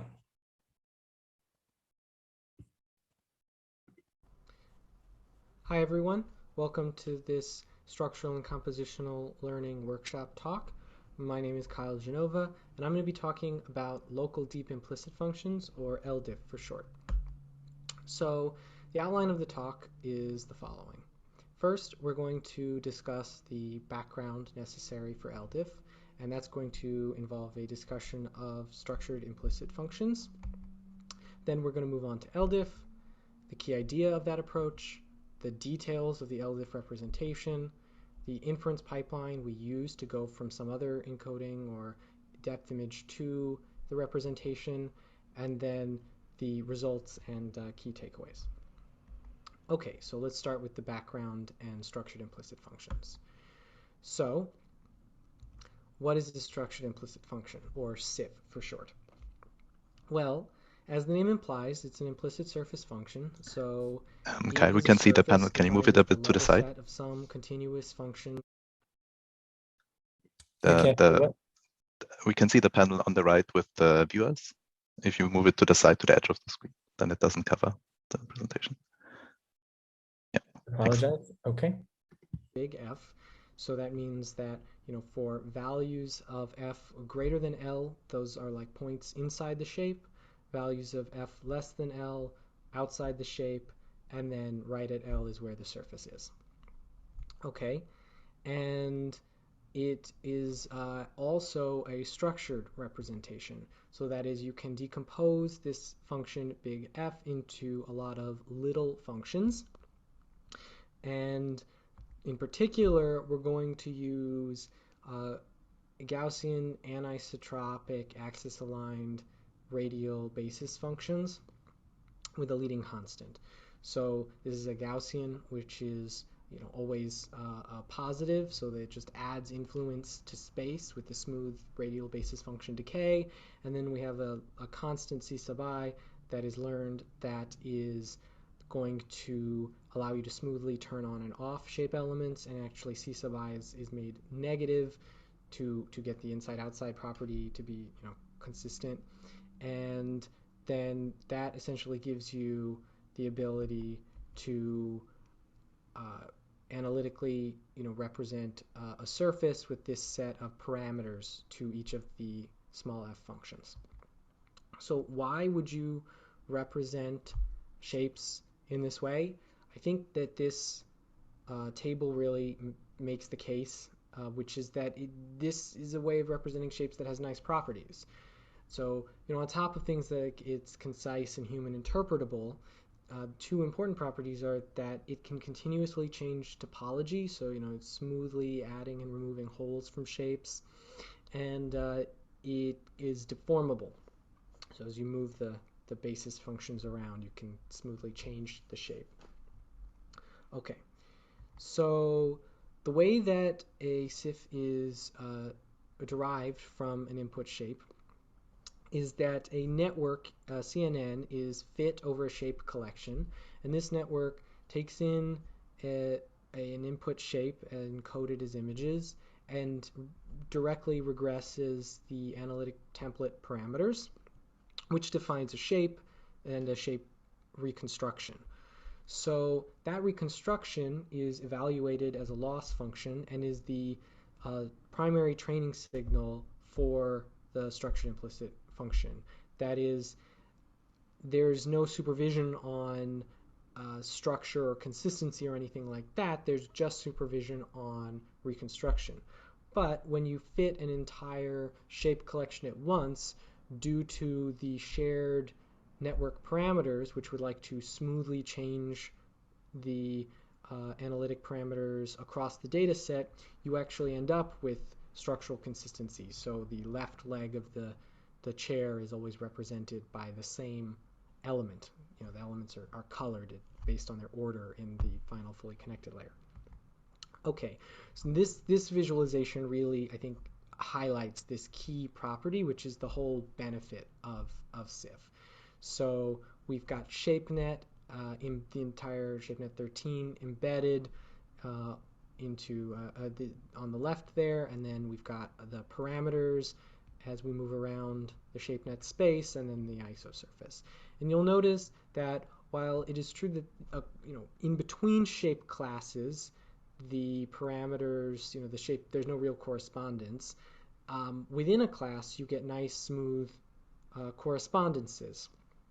And the classes themselves are sort of learned, there's no supervision on that. They just happen to group into classes because that's the right way to organize the data for the MLP. And so, you're able to smoothly understand the correspondences between the wing tips and the wheels of the car and so on. Okay, so then this is the key property, but you can use it for interesting things like coarse 3D surface correspondence, in particular correspondence where you're able to detect whether or not there is a correspondence for a particular point on another shape. Here we've got a consistent threshold on multiple shapes, and you can see that it correctly identifies that the source shape doesn't have a dish or a rear engines or fourth engine, third and fourth engines. Okay. The other piece of background for LDIF is deep implicit functions or coordinate networks, which you're probably likely familiar with. So those take in some 3D location, XYZ in space, optionally some shape features, and then output a relationship between that point and the shape. So in particular, we're going to talk about occupancy networks because our approach builds directly off of that, where it classifies each point as inside or outside the shape and takes in the shape feature vector. Okay, so OCNET has been shown to be very useful for single view 3D reconstruction with a learned shape prior, and it's better able to reconstruct the details of the shape than previous approaches.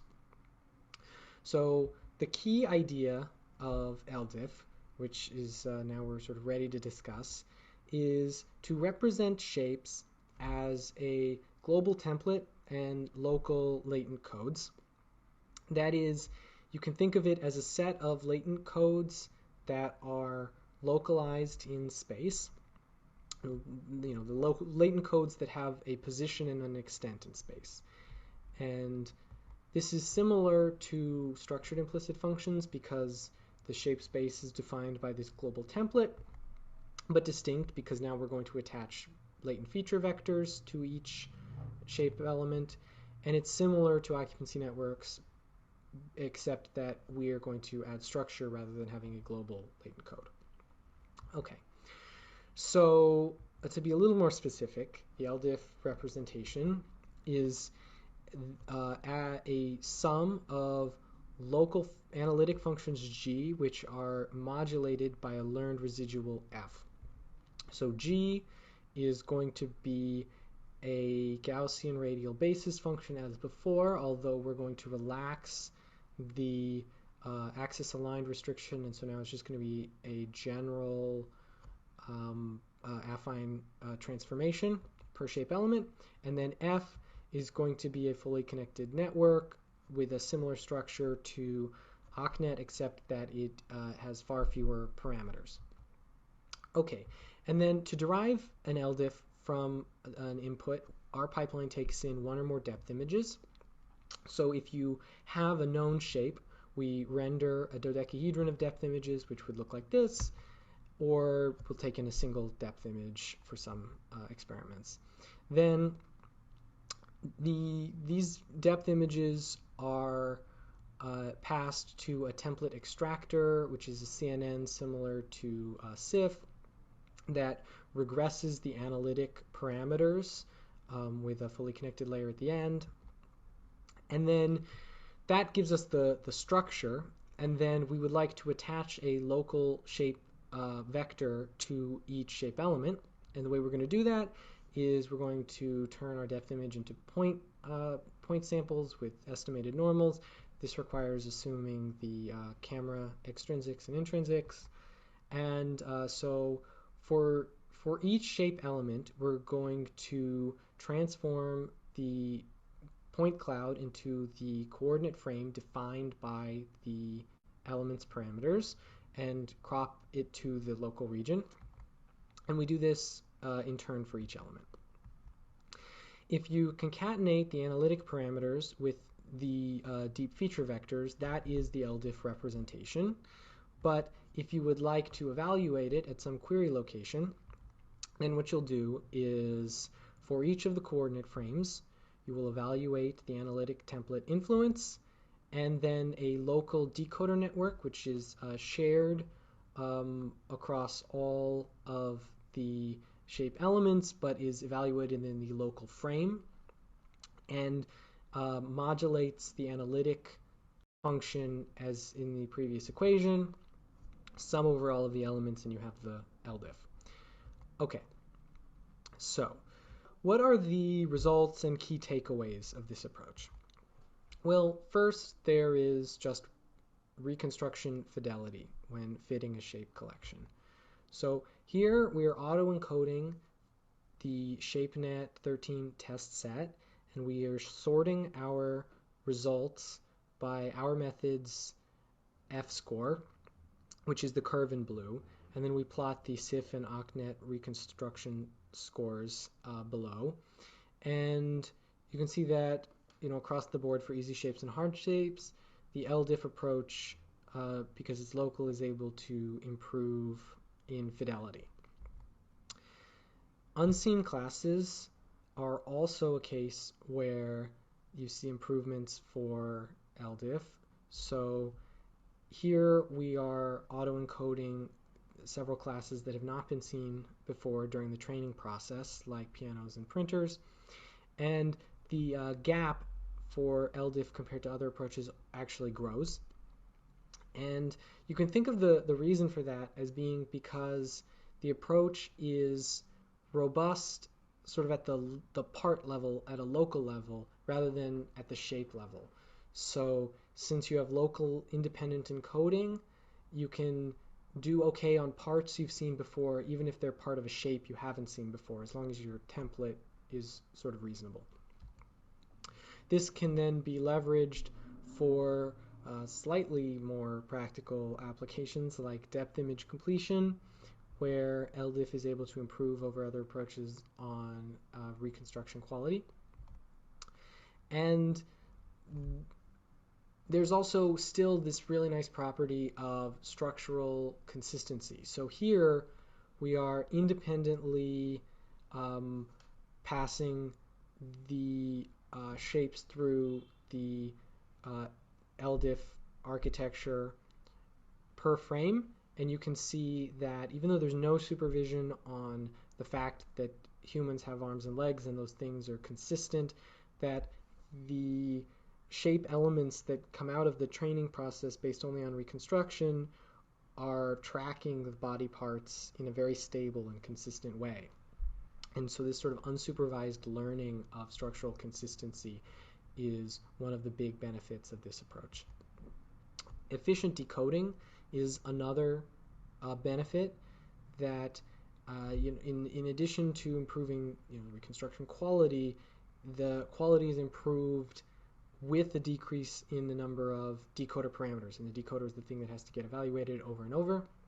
So because there's only 0.4% as many parameters, LDIF can be evaluated on a 128 cubed grid at 60 frames a second.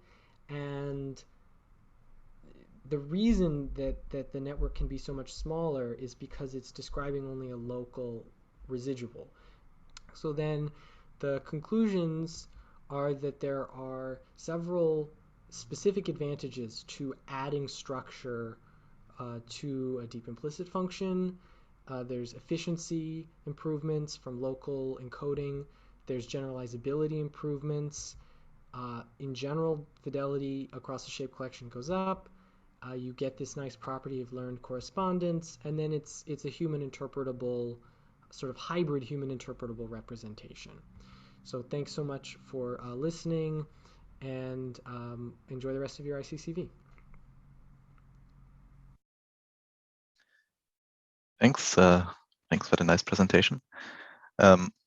We just have time for maybe one question, if anyone wants to ask. Otherwise, I have a question that might be interesting. So my question is, do you think this, since these ellipsoids are interpretable things, right? So you can directly edit the parameters if you want. Do you think these ellipsoids or this representation can be used for editing as well? So for example, what happens if you would move an ellipsoid to a different place, or would move them along a skeleton, for example, if you animate a person? Yeah, that's a great question. I mean, we have experimented a little bit with that, not, I think, to this extent you're suggesting, but we did things like transfer the latent features from one shape to the ellipsoids from another shape. And it was a bit of a hit and miss kind of thing. Sometimes you actually could transfer the details reasonably, and other times the interactions between the neighboring ellipsoids, which are sort of nonlinear and not simple, would cause strange interactions. And so I think that if you did want to do that kind of interactive editing application, there's probably like a missing step that still needs to get added, which is to somehow have a better, sort of more linear type of relationship between the things, or a simpler surface. If you maybe were to use the ellipsoid weights to interpolate the latent shape, rather than having them be a residual on top of this nonlinear function, I think you might be able to get nicer editing properties. But as it stands, I think that it's not like quite there. It's like interesting, but doesn't work. Yeah, thanks. Okay, I think we are short on time, so we have to move on to the next speaker. Songfang, if you want to take over. Sure, thanks. You can share the screen while I introduce. Yes, happy to. Yeah, Despoina Paschalidou is a PhD student. Is a PhD student at the Max Planck ATH Center for Learning Systems, advised by Andreas Geiger and Luc Wankel. She has published well-received papers on interpretable shape representation, and we'll talk today about expressive 3D shape abstractions with invertible neural networks. Okay, awesome. Can you hear me? Yeah, I can hear you. Fantastic. Okay, thank you very much for the kind introduction. And I would really like to congratulate the organizers of this workshop for the fantastic workshop that we had the opportunity to attend to. I think it's amazing. So far, I think it's one of my favorite workshops, across all the conferences that I have attended, virtual and non-virtual. So congrats, amazing work. Okay, so thanks a lot for having me today. Today I will talk to you about our recent CVPR 2020 paper, 2021, I'm sorry. And I would like to talk to you about how we can learn expressive 3D shape abstractions using invertible neural networks. Okay, so this is a joint work with Angelos Katharopoulos, Andreas Geiger, and Tania Figler. And as you can tell, the topic of my talk will be about primitive-based representation. So I don't think that I really have to convince you why we care about primitive-based representation, why are they useful. However, because I sometimes when I talk to people about primitives, the most question that I get, the most often question is why do we care? Like, why are they important? And with this slide, I will try to maybe explain a bit why I think primitive-based representations are important, and actually justify why I spend like the majority of my PhD working exactly on this direction. Okay, so the first reason why I think primitive-based representations are important has to do with the fact that they are inherently parsimonious. This means that they are able to represent arbitrarily complex geometries using a small number of shape elements that typically have a semantic interpretation. This means that by simply looking at a part, you should be able to identify, figure out the functionality of the object part that this primitive represents. So what are the main challenges when it comes to primitive-based learning? So the first one has to do with the fact that we have a very few number of annotated data sets that contain primitive-based annotations. And this is one of the main reasons why there are so many works that try to tackle this problem in an unsupervised fashion. In addition to that, another challenge is related to the fact that ideally we would like to have a variable number of primitives where more complex parts are represented with more components, whereas simpler parts are represented with less primitives.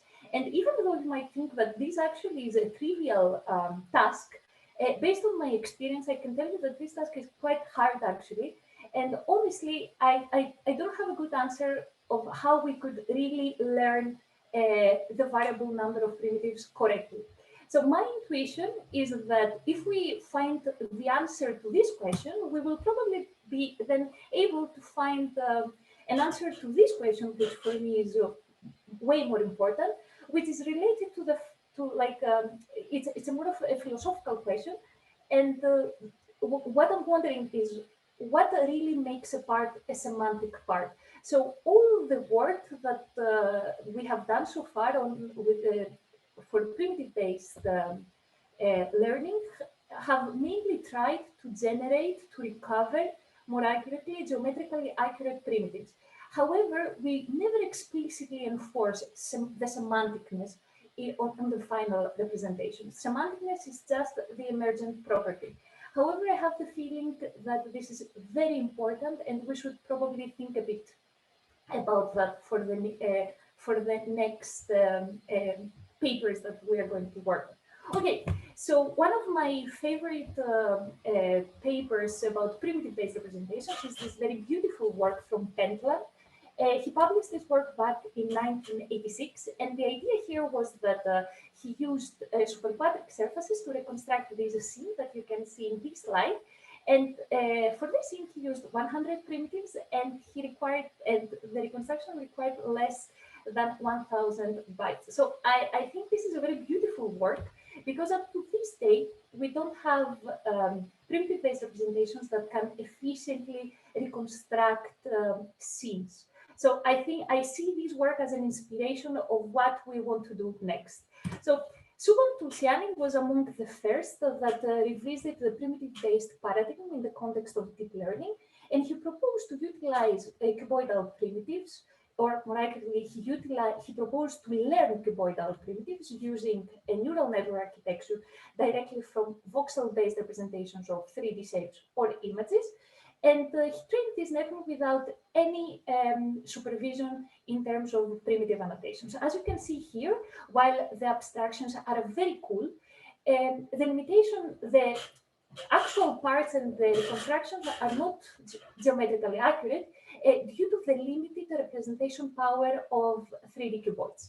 To address this, in 2019, we proposed to utilize superquadratic surfaces as geometric primitives. So the key idea behind this work, and this is why I think this is a nice step, was that instead of defining a priori the set of available shapes that someone could use, we proposed to learn a parametric family of shapes, and this allowed us to get more accurate reconstructions because the shape vocabulary was more diverse, while preserving the semanticness of the final representation. So as you can see from these results, the reconstructions are quite cute, but they are far away from the high fidelity reconstructions that we are used to see. And this has to do with the fact that in order to be able to get more accurate reconstruction with these kind of primitives, it is really important to increase the number of parts that are used. So recent works tried to address these limitations. So for example, Kyle before mentioned his work on SIF.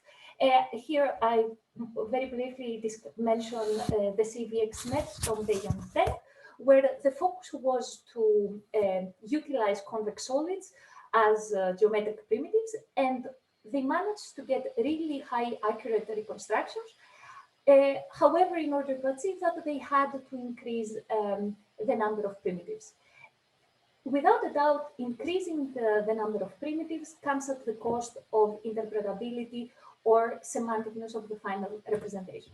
So what we did in this project is that we identified that there exists a trade-off between the number of primitives and the reconstruction quality in primitive-based representations. So existing primitive-based representations that rely on simple shapes can get accurate reconstructions only if they increase a lot the number of parts, as it is in the case of the CVXNet or SIF. However, this comes at the cost of semanticness or interpretability, because, for example, if you see this visualization, this primitive-based reconstruction using convexes, if I show you this primitive, I think it's very difficult for someone to tell whether it belongs to a human part or a plane part. Therefore, to address this, we introduced neural parts, a primitive representation that is not limited to a specific family of shapes, and as a result, it can capture complex geometries using a small number of meaningful components.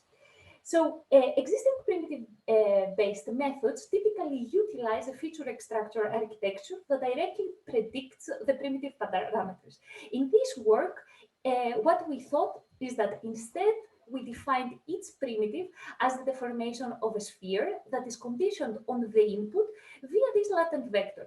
And by having such formulation, we were able to have primitives that can, when combined, can reconstruct arbitrarily complex genus zero shape. So the way that we defined the deformation is as a homeomorphic mapping implemented with an invertible neural network. Homeomorphic mappings have been implemented in the past using NLP. However, implementing the homeomorphism using an invertible neural network allows us to get the explicit mesh representation as well as the implicit occupancy representation for its primitive. So the input to our model is an image, and during training, our supervision comes from a watertight mesh of the target object that is parameterized as a set of surface samples and occupancy pairs. And we have a feature extractor that predicts a global feature representation for the input that is concatenated with a set of learnable per primitive embeddings. And we use a conditional invertible neural network conditioned on this per primitive embedding in order to learn a deformation from a sphere to M primitives and vice versa. So the coolest thing about using an INN is that we can easily compute the implicit and the explicit representation of its primitive. So for the implicit representation of the predicted shape, it is similar to previous work, the union of the per primitive implicit representation. So here you can see like the per primitive implicit representations. And in order to get, we can easily get the per primitive implicit representation using the inverse homeomorphic mapping and the implicit representation of a sphere, which is already known. for the case of the explicit representation, the way that we get the explicit representation is that we sample points on the surface of its primitive, and then using the implicit representation that we defined before, we discard the points that are inside one primitive. So during training, we seek to enforce that the surface of the target and the predicted shape will match, as well as that the orientation of the predicted and the target shape will match. Since we have access to the implicit representation of the predicted shape, we can also enforce that the volume of the target and the predicted shape can match. This is actually a very important loss. And moreover, we also add another loss term that prevents overlapping primitives. And finally, we have an auxiliary loss that prevents degenerate primitive arrangements. So let's have a look at how well does this whole method work. So I think that one of the main contributions that this work has is that it allows us to select the appropriate abstraction level based on our application without having to compromise abstraction to improve reconstruction.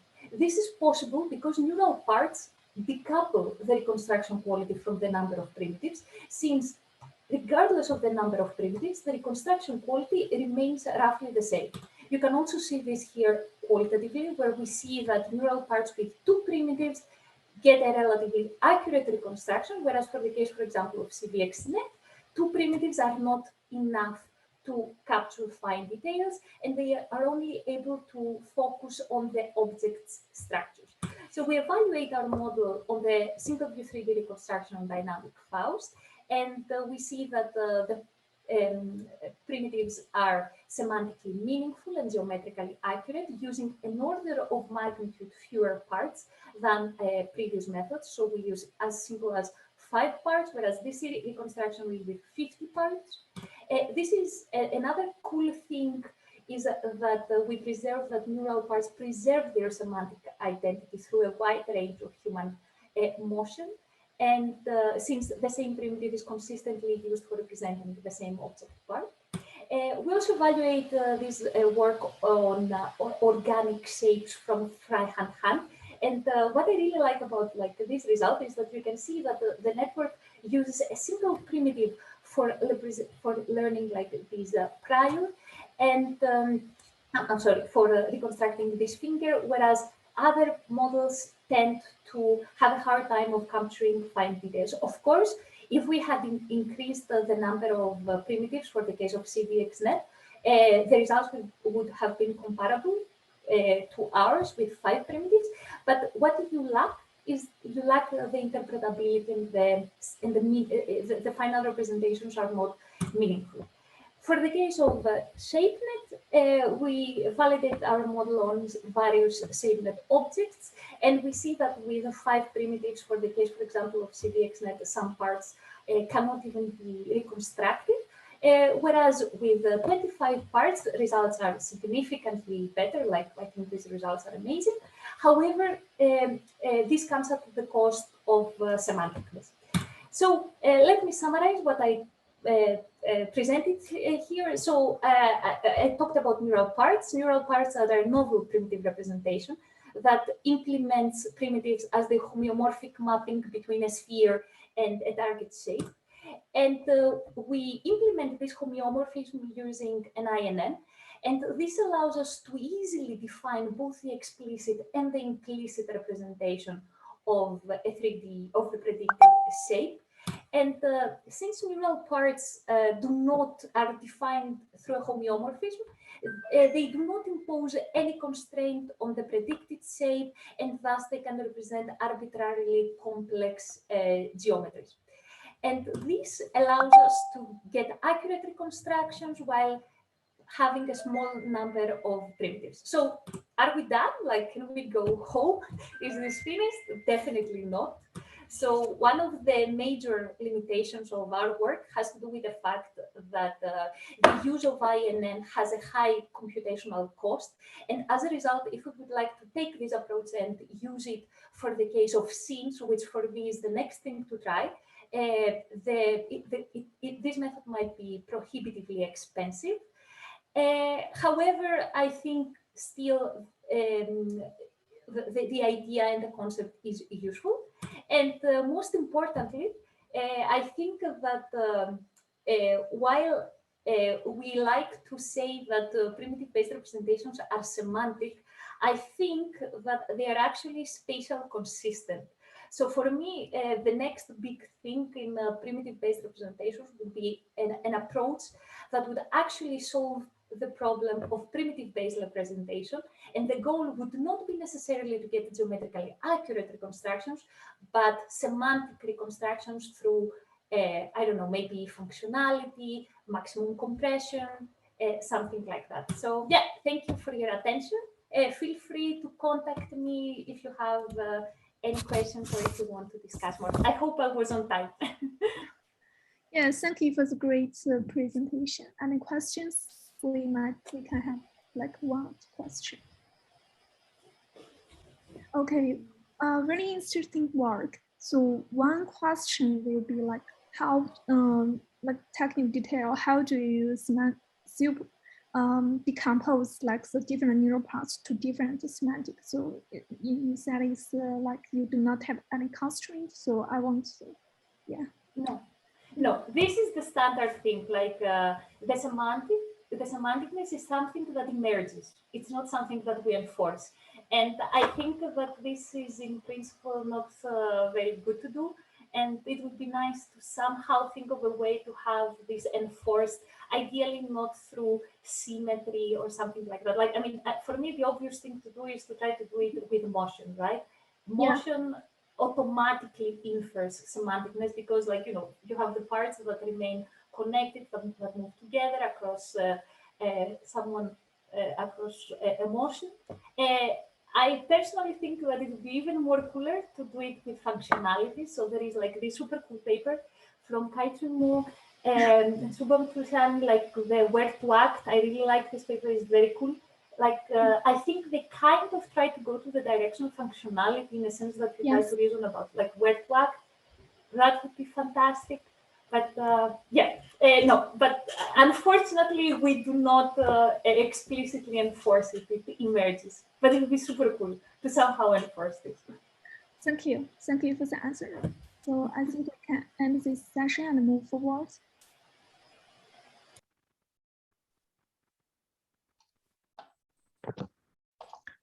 Thanks. So I think the next session will be the panel. So this will be a panel by several speakers that we saw today in the talks, and it will be hosted by Niloy and Shubham. So Niloy, Shubham, if you are here, please take it away. Thanks, Paul. Yeah, that was a really interesting session. Let's move on to the panel discussion. So we have a really interesting and exciting set of panelists who will be discussing about some of the works they have presented today, but also their thoughts about where this area is going. So let me welcome Shuran, Rusbe, Richard, Daniel, and Tom. I believe you are all in the participant list right now. So as just to start, because people have been going in and out with other workshops running, for each of you to give like just do a 2 or 3 sentence summary of your talks so that we are all on the same page. And then we have a list of questions that we would like to start with. But of course, for those in the audience, if you have questions, please post on the chat and we'll see how it emerges. Okay, so let's start with Shuran. Hello, everyone. I'm Shuran. Yeah, so a summary of my talk. Today I think the title of my talk was Structure from Action. So in particular, I talk about how we should use robots or our agents' active interactions with articulate objects in order to discover their structure. And in particular, their structure is like the parse segmentation or their joint access or their joint parameters. Yeah, so that's a high-level summary of my talk. Excellent. Rusbe? Hi everyone. The title of my talk was learning visual representations, language, and scene dynamics via interaction with the work, and that's as opposed to passive observation of the work or learning from larger scale data sets. And we showed that there is some promise in this direction. So that's a brief summary of the talk. And Richard? Hi, everyone. And my talk was on unsupervised learning of 3D shape structures. And I reviewed what I wanted to call the 3 C's of unsupervised learning. I'm not going to claim that unsupervised learning is the crowning jewels of machine learning, but the 3 C's were inspired from talking about diamonds, right? The 3 C's of diamonds. So the 3 C's are compactness and continuity and consistency. So it's Daniel and then Tom. Hi, everybody. I'm Daniel. I'm an assistant professor of computer science at Brown. In my talk, I was trying to convince everybody why I think programs are a good representation for high-level structure in 3D objects and 3D scenes. For a few different reasons, they provide a nice way to, programs provide regularization on high-level structure. They're interpretable and editable. They allow for autonomous agents to do higher-level reasoning, and they have really powerful facilities for abstraction and composition of structures. Yeah. And my talk was about how to combine ideas from traditional explicit shape representations with implicit ones by using the explicit representation as a substrate for the implicit latent codes, which gives you better generalizability, scalability, efficiency, accuracy, and so forth.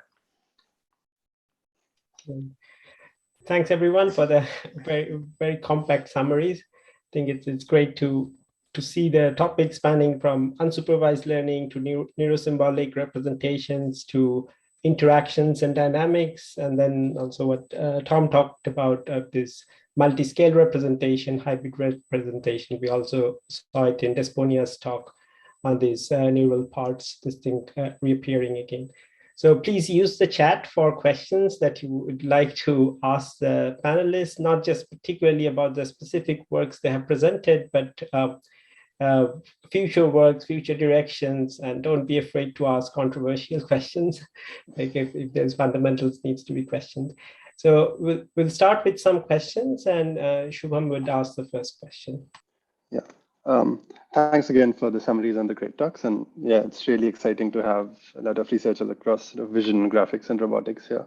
So yeah, again, to reiterate, Niloy, please feel free to ask more questions in chat. But just to get us started, I think the first question I wanted to ask is something that the last 2 spotlight talks actually really highlighted, sort of the works from Kyle and Despoina, that we've seen this trend of when we are discovering primitives, at one end, we can try to impose both what the primitives are. For example, say that the primitives should be something like cuboids or primitives, or if you're thinking of scenes, something like objects, as well as define the compositional model.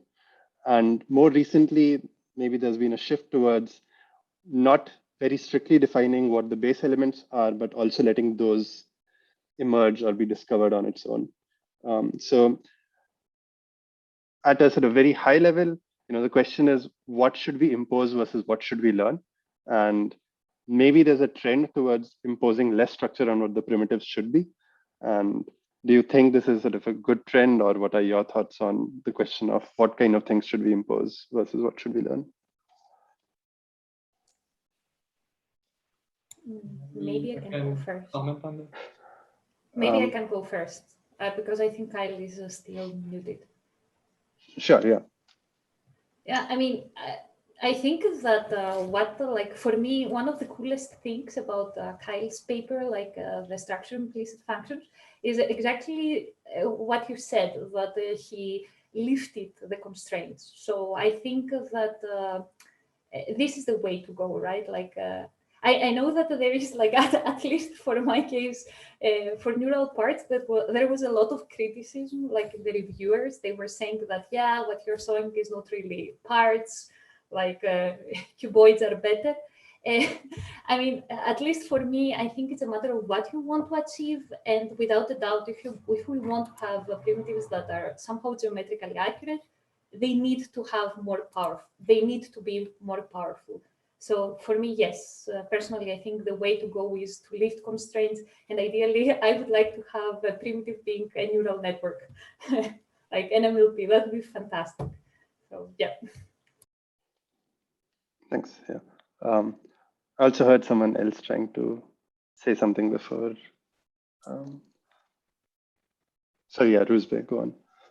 Yeah, actually, yeah, back in the day when I was a PhD student, so we were working on this compositional models, and so we assumed some primitives. Like, for example, when we want to have a model for a person, so we assume, okay, so the person consists of head, like arms and legs and so on, and then we try to attach these parts together using andrographs, grammars, and those types of things to create a model for the object. But but it had a number of issues, and one of the issues was that we should not have early commitment to these primitives. I think one of the reasons that CNNs won the game was that they're also hierarchical model, and they are kind of compositional models for the loose definition of being compositional. So the reason that they won the game was that there was no early commitment to any part and or to any primitive, and everything emerged naturally. So that if the goal is to, for example, to improve the performance on object detection, so that's maybe we should not have an early commitment to a set of predefined primitives. But on the other hand, if you want to have an interpretable model, for example, say, okay, so I want a model that detects heads and arms and legs. So separately, I think for that we can make those assumptions. But so basically, the summary of this comment is that it might be better to let the primitives emerge naturally and the structure is learned naturally, as opposed to committing to a specific set of primitives or a specific structure for combining these primitives. Yeah. Maybe just to sort of probe for a counterpoint, maybe I want to put sort of Daniel on the spot, because he showed this really cool work on more powerful models that build on top of primitives using sort of programs as opposed to maybe just simple composition. So just your thoughts on whether, if we make the primitives a lot more flexible or be discovered on their own, would these kind of programming-based models or ones that learn programs from scratch still be feasible, or it will be just too much flexibility? I think it's possible. I don't think anyone's demonstrated it yet, but just because all of these like visual program induction systems start with a fixed set of predefined primitives doesn't mean that they have to start with that. I think it becomes a much more challenging optimization problem to jointly discover a set of sort of data-driven primitives, and while you're also simultaneously learning this library of functions over it. I don't think it's impossible. I mean, I don't really disagree with anything that Rusbe has been saying. I think to me the power of these sort of more explicit symbols, we'll say, is that people can probably reason about what they are more easily, but exactly what level what kinds you want, cuboids or super quadrics or neural parts, is sort of up to. I mean, I'm a graphics guy, so I think about it in terms of what is the person interacting with this going to do with it, right? If our goal is just to get the best performance on some metric like reconstruction accuracy, we're probably fine with whatever. But if we want someone to be able to make modifications to the structures we predict, we want them to be able to draw inferences from them. Then I think we maybe do want to impose some of that our own knowledge on the primitives. So yeah. If I may add, I think there are two sides of the coin, right? So one would be the primitives, and the other would be the operations, right? There's a bit of a trade-off in between. If you want the very simple primitives, then you may want to have more complex set of operations or instructions, if you will, and you can do the other way as well. And I do think that one problem that will be really interesting is to think of primitives in terms of their functions, right? After all, I always believe that ultimately the understanding is at the functional level. And the reason we produce anything 3D is at the functional level because we want to be able to use it. We want to be able to interact with the environment. So the primitive probably ultimately should be defined in terms of their functionality. There may be some templates of primitives that perform certain functions. And I do think the variety of the functionality is actually less than the variety in terms of topology and geometry. So that maybe there's hope to actually define just a reasonable set of functional templates and then perform some kind of a compositional modeling and learning on the functional templates instead of focusing on shapes and other things. Yeah, and I totally agree with Richard. And I think for me, like if I come with like a robotics perspective, I feel I don't really care about like what exactly primitives that we use, but I care about like eventually whether this kind of compositional structure is useful, right? So back to the fundamental question is what kind of structure we want to learn. I think that's really depends on the end application. Ideally, it should be emerged by learning towards the end goal, like whatever the end task that we want to work on. So for example, if I want to segment the object into this set of parts, it's because I want to interact with whatever way, right? Or the reason that we want to define the scene graph this way is because it will help me to navigate in this environment more efficiently. So yeah, I think I care less about like exactly what kind of primitive that we use, but I care more about like whether the end goal is there. And just to build on both of what's been said in the last few times, I think we over-index in our field on reconstruction because it's a task that we have data for. And so then we start arguing about what's the right decomposition for reconstruction. But most of the tasks are really semantics and functionality and that any application that people care about.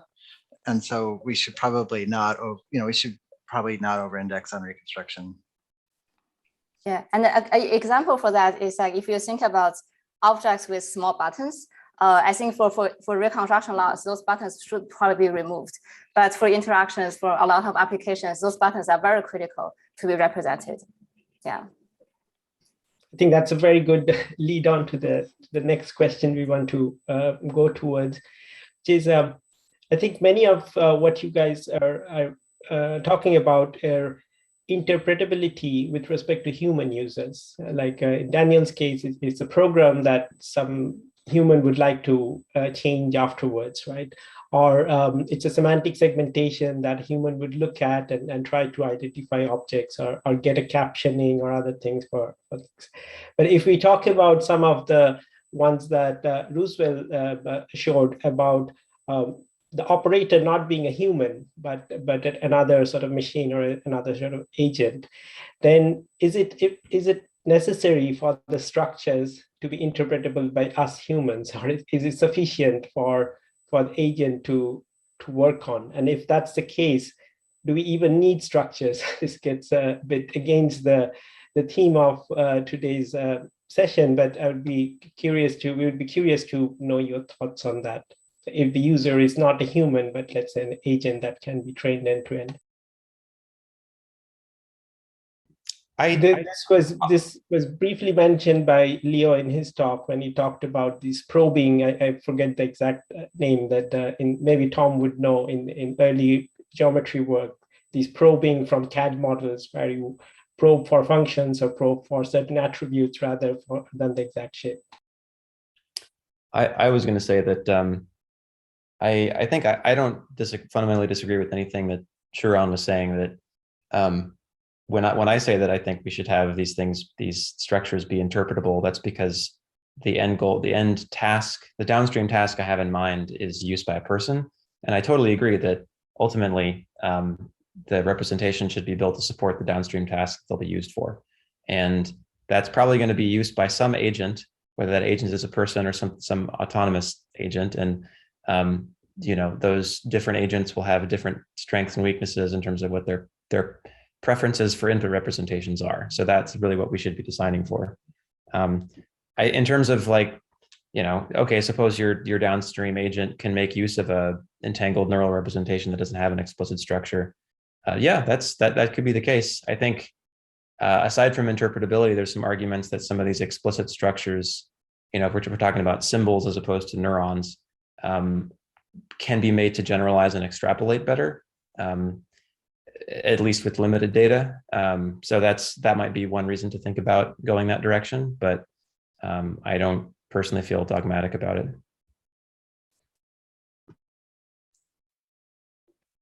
I think it really depends on the end task. For example, if the goal of that autonomous agent is to communicate with people, I think it should receive some form of input that's interpretable for humans, and also output something that's understandable by people. So I think it depends on the end task. But I guess interpretability and achieving like good performance might be competing things for certain tasks. Like for example, imagine the task of object detection. So for distinguishing a cat and dog, or basically discriminating these two categories, maybe it's just enough to look at the head and shape of the ears and so on, and to do this to classify these categories. But if we want to have an interpretable system, that's not sufficient. So we need to have an understanding of the entire body of the animal, so we know which part is what and what's how it can move and so on and so forth. So I think these are kind of competing goals. It really really depends on the end task that we are considering. So I also add one more advantage of why we potentially want like structures in our representation. Even if we consider the end application is maybe like an agent, not human, I think structure or like kind of structure inference is really a good way to summarize like simple rules from very complex data, right? So the example I give in my talk is that if you want to learn how to open doors, and what you basically need to understand is where is the axis and where what's the orientation of the rotation axis, and that's all you need. So you actually don't need to like remember all those complicated trajectories of different doors, different sizes, this and that. So I think that can be like one of the motivation why we kind of want this kind of structure to emerge during learning for the end task. Yeah, and this I just will say that connects back to the point I was making about these symbols or symbolic rules being able to generalize better, potentially, because if you can compress everything you need to know down to some very simple formula, then if you see something that looks quite different than what you saw at training time, but you can still extract this formula applies to this object, then you can probably handle that new scenario. So Nilo, I was asking, can we not have structures? I think maybe there will be a day when we don't really talk about structures, we just talk about functionality. I hate drilling on this point over and over again. Many years ago, we all knew this paper called Partial Recognition. The reason we care about structures is we believe that's how people perceive things, right? There's this quote saying that we perceive things by parts and part relations. Right. But then if you really think about it, why would one care about whether that's a lever that is a rotation axis and this and that? It's all because they want to use it. They want to interact with it. Right. I not really think that we need to understand structures because we need a functionality. That's ultimately what matters. And structures are there because structures are about parts and part relations. And they are there just because they are there to perform certain functions. And it doesn't matter if it's a human or it's any other agent. And the question, can we not have functionality? I think the answer will be no. To live, to be in this world, we need functionality, and the agent can be whatever.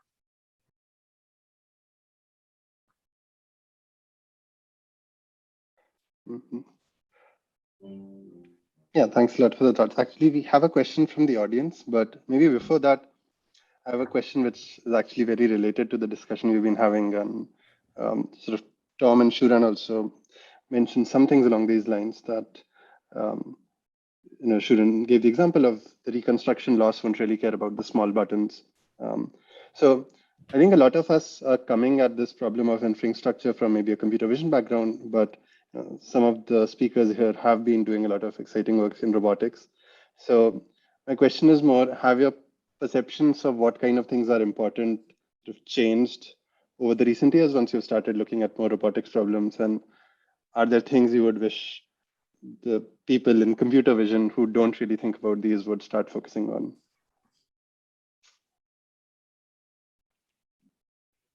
I can start. I kind of feel one of the things I learned is that the task is actually, so if you consider active agent, consider like robot is part of the picture, the task of a lot of computer vision tasks is actually simpler, not harder than what we think. So I think one of the points that Hao made in his talk is that if you consider interactions, you add the temporal dimension, you have motion, and therefore the problem is harder.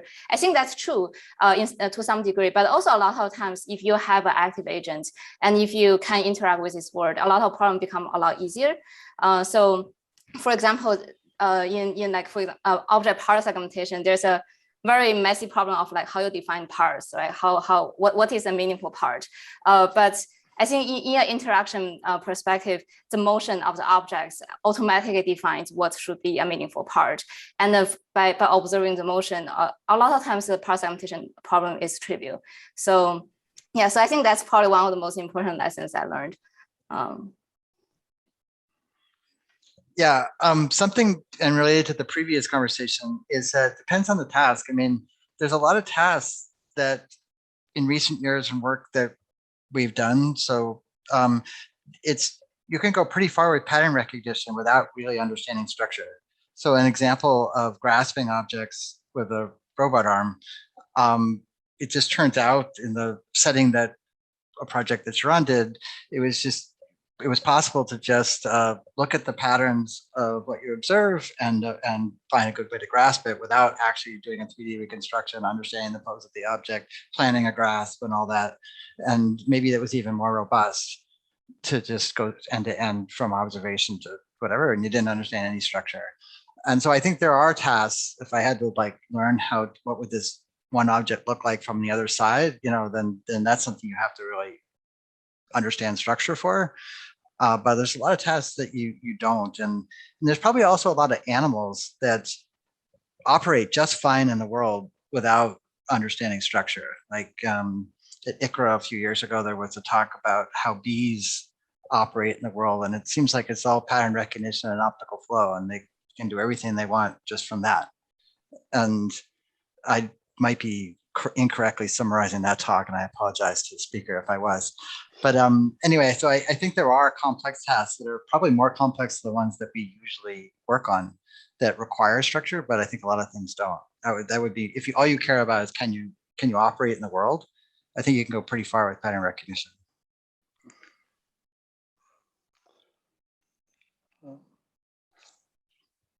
Thanks. Anyone else want to add on this? Or? Regarding your question, Shubham, so what you want to do differently? So in computer vision, we usually rely on larger scale data sets and learn from a lot of data, but that might not be necessary in certain cases. For example, I want to know how to move this object, maybe by simple interaction with that object, I can learn that, like with just very few examples.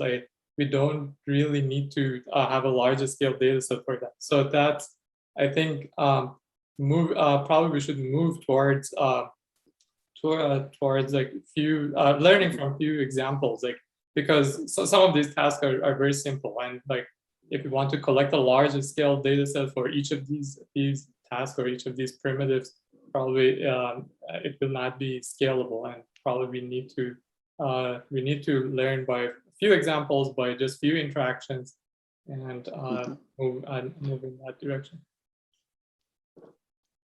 Yeah, thanks. So as in, I guess the learning setup of paradigm itself also should be re-examined and not just representations. Thanks. Actually, yeah, so also have maybe one question from the audience, which I want to pose to the speakers. So the question is, how would you compare challenges between the two problems? One being segmenting a shape into semantic parts, and the second being synthesizing a meaningful object from parts, which one do you think is more challenging? So again, the two problems being, given a shape, we want to segment it into parts versus we want to be able to synthesize possibly new objects in a part-based way. And I think it depends on this, since you were just mentioning the learning setup, I think it depends on the learning setup. If you assume you have lots of labeled data, I think these days, both of these problems are about equally as challenging. We've seen, pick whatever metric you want. People can do really good part segmentation, supervised part segmentation, and we have models that do really good part-based generative modeling as well.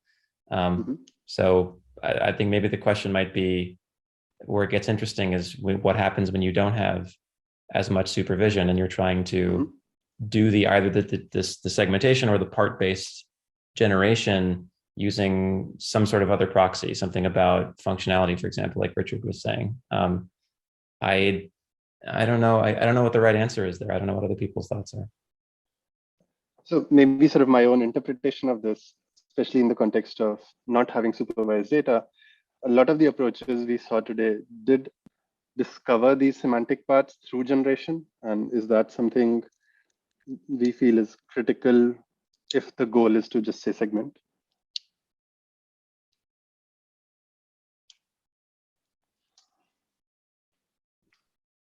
I mean, I think what we're getting at is that, so discovering parts without supervision, we have to discover them with respect to some other proxy task or some other downstream task. And so far, it seems like what we've done is reconstruction, which is, or as a form of essentially generating a shape with these parts. But we've heard other people talking about how ultimately we'd like to move beyond that. We'd like to be able to say, okay, can I propose a part without supervision that doesn't just reconstruct the shape well, but also reconstructs the ability for me to articulate some sort of articulative motion well, or that it, maybe it expresses ranges of deformations that I typically see in related types of shapes, like the fact that these parts tend to sort of co-vary across a data set. Then we're starting to get more towards this idea of functionality that Richard's talking about.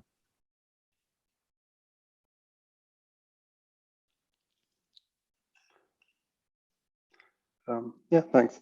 I think Niloy had a few more questions to ask, but in the meantime, again, just a reminder to the audience to keep posting, and we're happy to ask.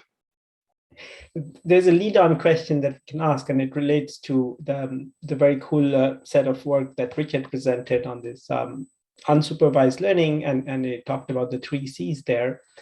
Now, I was wondering, like, maybe there are 2 levels of supervision. One is we give supervision in terms of annotation data, etc. But there is another level of supervision which we also give, at least as I see, in which data set we are learning on. So something that Shubham mentioned about this case of the buttons on a remote or something, which is a small one. So we have to be, it's not expected that if we just randomly sample or observe this, that this may not be observed, but it's functionally, it's very important. So just the act of gathering the data, there is a hidden level of supervision that we don't talk about. So when we go beyond semantics to a functionality of the object, what is the right sort of mechanism to ensure that we have a good sort of distribution of data? And maybe this is our fairness of data in the world of 3D geometry, where do we have all the modalities correctly captured? So thoughts about this, because we have a range of application experts here from vision, robotics, and graphics. I'd love to hear your thoughts on that.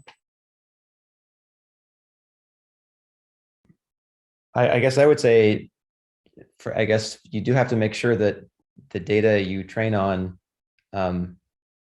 is sufficiently granular for the thing you're going to use it for. So like the example I always think of is, I suppose I have a data set of objects, synthetic objects, and I'm going to try to train a robot to understand how it can manipulate these things in terms of what parts I can interact with.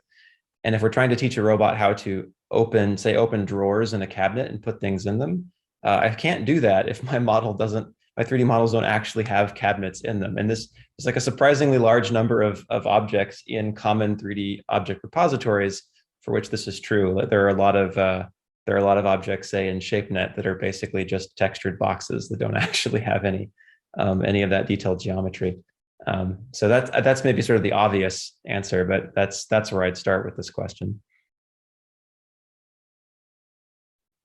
Yeah, another thing I would say that it's quite important to consider like active agents while you are collecting data. I think it provides a lot of benefits. Like first of all, it can generate actions.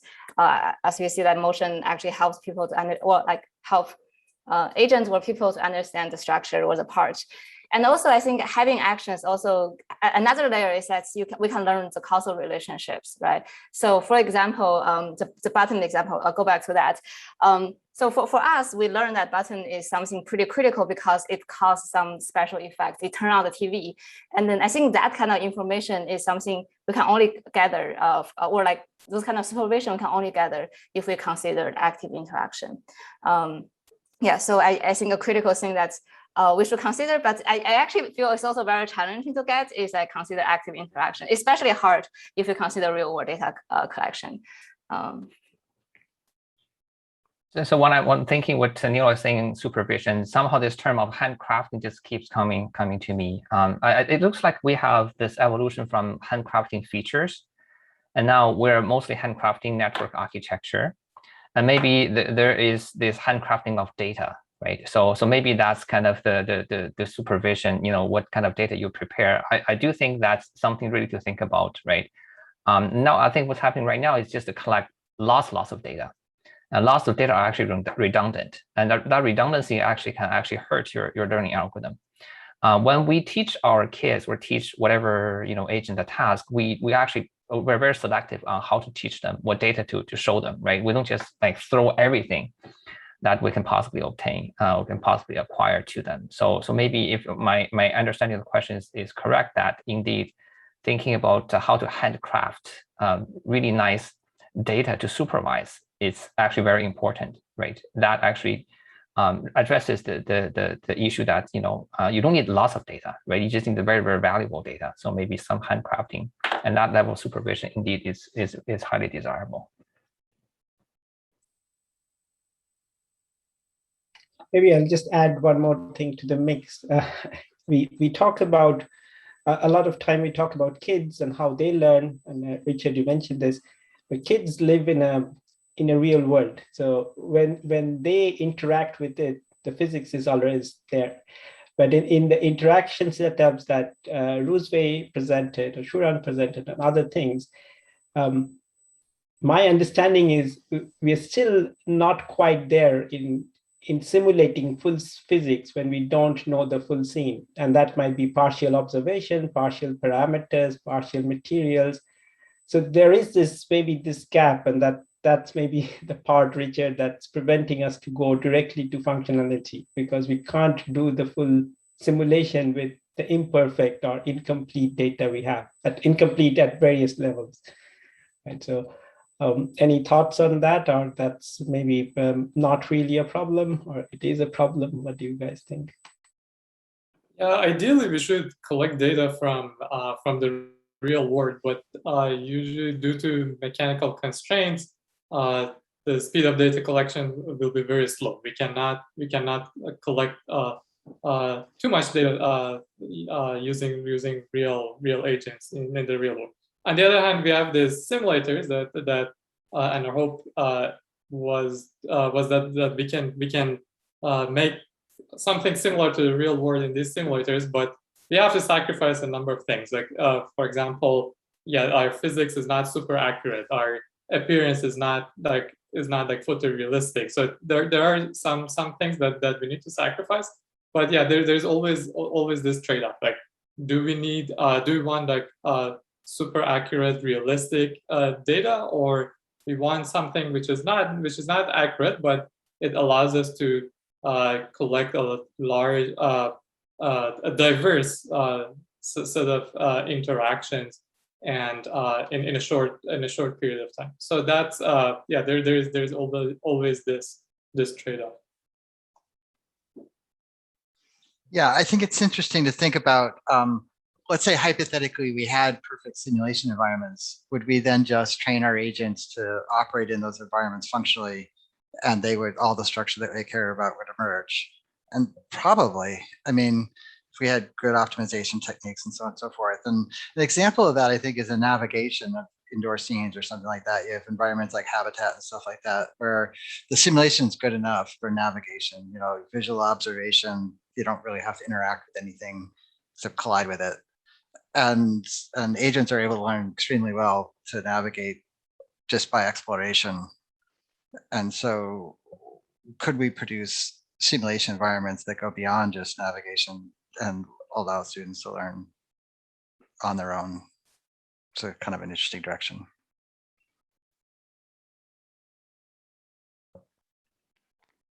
And I know people that are in this workshop are working on that, like how as Sapien and so on and so forth. Yeah. Yeah. So actually there's discussion on interactive ways of learning or how biological agents learn is also a good segue to another thing I wanted to ask, which is through a lot of talks today, I think we heard examples of biological agents. For example, Roosbay was motivating with how kids learn, or sort of Hausu had some examples of humans being able to generalize, or Tom was mentioning the kind of representations that bees might have. So just at a very high level, wanted your thoughts on whether we should pursue the kind of structures that we think perception systems of these biological agents have, or not really, as in, are there some perils in doing that, or it's almost always a good idea to try to mimic those? I think we probably don't really know like what kind of structure we use to represent this word. I think that by itself is a very, very, very challenging question. Otherwise, we can just directly copy that. All right.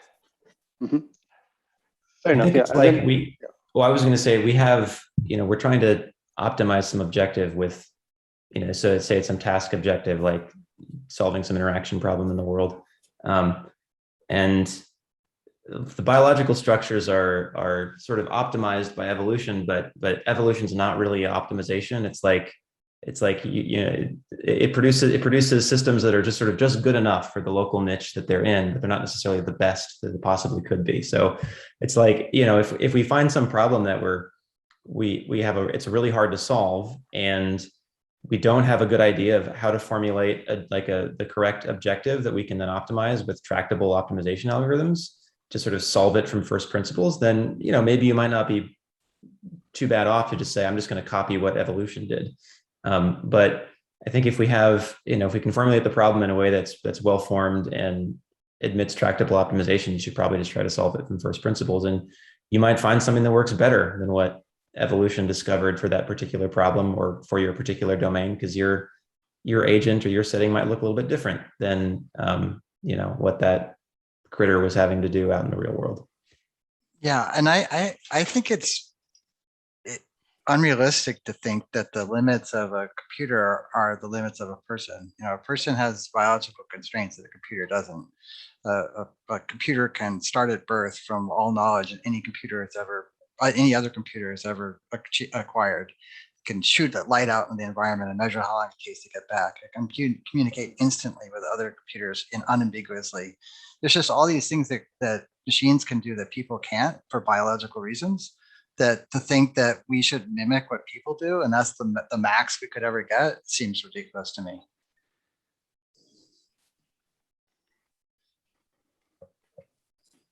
Add on to that, I kind of feel like it's probably not just biological agent, but in particular for humans. If we're dealing with human environments, actually, because it's designed by humans, so we have some structure goes into it when we're designing it. So maybe those kind of structure can be like leveraged or used for robots as well. Yeah. Yeah, there's always this example that airplanes don't flap wings.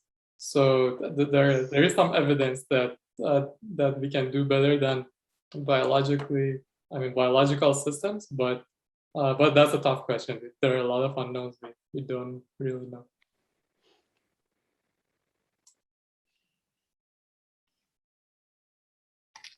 I think once I visited Andy's lab at Imperial for his robotic simulators, and he mentioned one thing that I remember very well is, like, as humans, we're used to grasping, right? But for industrial application, often they would just have a suction or a vacuum that would just come and entirely sidestep the grasping problem. And that's maybe a kind of like what the agent is can do. And we, like as Tom mentioned and Rusby also mentioned, we don't have to limit the agent just because as humans we do this.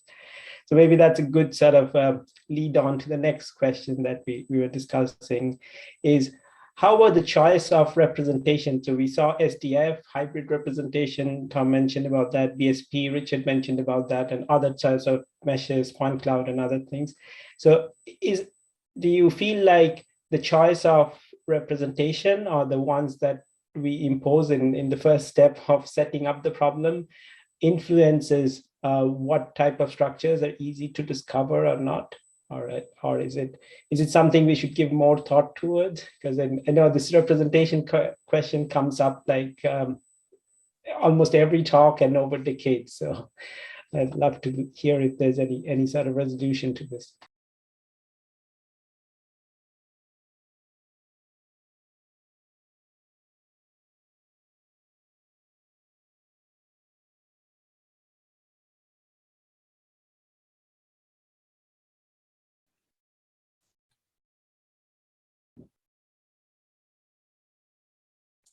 Maybe you can give some examples from the your favorite representations. Maybe that's a more specific question, and I think we will have a mix of choices among the people in the panel. Maybe I can comment on that. So ideally, the representation should be general enough that's suitable for many different tasks. Like if I want to do object detection, if I want to do a SLAM, if I want to do object interaction, so it's some form of representation that's suitable for all of this. But I think coming up with that representation probably is very difficult.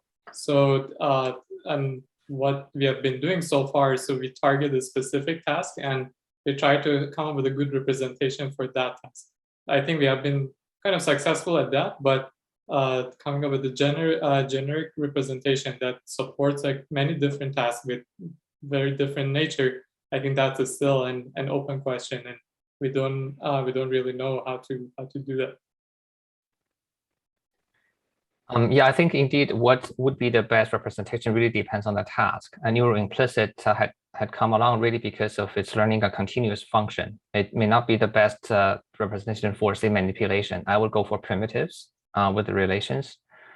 One thing that reminds me is that there's a lot of recent talk about like digital twins, right? So digital twin, of course, is you have a physical reality and you have a virtual reality. I think maybe we should really have representation twins, right? So basically you have, you can easily convert between different representations, really depends on your task, right? You can easily convert, like say, point clouds and primitives and neural implicits. If that is possible, then that's the representation, right? It's kind of like a hybrid representation, but the key thing here is that you can so quickly, so naturally to convert between any two or any pair of representations, like you know, so that may be the way, so that you can have a representation that is like a hybrid, but it can really just be easily picked, like which version of it, which reality of it that can fit for a particular task.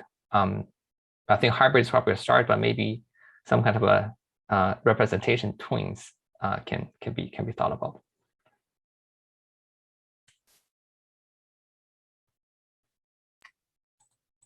A quick I'll call out from here. So Ethan says on the chat that semantics will always be dependent on the use case and the agent. So any situation where semantic decomposition is being applied will have to consider the context that the object exists in. So I think that's very much true, right? And it also relates to the object usage and the functionality as we've been discussing.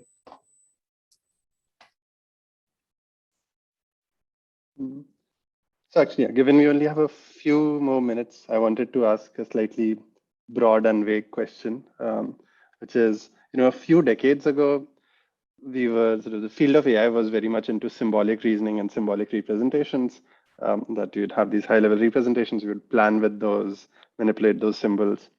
And when we talk about imposing structure in whatever form, that there are these primitives or imposing some different forms of functions, different operators, it evokes some of those sentiments to me. And so I guess the question is, are we sort of repeating the same maybe mistakes a few decades later, or is something very different in our current pursuit of more structural representations? I guess I'll jump in on this one first, because I guess this is kind of getting at this new, I don't know, there's a new wave of people working on these neuro-symbolic representations. I guess I'd consider myself part of that movement. Yeah, so I think that I wouldn't necessarily say that it was a mistake in the past. I think that the sort of good old-fashioned AI folks were only able to get so far because they thought, everything was deterministic rules, everything was expressed in pure symbols, and some things work well that way. But we also know that we need to be able to have probabilistic reasoning, and we also need to be able to have these, now that we have these neural nets that can make these, can learn these like really, really sort of fast function approximators. So I don't know. I think it's like, I don't see any reason to be dogmatic about any of this. It's just, we have a bunch of tools that are all good at different things. And to me, it sort of feels like I'd love to have like, the one system to rule them all that kind of combines the strengths of all of them, right? So you have something that uses neural nets to say, do like raw perception to extract maybe some sort of primitive, we talked about this, like primitive elements or primitive combinators, and maybe it does that in a probabilistic way. And then we have something that reasons symbolically to combine those primitives into some representation that can be acted upon, can be manipulated, can be support extrapolation as well as interpolation. That's where I sort of see this going. So I think I look at it not so much as like, are we repeating the mistakes of the past, so much as how do we borrow what was good about what was done in the past and combine it with all the things that are great about the systems we have now, these neural systems.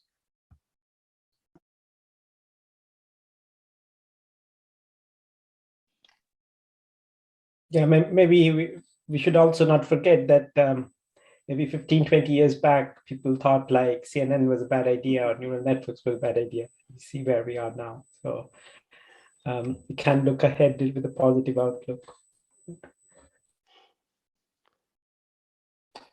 Shubham, how are we doing with time? I think we have about 3 minutes, so maybe we can even just wrap up a bit. We can make it open now for the panel members if you want to say something. Do you have any comments? All focus our research on, or something we should stop doing, or any thoughts, anything that's exciting. I mostly want to say thank you so much for organizing this panel. I think you guys did a great job. It's very interesting. That's my final thought. Thanks, John. Okay, I think maybe we can then wrap it up a bit earlier. Thank you everyone for attending, especially the speakers and the keynote speakers and the spotlight speakers for participating. I think Kaichun wanted to, again, do some logistical announcements, so I'll hand it back to him. Thanks, everyone. Thanks, Shubham. Thanks, Leonidas. Thanks all the panelists for this fruitful discussion. And thank you for joining us today. Thank you for organizing it. Thank you. Bye-bye. I just want to say here, because I see Kaichun here, that let's also thank all the organizers, especially Kaichun and his team who did all the hard work in putting this